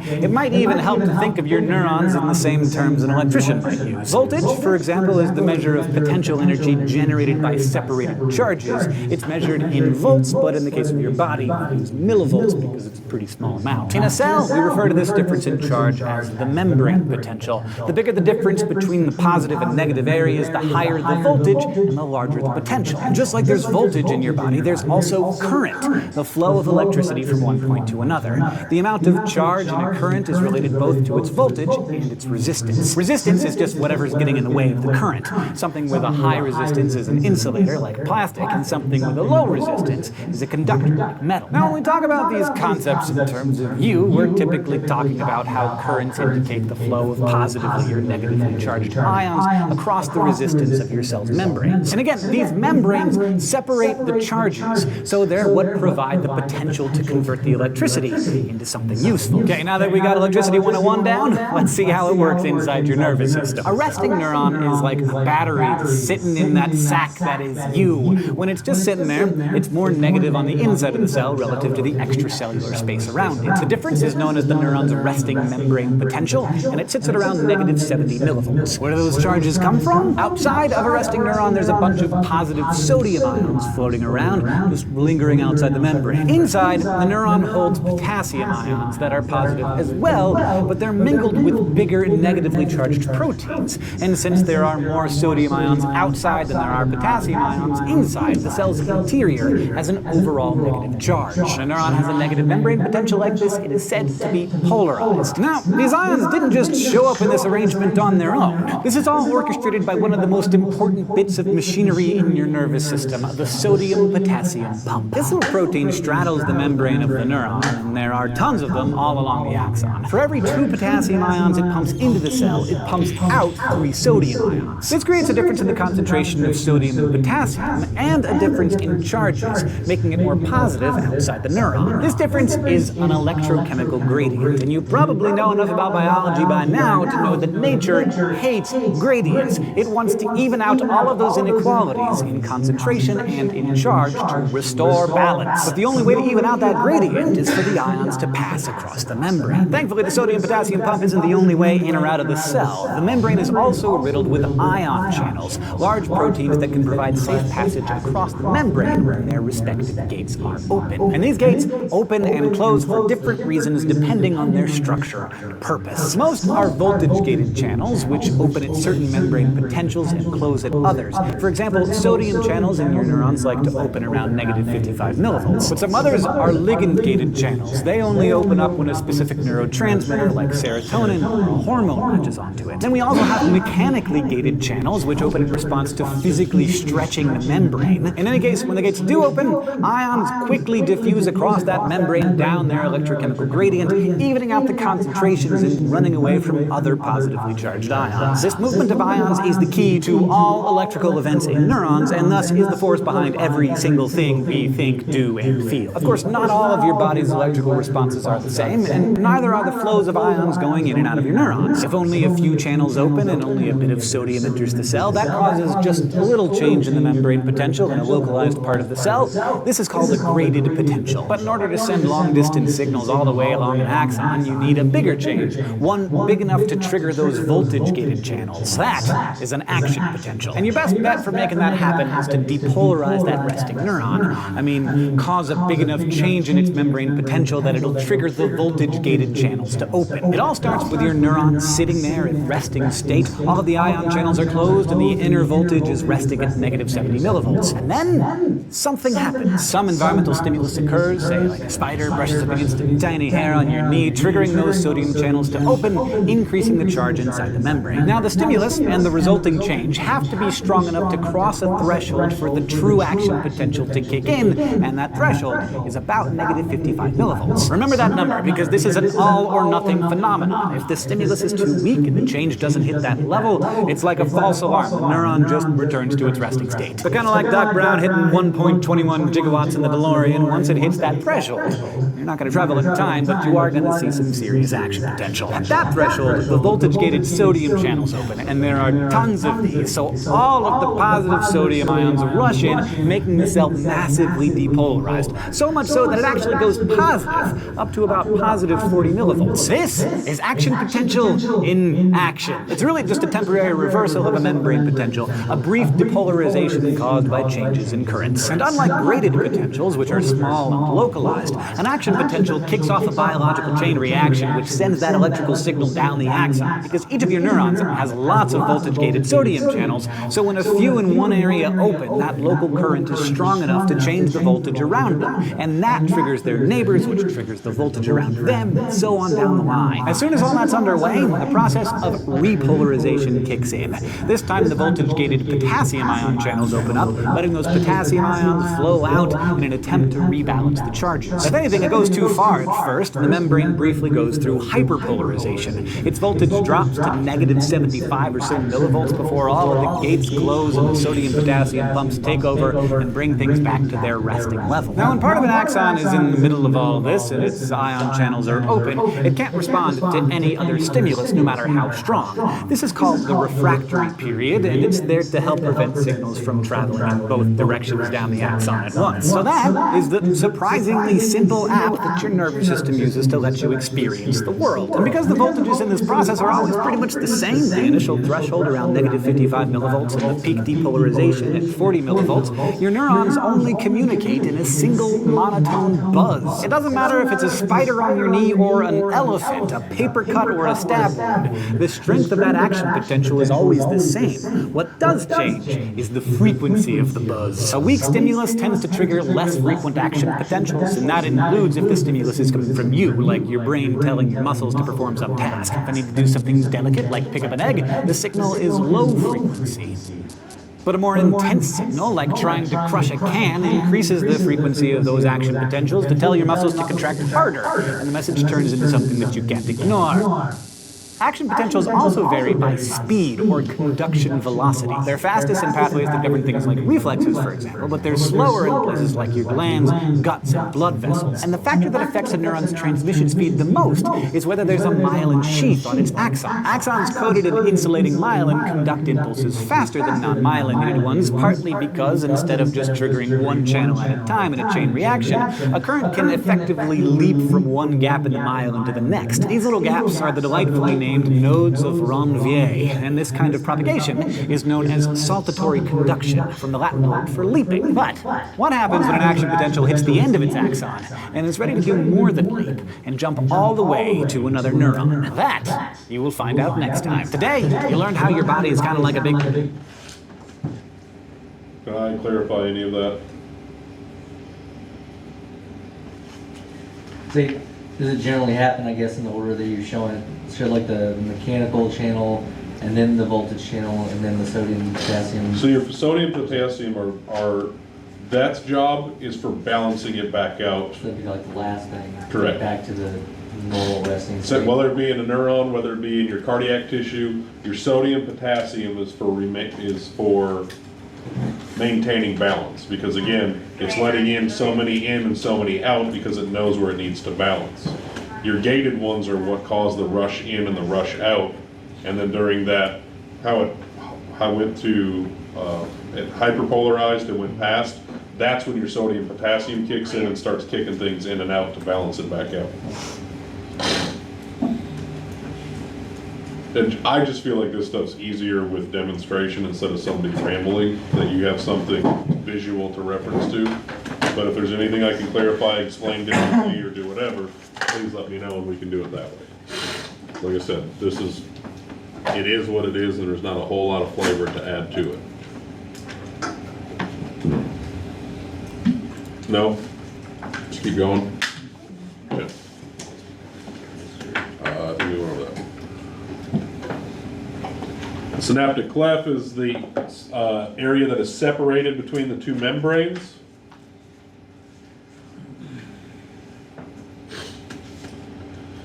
Contents of the synaptic terminal include the mitochondria, synaptic vessels, and the endoplasmic reticulum.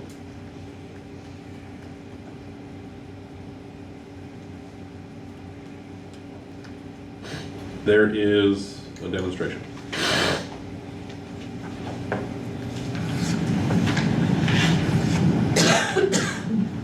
That's on page 285. 285. Structures, nerve impulse stimulates the vesicles. The vesicles release that neurotransmitter into that synaptic cleft.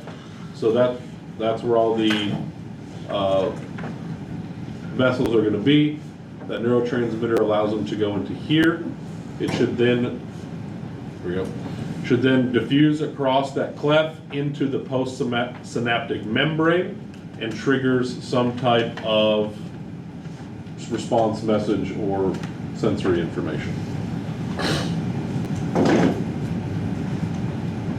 We discussed ACH earlier. Widespread inside and outside the central nervous system. 4 steps occur once action potential is received. Step 1 is the arrival of the action potential at the knob, which is the end of, what would you say, 280 what? 285. 285 is going to have this demonstration there if you want to follow along, or I guess it has it here. You have your vesicles here, and they've arrived at the bottom of that knob. Step 2 is the release of that ACH into the cleft. That calcium comes along and opens the channels. With those channels open, that triggers the exocytosis of the synaptic vessels, and that ACH is released into the synaptic cleft.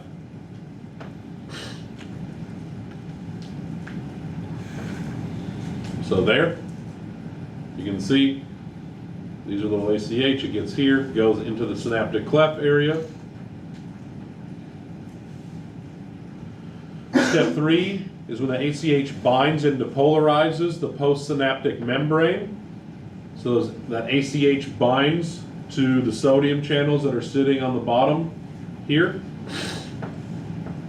The action potential produced if depolarized reaches its threshold, which is what? What's the number?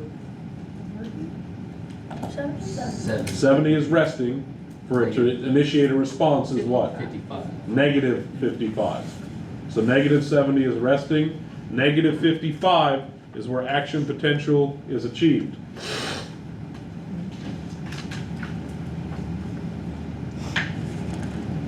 You can see the ACH now binding to those sodium channels. Step 4 is a removal of the ACH from those sodium channels by that ACH enzyme. Remember, the enzyme breaks down that bond.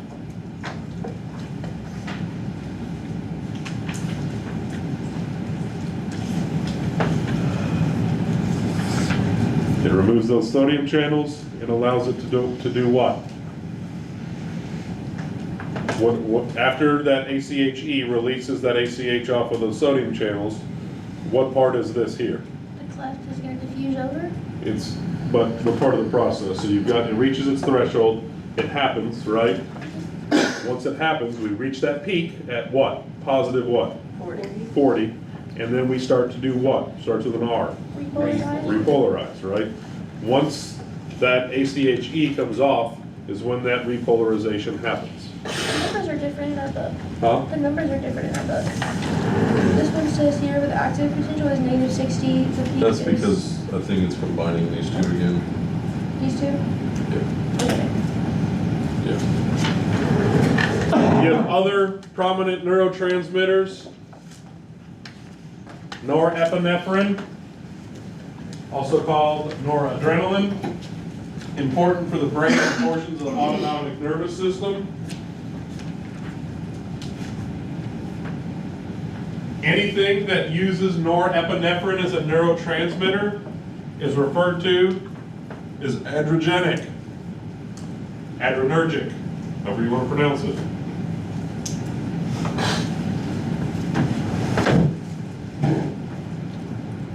Other central nervous system neurotransmitters, dopamine, GABA, and serotonin.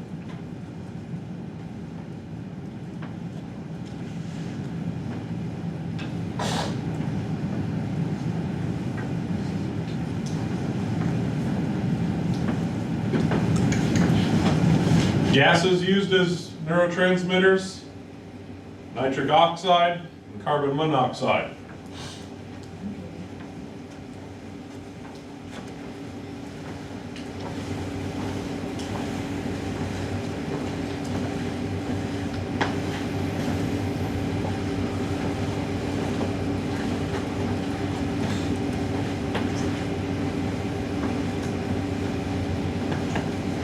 Neurotransmitters, just like hormones, have either an excitatory or inhibitory effects.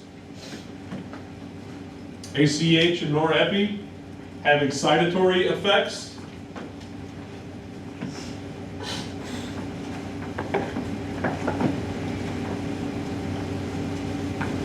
They depolarize the synaptic membrane.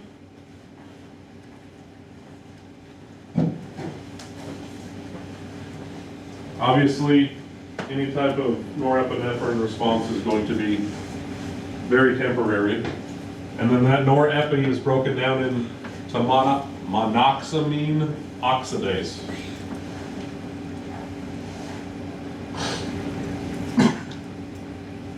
Dopamine, GABA, and serotonin are usually inhibitory. And they hyperpolarize the synaptic membrane.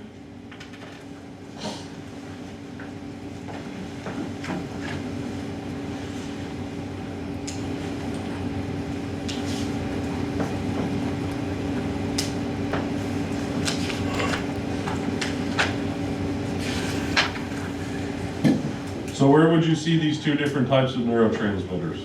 Where would you see norepinephrine and what type of response? Fight or flight. Right? They're going to depolarize quickly and they're going to have that response. Where you have your inhibitory is going to be your feed and breed. I'm happy, content, I'm chill, right? You have that serotonin response. Where do we usually secrete serotonin from? During what? Intercourse. Intercourse and sleep, right?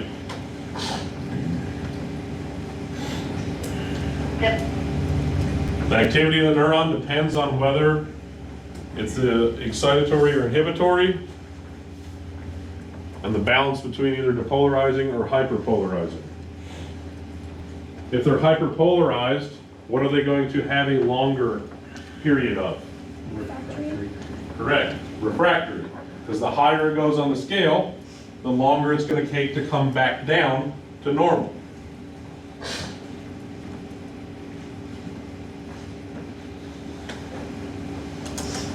Neuronal pools are a group of interconnected interneurons with specific functions.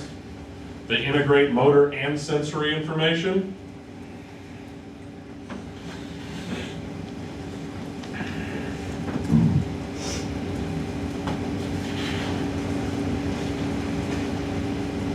Limited number of sources, whether they're input or output.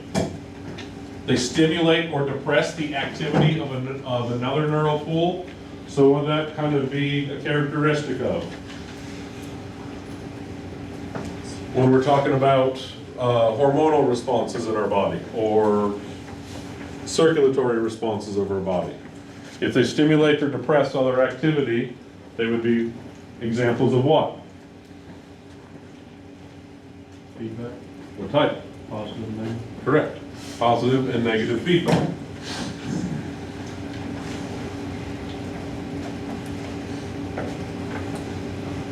Your neural circuits, patterns of communication between those pools. Simplest pattern are divergence or convergence.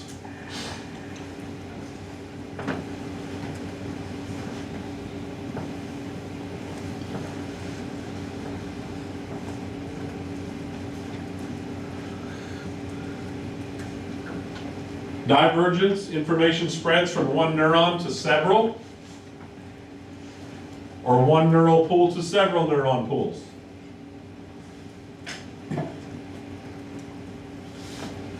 This typically occurs when they're bringing information back into the central nervous system,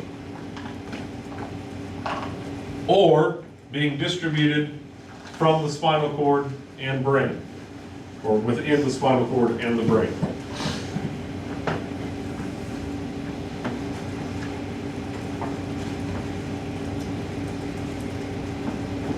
Example, stepping on a sharp object, you step on something, it senses that, hey, this is sharp, this hurts, this shouldn't be here.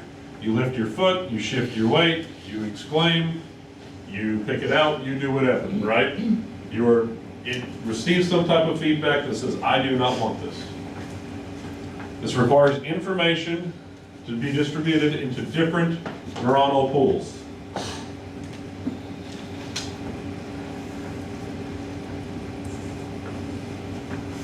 Convergence is when several neural synapses on a single postsynaptic neuron, so they're coming together at the same end, or the same area.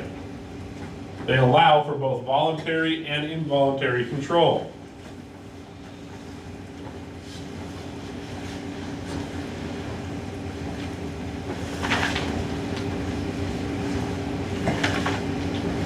Example, the main one that I can think of would be your diaphragm, right? We can control it, or it's controlled involuntary, thankfully for most of us, for us to breathe, whether we're awake, not awake, or whatever. But I can also take a deep breath if I want. I can huff. I can control that same output to move that same muscle structure.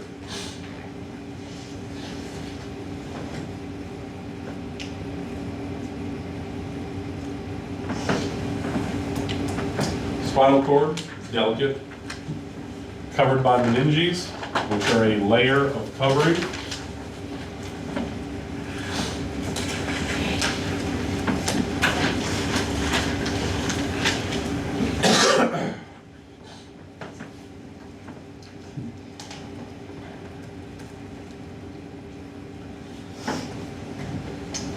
The meninges are neural tissue. That neurotissue, the meninges, requires large amounts of oxygen and nutrients within your body. It has to be separated from components in blood, and if not, can cause serious complications.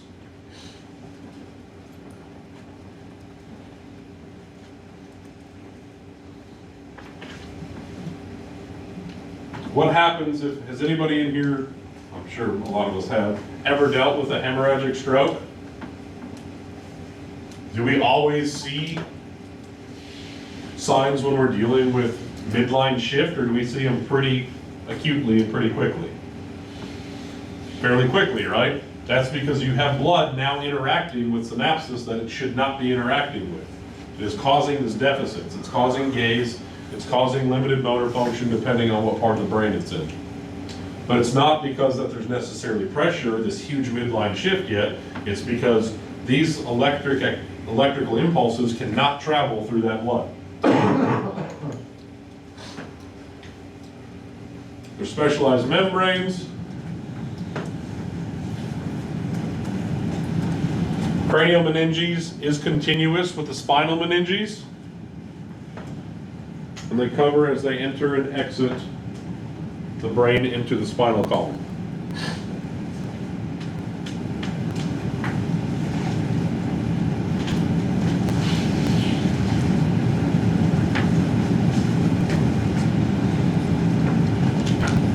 You have 3 layers within your brain and your spinal column.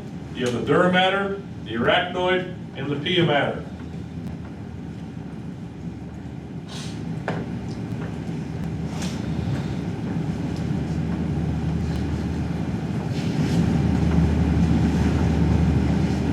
Your dura mater forms the outermost covering of the central nervous system.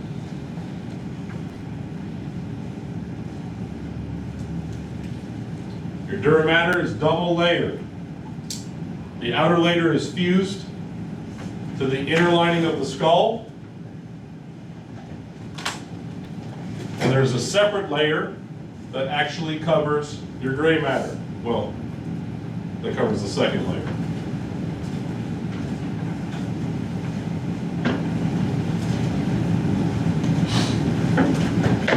There is a small gap between that outer layer and that inner layer.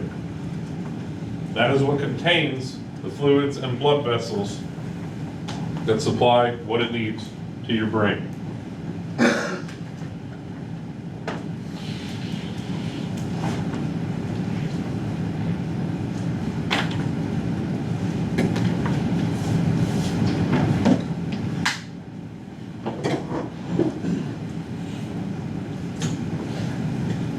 inner layer of the outer layer, or the inner layer of the dura mater, may extend deeply into the cranial cavity through the folds and membranes that go deep into the brain. This is referred to as dural folds. Those folds are what keep your brain from just unfolding itself and making it flat. So how we have all this visceral lining in our abdominal cavity that kind of keeps our intestines and liver and that kind of everything together, like they'll move obviously, but it's not just all weighted down at the bottom. Same thing's going on with your brain with this innermost layer of that dura mater. You have dural sinuses that have two large collecting veins that are found between two layers of a dural fold. So again, completely separated from the gray matter.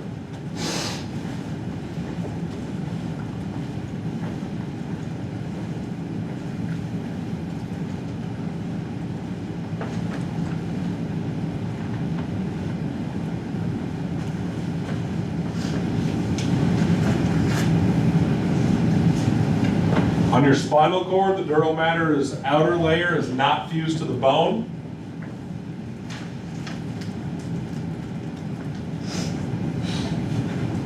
And between the bone and that outermost layer is called the epidural space, and that's between the dura mater and the walls of the vertebrae.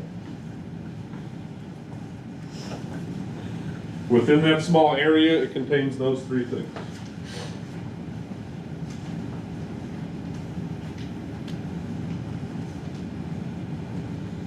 So on your brain, it's double layered. On your spinal cord, it's just the outer layer of the spinal cord. Why are you smirking?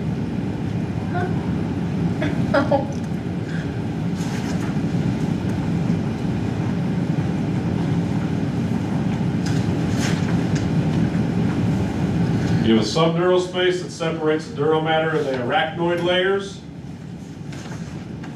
Contains a small quantity of lymphatic fluid. It does reduce friction. What else can it do? So if we can't have blood literally free floating in the brain, we also can't have what? Lymphatic fluid. And what does our lymphatic fluid do? Huh? Think of the rest of our body. We were talking about the lymphatic system. What is our lymphatic system responsible for? Transport in the nervous system for like nutrients or... It gets rid of the waste. Your lymphatic system, your lymph nodes and all of those things are what help contain a lot of the waste, take it to the lymphatic system, take it to the phagocytes destroy it, and then it gets excreted, right? But we can't have lymph fluid in there. And do we have particular phagocytes for the brain? Yes. And the nervous system? They dump off in this fluid too to reach the circulatory system. That is done in that subdural space. So that is between the dura mater and the arachnoid layers. So if we have a subdural bleed, we can say it's either in that area of the subdural space, or can you use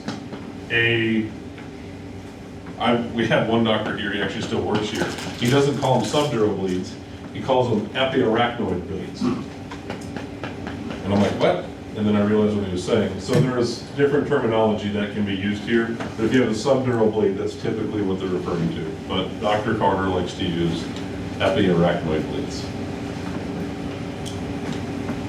Your arachnoid is your second meningeal layer on your brain.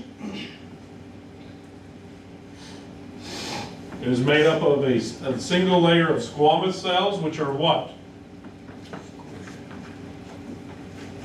What? Thin and flat, right? Mm-hmm.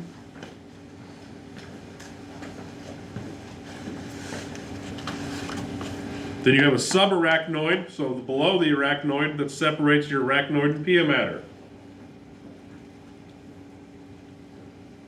In this area, there's an interwoven material of collagen and elastic fibers that hold, that start to web everything into place. This is the area, your subarachnoid is filled with cerebral spinal fluid. This is where your CSF is located.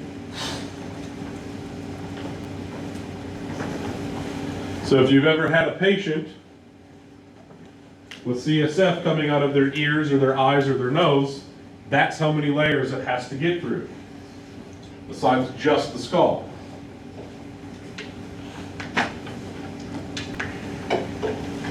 Cerebral spinal fluid, or CSF, acts as a shock absorber and helps dissolve gases, nutrients, and waste permeate through those membranes.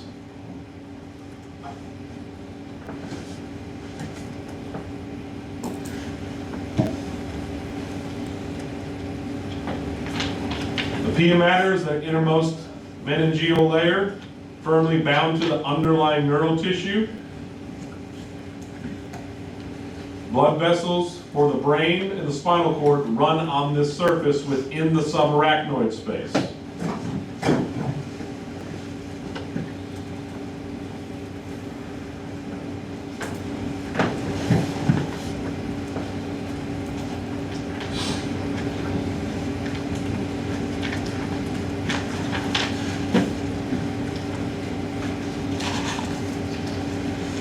The pia is highly vascular because that's where a majority of all of that vasculature resides.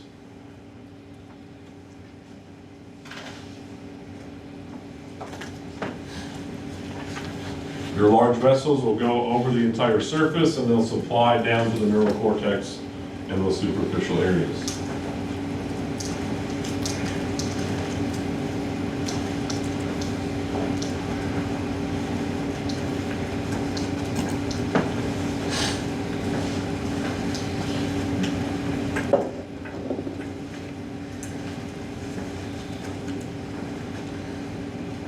Spinal cord is obviously the main pathway.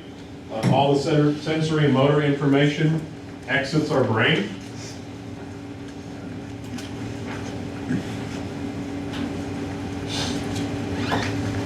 Controls spinal reflexes that range from automatic responses to other reflex patterns that you may have. It can interpret information on its own and disseminate a motor response, depending on what it is.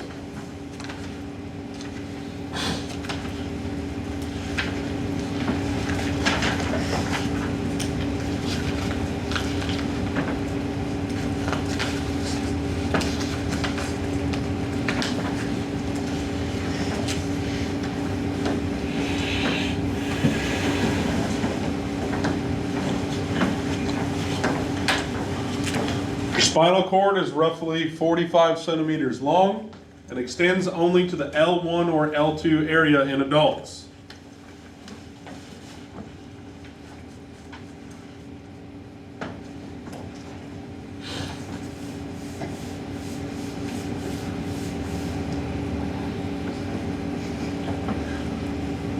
Maximum width of 14 millimeters. And that width decreases the further down your spinal column it gets.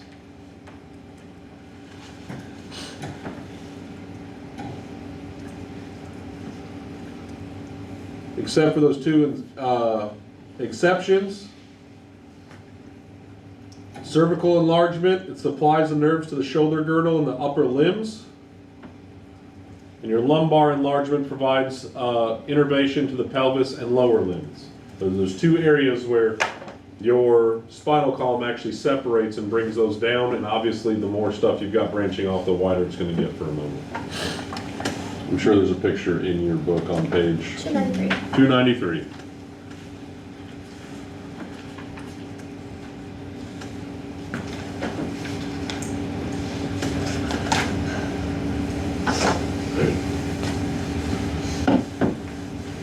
Inferior to the lumbar enlargement, so meaning what? Below, it becomes tapered. Single strand of tissue anchors to the spinal cord to the coccyx, and that's what keeps your coccyx from retracting up into your skull. Does the conical just mean like cone shaped? Yeah, it starts Okay. tapering down almost like a tail.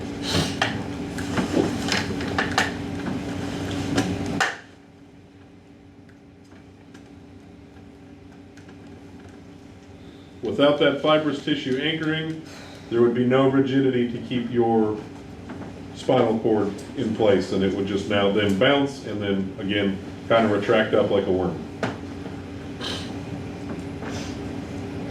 Is that on page 293, whatever you said?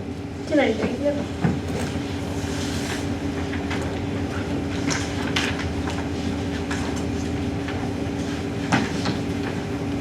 Your central canal is a narrow internal passageway that's filled with cerebral spinal fluid.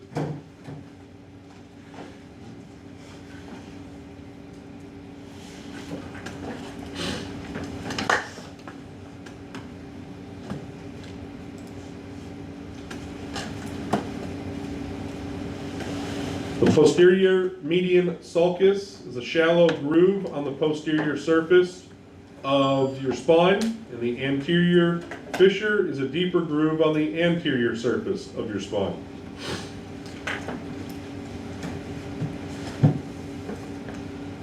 Is there a picture of that in there?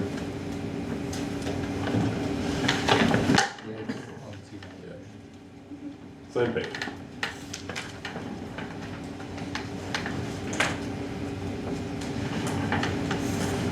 Oh, there it is. You can see here there's a little dip, and then up on the anterior part there's a huge indentation. Yeah, someone like Point Village for a 205. Your spinal cord consists of 31 segments identified by numbers and letters.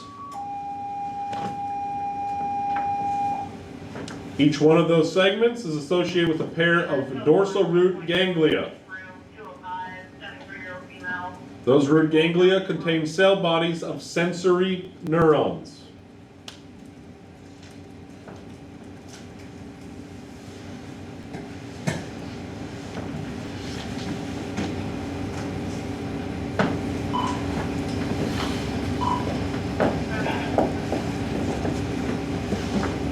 Your dorsal roots contain axons of sensory neurons that transmit information to the spinal cord. And your ventral roots contain axons from the central nervous system, motor neurons. So dorsal are sensory, ventral are motor.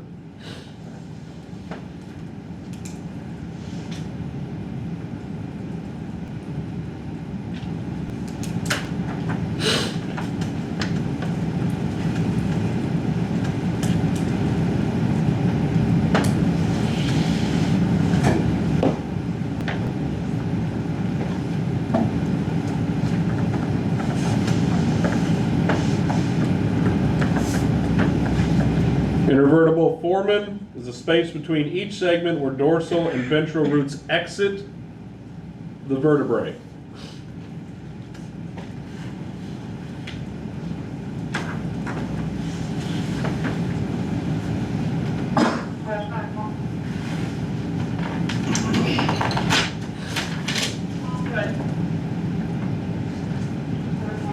Is that on this diagram? This one?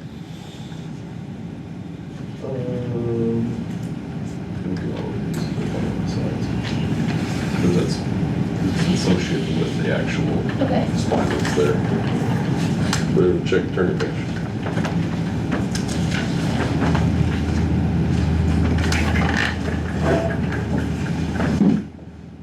It's going to be the area like between here that these come on the side. Your spinal nerves form outside the vertebral canal. Your dorsal and ventral roots bind together, and those become classified as mixed nerves.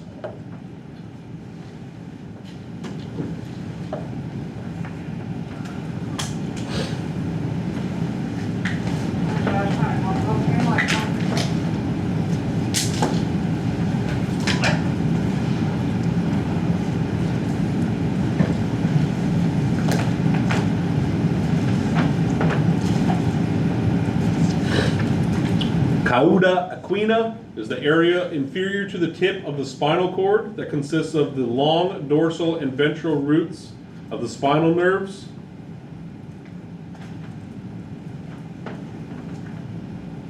that continue down towards your coccyx.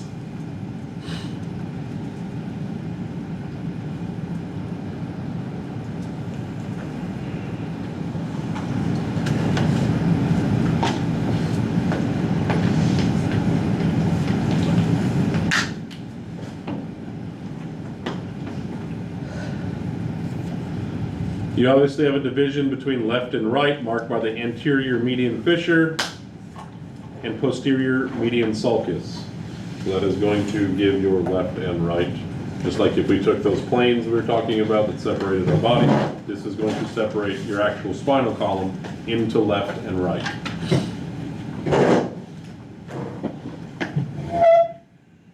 There's an actual view of the gray matter that dominates most of the cell bodies within the neurons and glial cells.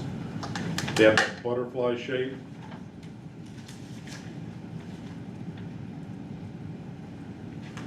And the projections of the horns go into the white matter, which are going to be these tips here.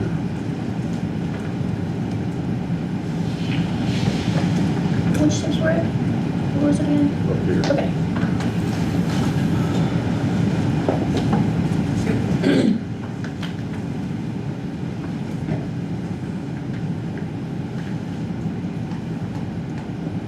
Your white matter consists of a number of axons, both myelinated and unmyelinated.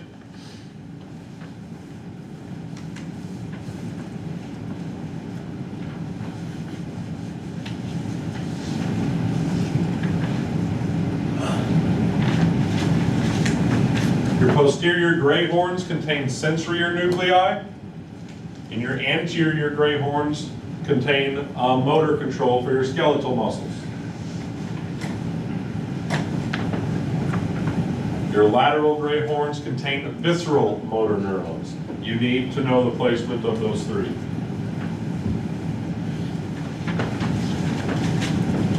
What page is that diagram on? 293 and 294? 294, I believe, should be that one down. Yeah.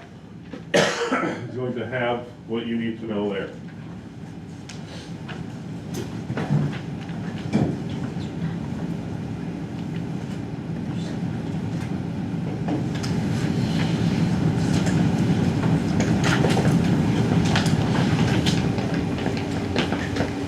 Your gray connoisseurs found anterior and posterior to the central canal. They interconnect the horns on either side of the spinal cord. They hold those horns in connection, so they don't just separate from themselves, or separate themselves from the other matter.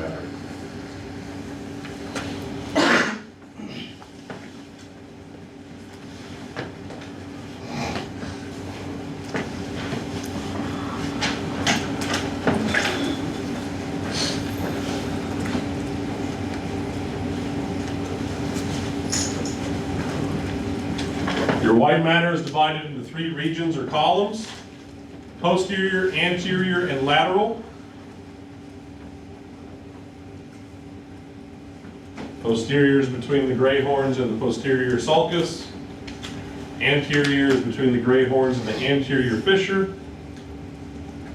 The lateral is the area between the anterior and posterior columns. That should also be diagrammed on page 294. I would assume, considering with the other ones.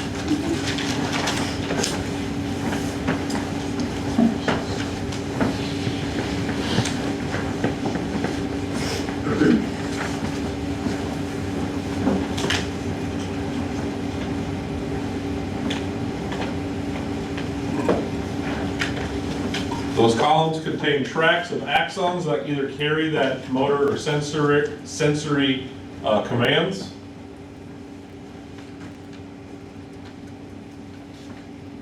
Small tracks are the ones that pick up small segments of the spinal cord and the signals they carry. The large ones are the ones that connect the spinal cord and the brain.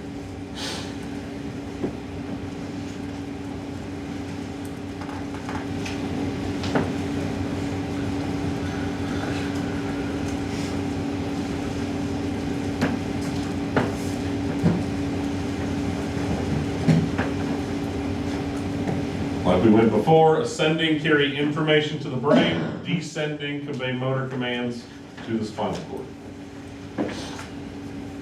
So just think your brain has to process everything, so everything that comes up is sensory, everything it sends down is motor.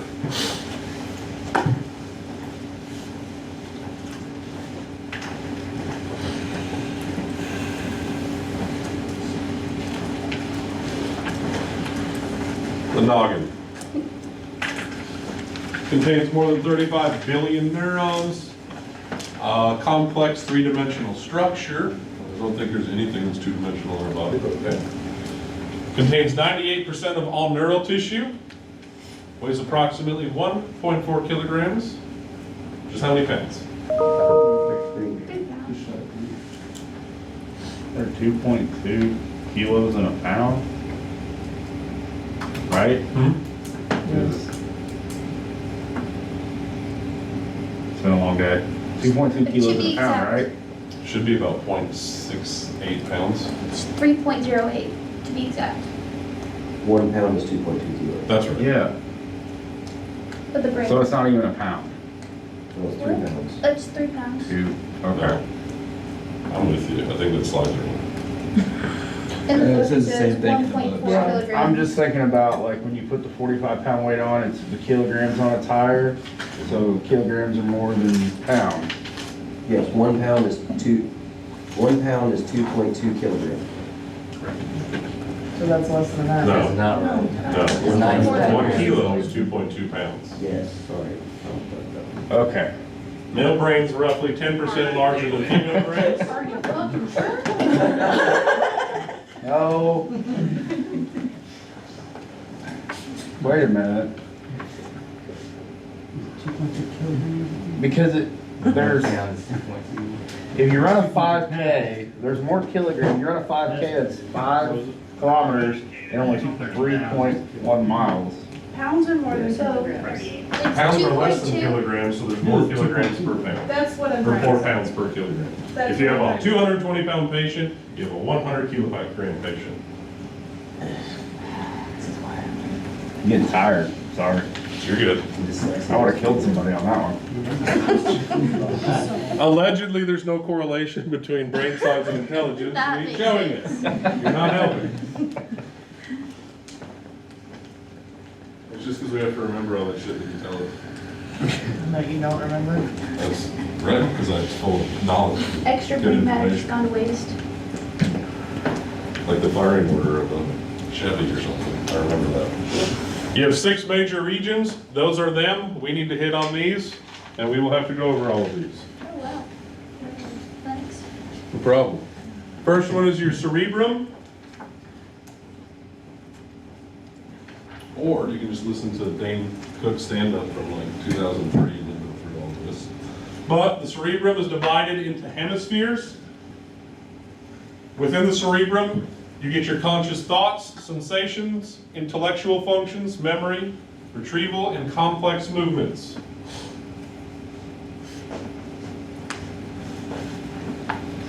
You can see this is covered in the layer while this is not.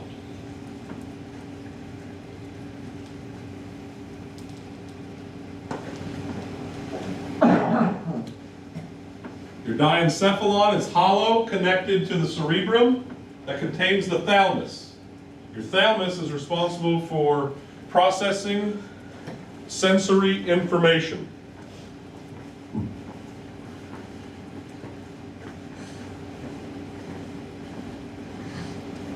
Should be like in here somewhere, right there. Is that it? Yeah. There? Yes. It also contains the hypothalamus that connects to the pituitary gland. Your hypothalamus contains centers involved in emotion, autonomic function, and hormone production.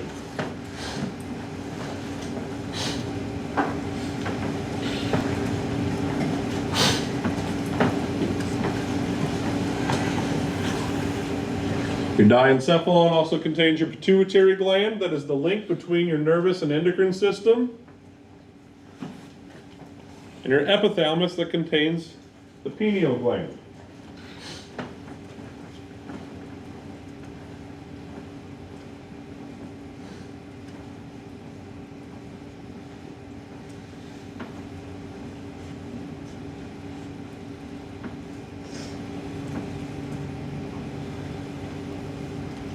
Then you have your brain stem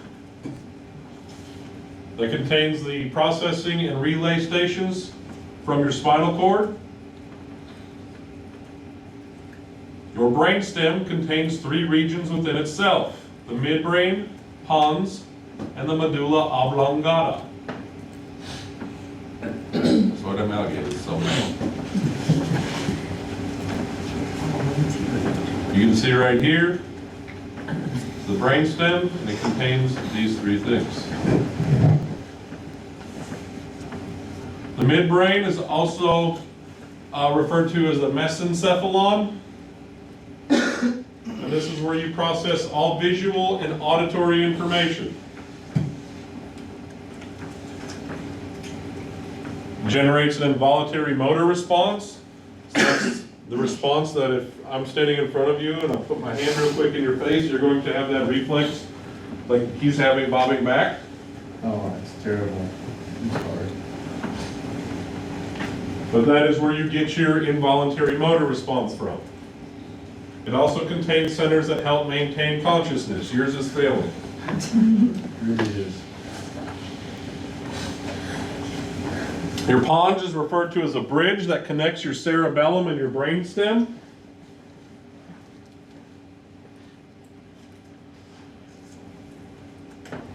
It is involved in somatic and visceral motor control.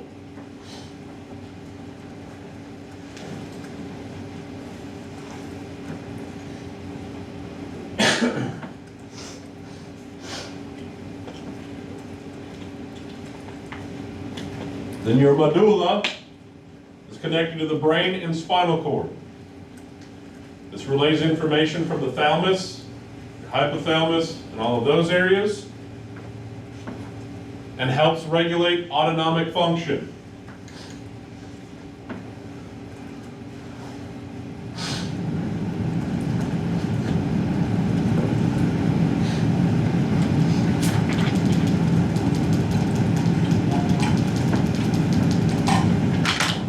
Cerebellum almost completely covers the entire brain stem with the large hemispheres.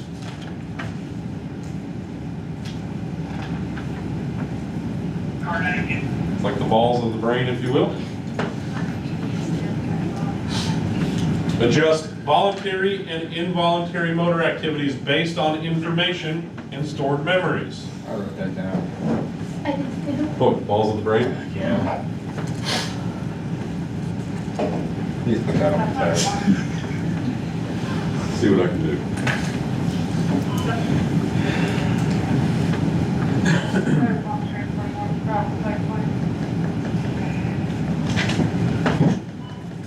The brain is separated into 4 chambers called ventricles. And then those ventricles are into hemispheres.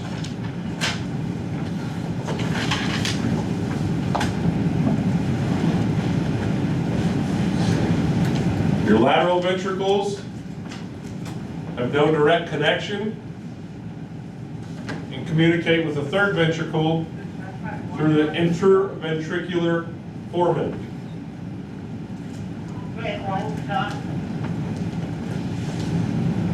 So where you have that slit down the middle, underneath there, you're going to have these lateral ventricles. So inside the brain. Your third ventricle sits in the center, here, or here. And your fourth, oh, well, here's your third, located in the diencephalon.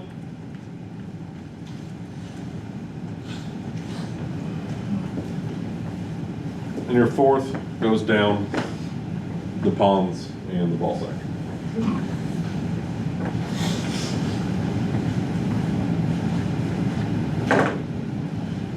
Your mesencephalic aqueduct is a slender canal in the midbrain that connects the third and fourth ventricles.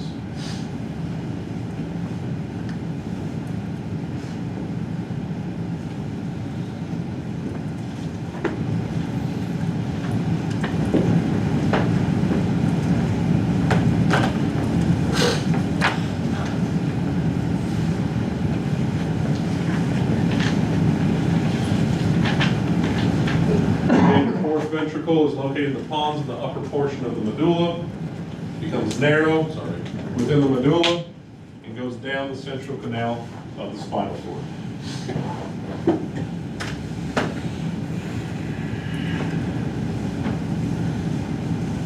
What page that be on?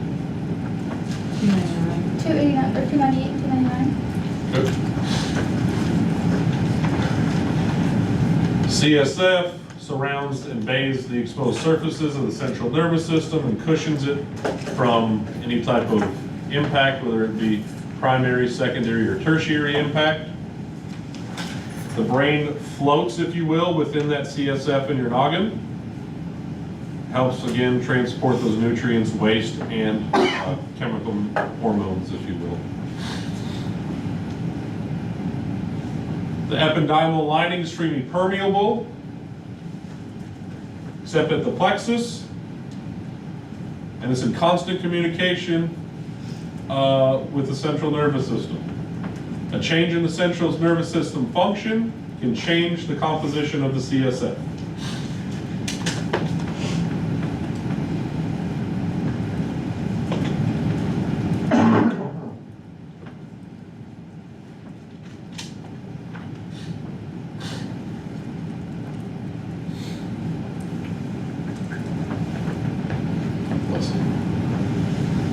CSF can be obtained through a lumbar puncture. It is not a fun process, and it's actually quite painful.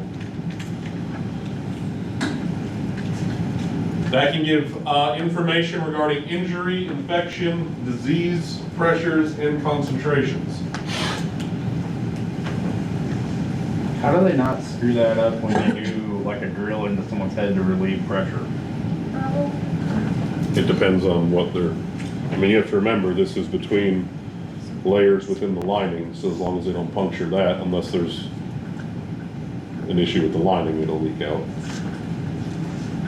They're usually if they do a burr hole, it's for blood or free fluid that they need to relieve anyway, because it's not supposed to be where it's at. And then if they do like a full cutout, then that's just typically to relieve pressure.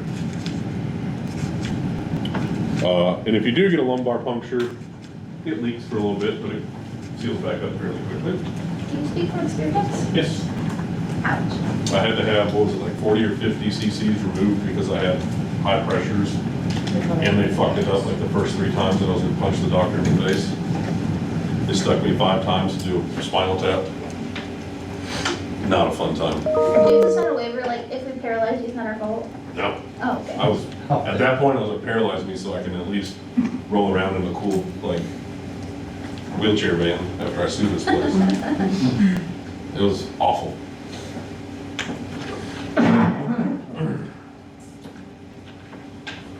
Your CSF is produced at the plexus,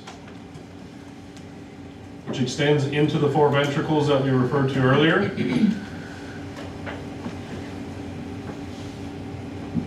There's a network of capillaries for the CSF itself that are covered by the ependymal cells, and those ependymal cells are what secrete CSF as needed into the area.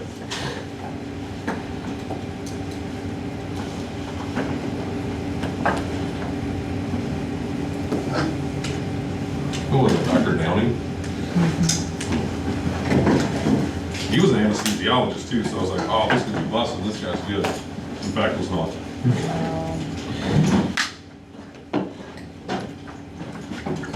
10 out of 10, do not recommend. He's a Norton doctor, isn't he? I don't know where he's at now. Came from Schmidt. That's good. Which I will say, he apologized a little time, not that it helped anything, but. He was an asshole the whole time. Stay still, bitch. Quit hitting fucking nerves. Anyways, produces at about 500 ml a day. The entire volume of CSF is replaced every 6 to 8 hours. The rate of removal should keep up pace with the rate of production.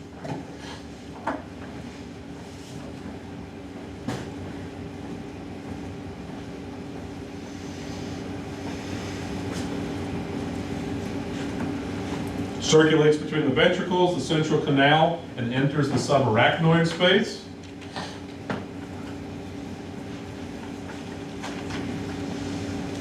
And what's in the subarachnoid space besides CSF?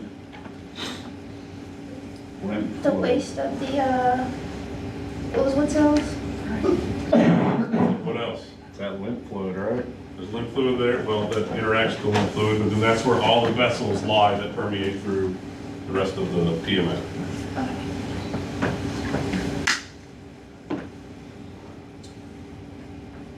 They circulate around the spinal cord, across the surface of the brain, we should know that. Arachnoid granulations are clusters of slender extensions of the arachnoid that penetrate the inner lining of the dura mater between the cerebral hemispheres. That should be on page 299.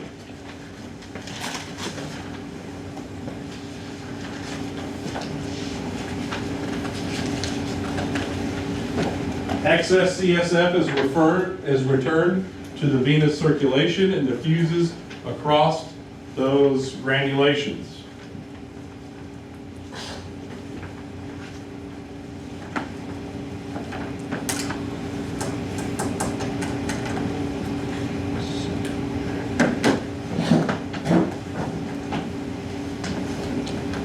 Cerebrum is the largest region of the brain. We already went over the conscious thought, exerts voluntary and involuntary control over somatic neurons.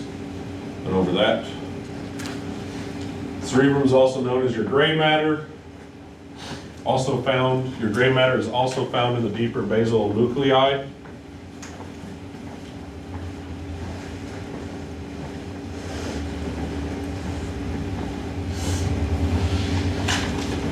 This will probably be really helpful if any of you are going on to be a neurologist.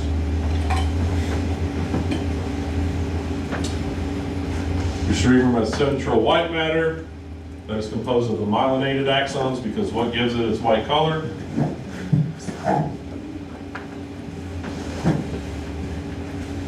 Yep. Is it the myelin that gives it? Myelin is what gives it its white color, correct.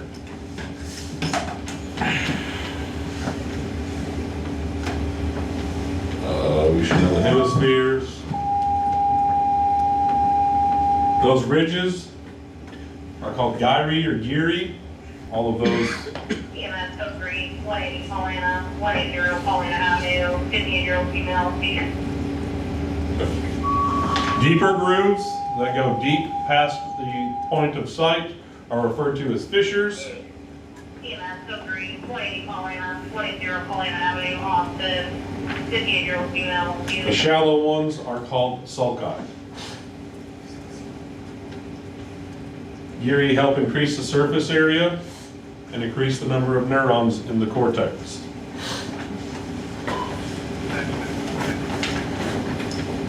The hemispheres are separated by a deep longitudinal, meaning length of the brain, fissure, and that's what gives it its lobes or hemispheres.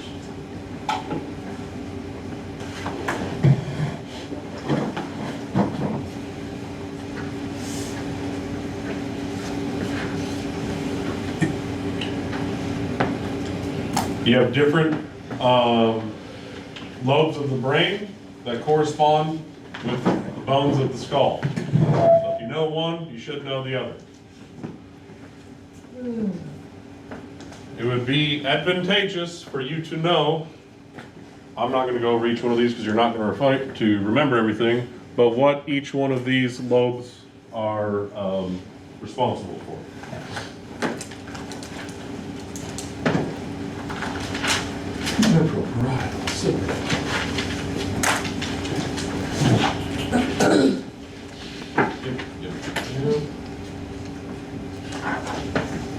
Wernicke's area is present only in one hemisphere, typically the left.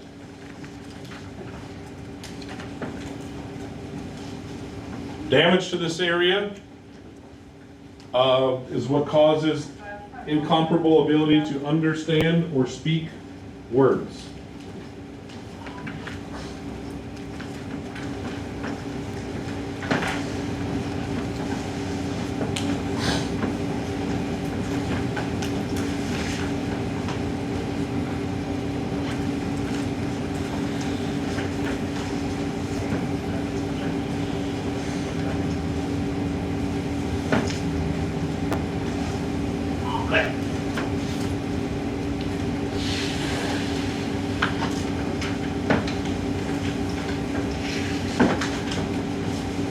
Broca's area is connected to the general interpretive area.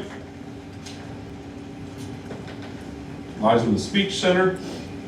Regulates patterns of breathing and vocalization required for normal speech.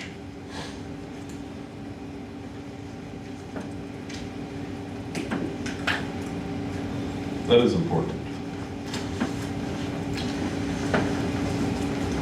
The reason this is important is because when we're dealing with strokes and people have deficits, we can generally figure out which part of the brain is being affected.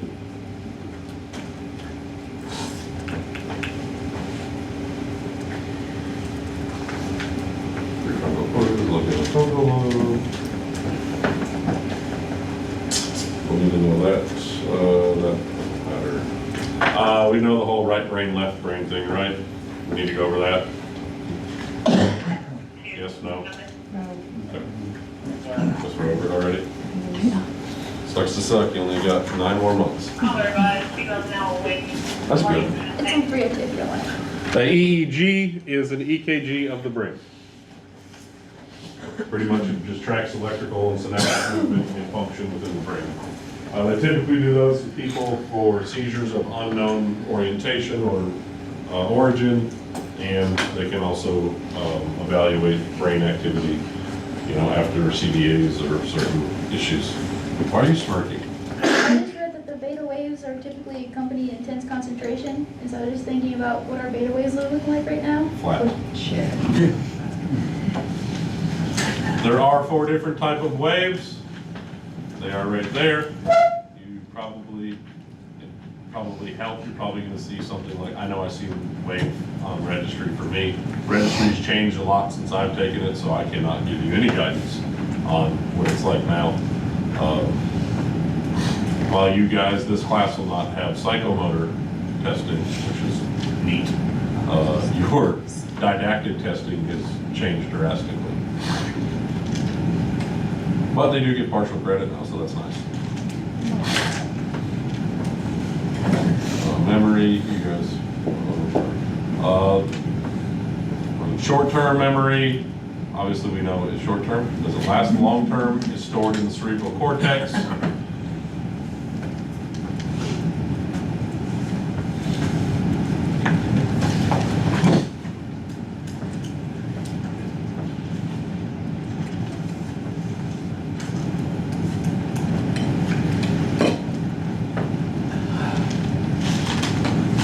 Amnesia is the loss of memory from disease or trauma.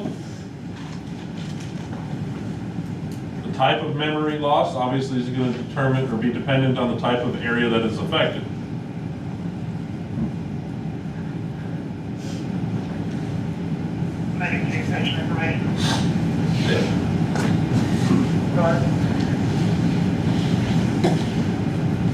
Officer on scene advised that patient was sitting up, not actively speaking, however, she's unable to answer any of his questions. Still many left. The basal nuclei, also known as the cerebral nuclei, direct many of the activities that occur outside conscious awareness.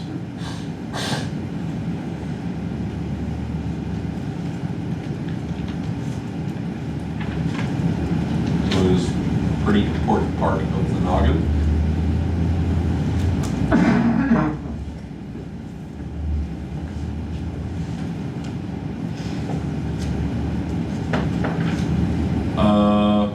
Corpus striatum, composed of the nucleus and lentiform nucleus. I don't know what that is. There we go.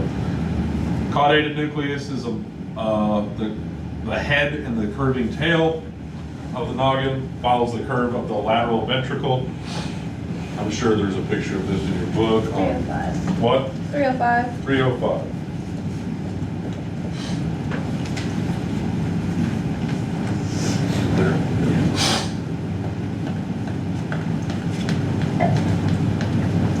So you can reference, I'm not going to test you on any of this. Limbic system, you do need to know the limbic system. Olfactory cortex. Tracks between the cerebrum and diencephalons.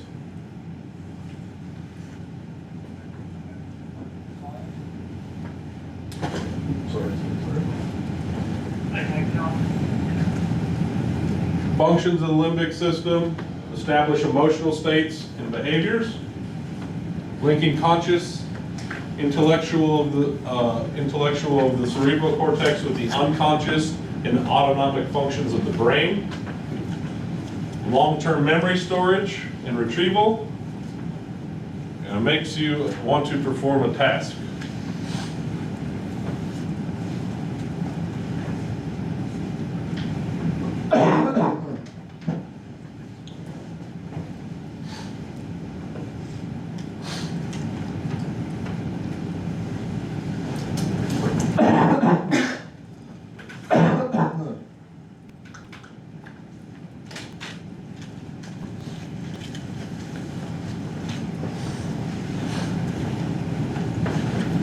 Linked to the cerebrum and various sensory systems.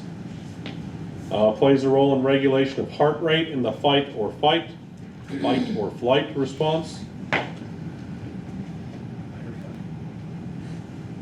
That's where your hippocampus is located, which is important for learning and storage of long-term memories.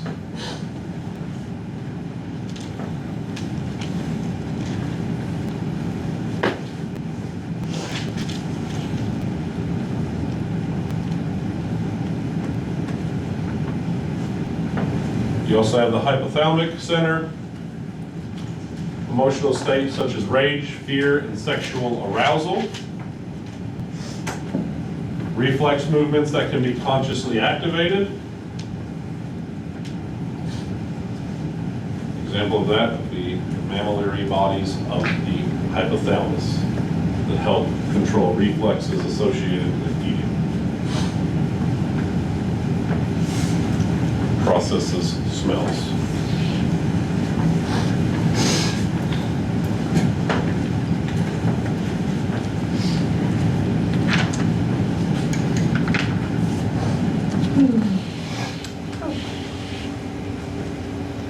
Encephalon, we went over. Hypothalamus, we went over.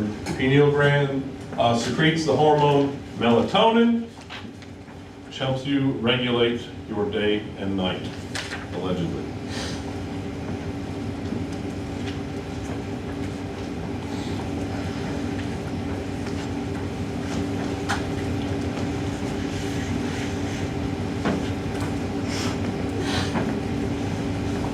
Thalamus, final relay point for all ascending information except the olfactory.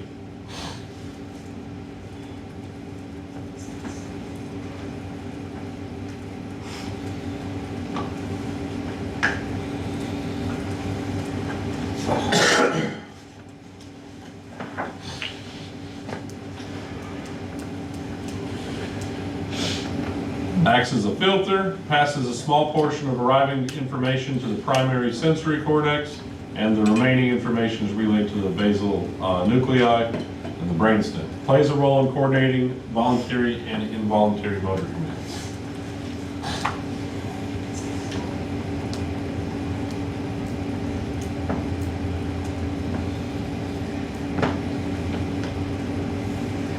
We already looked at that. The hypothalamus, subconscious control of muscle contractions associated with rage, pleasure, pain, and arousal. Secretes a variety of hormones, including the antidiuretic hormone and oxytocin, and helps coordinate activities of your nervous and endocrine systems.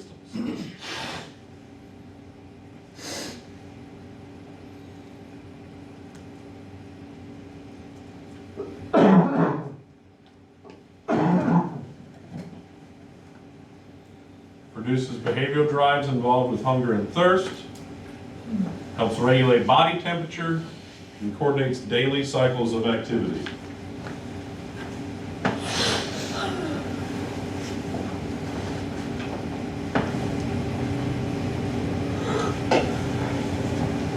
Midbrain contains bundles of ascending and descending nerve fibers.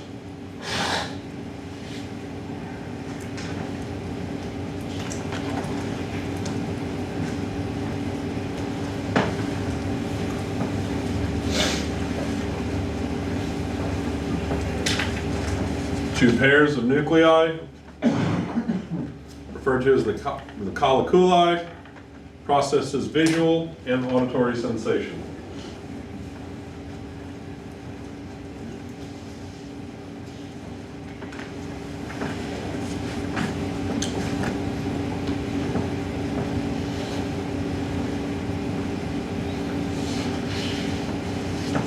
Superior colliculi control reflex movements of the eyes, head, and neck.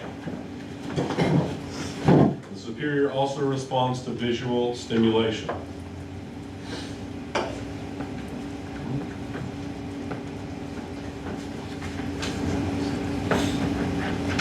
The inferior controls movements of the head, neck, and trunk and respond to auditory stimuli.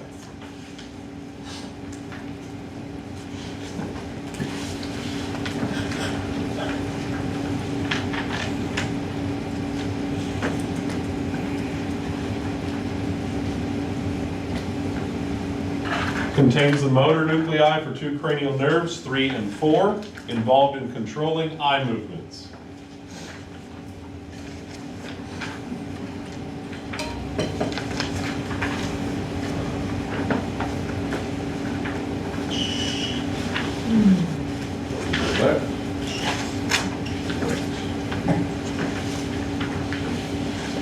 Reticular formation, one of the most important brainstem components, regulates most of your involuntary functions and extends the length of the brainstem.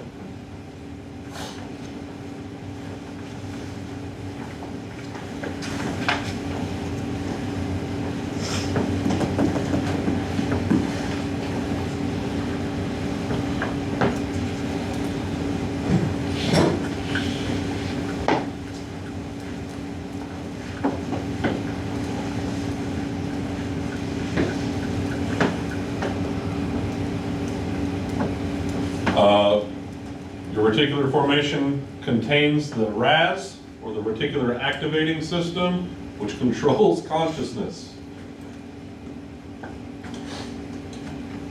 That was a fair load. That was fair. I deserve more than that, to be honest.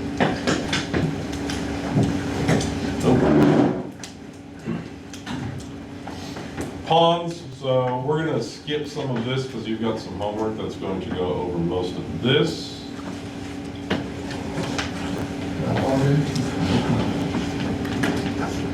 Peripheral nervous system, all of this. So, cranial nerves.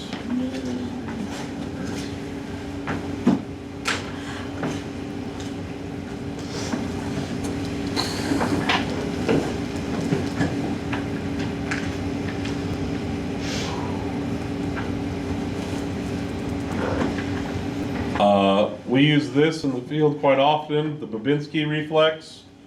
So when you take something sharp, put it on the bottom of a patient's foot, start at the heel, not necessarily sharp, like it doesn't have to be a sword or something, but a pen, a knife, a window punch, anything like that. You push into the skin and swipe up quickly to see if those toes fan out, or they have that dorsal reaction where their foot either comes in or out to push it away. That can be helpful for adjusting sensory. Spino starts with the spinal cord. Spinal does the motor commands. So those two prefixes and suffixes are important to know. So spino carries the information. Spinal carries out motor commands.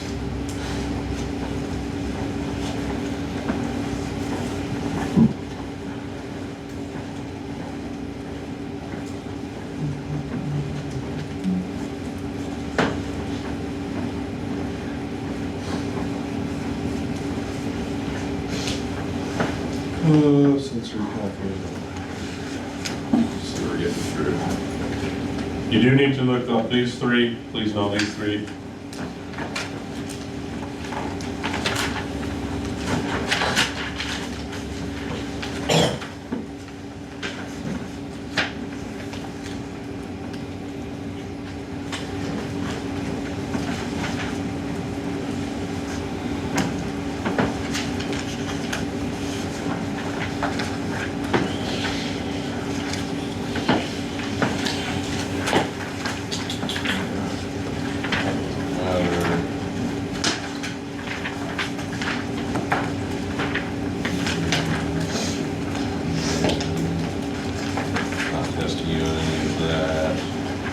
aging, we should know the older you get, the more they decrease, brain cells die every day. This, we need to know, that is going to be on what page? 335. You don't need to like memorize this, but you need to understand how the nervous system interacts with all of the other 10 systems within the body. That would be important to go over. Sounds a lot more in depth. 335, Yeah. I bet it goes on to the next page. No. No? Well, know your book, it's only got 4. Any questions about that? Next chapter. All right, so your homework's gonna be 2 things. Number 1, I know this says quiz, but it's not a quiz, it's homework. You'll do this at home. You will bring it back. Turn it in, as we always do with homework. You return that one?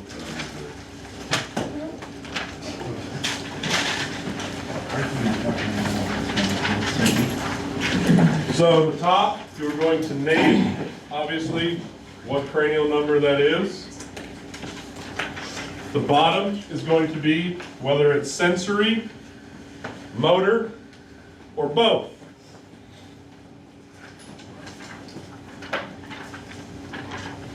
I promise you, you will see this again and again and again and again. This is not going to be a one and done thing. I want to say I had some of those questions on the National Registry. I had quite a few of them, actually. Your second homework is to review chapter 10 by yourself. I will cover 9 with you. That's something that we probably need to cover in class.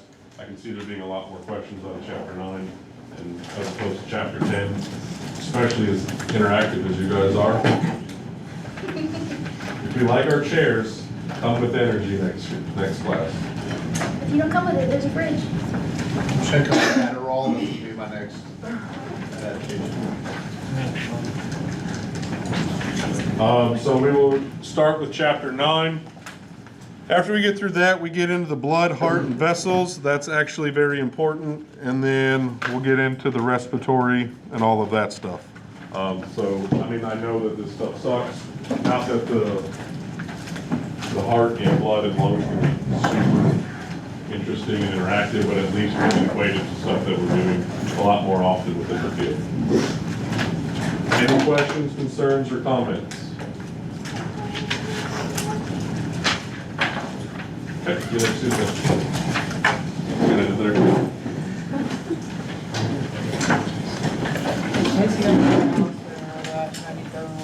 I don't know.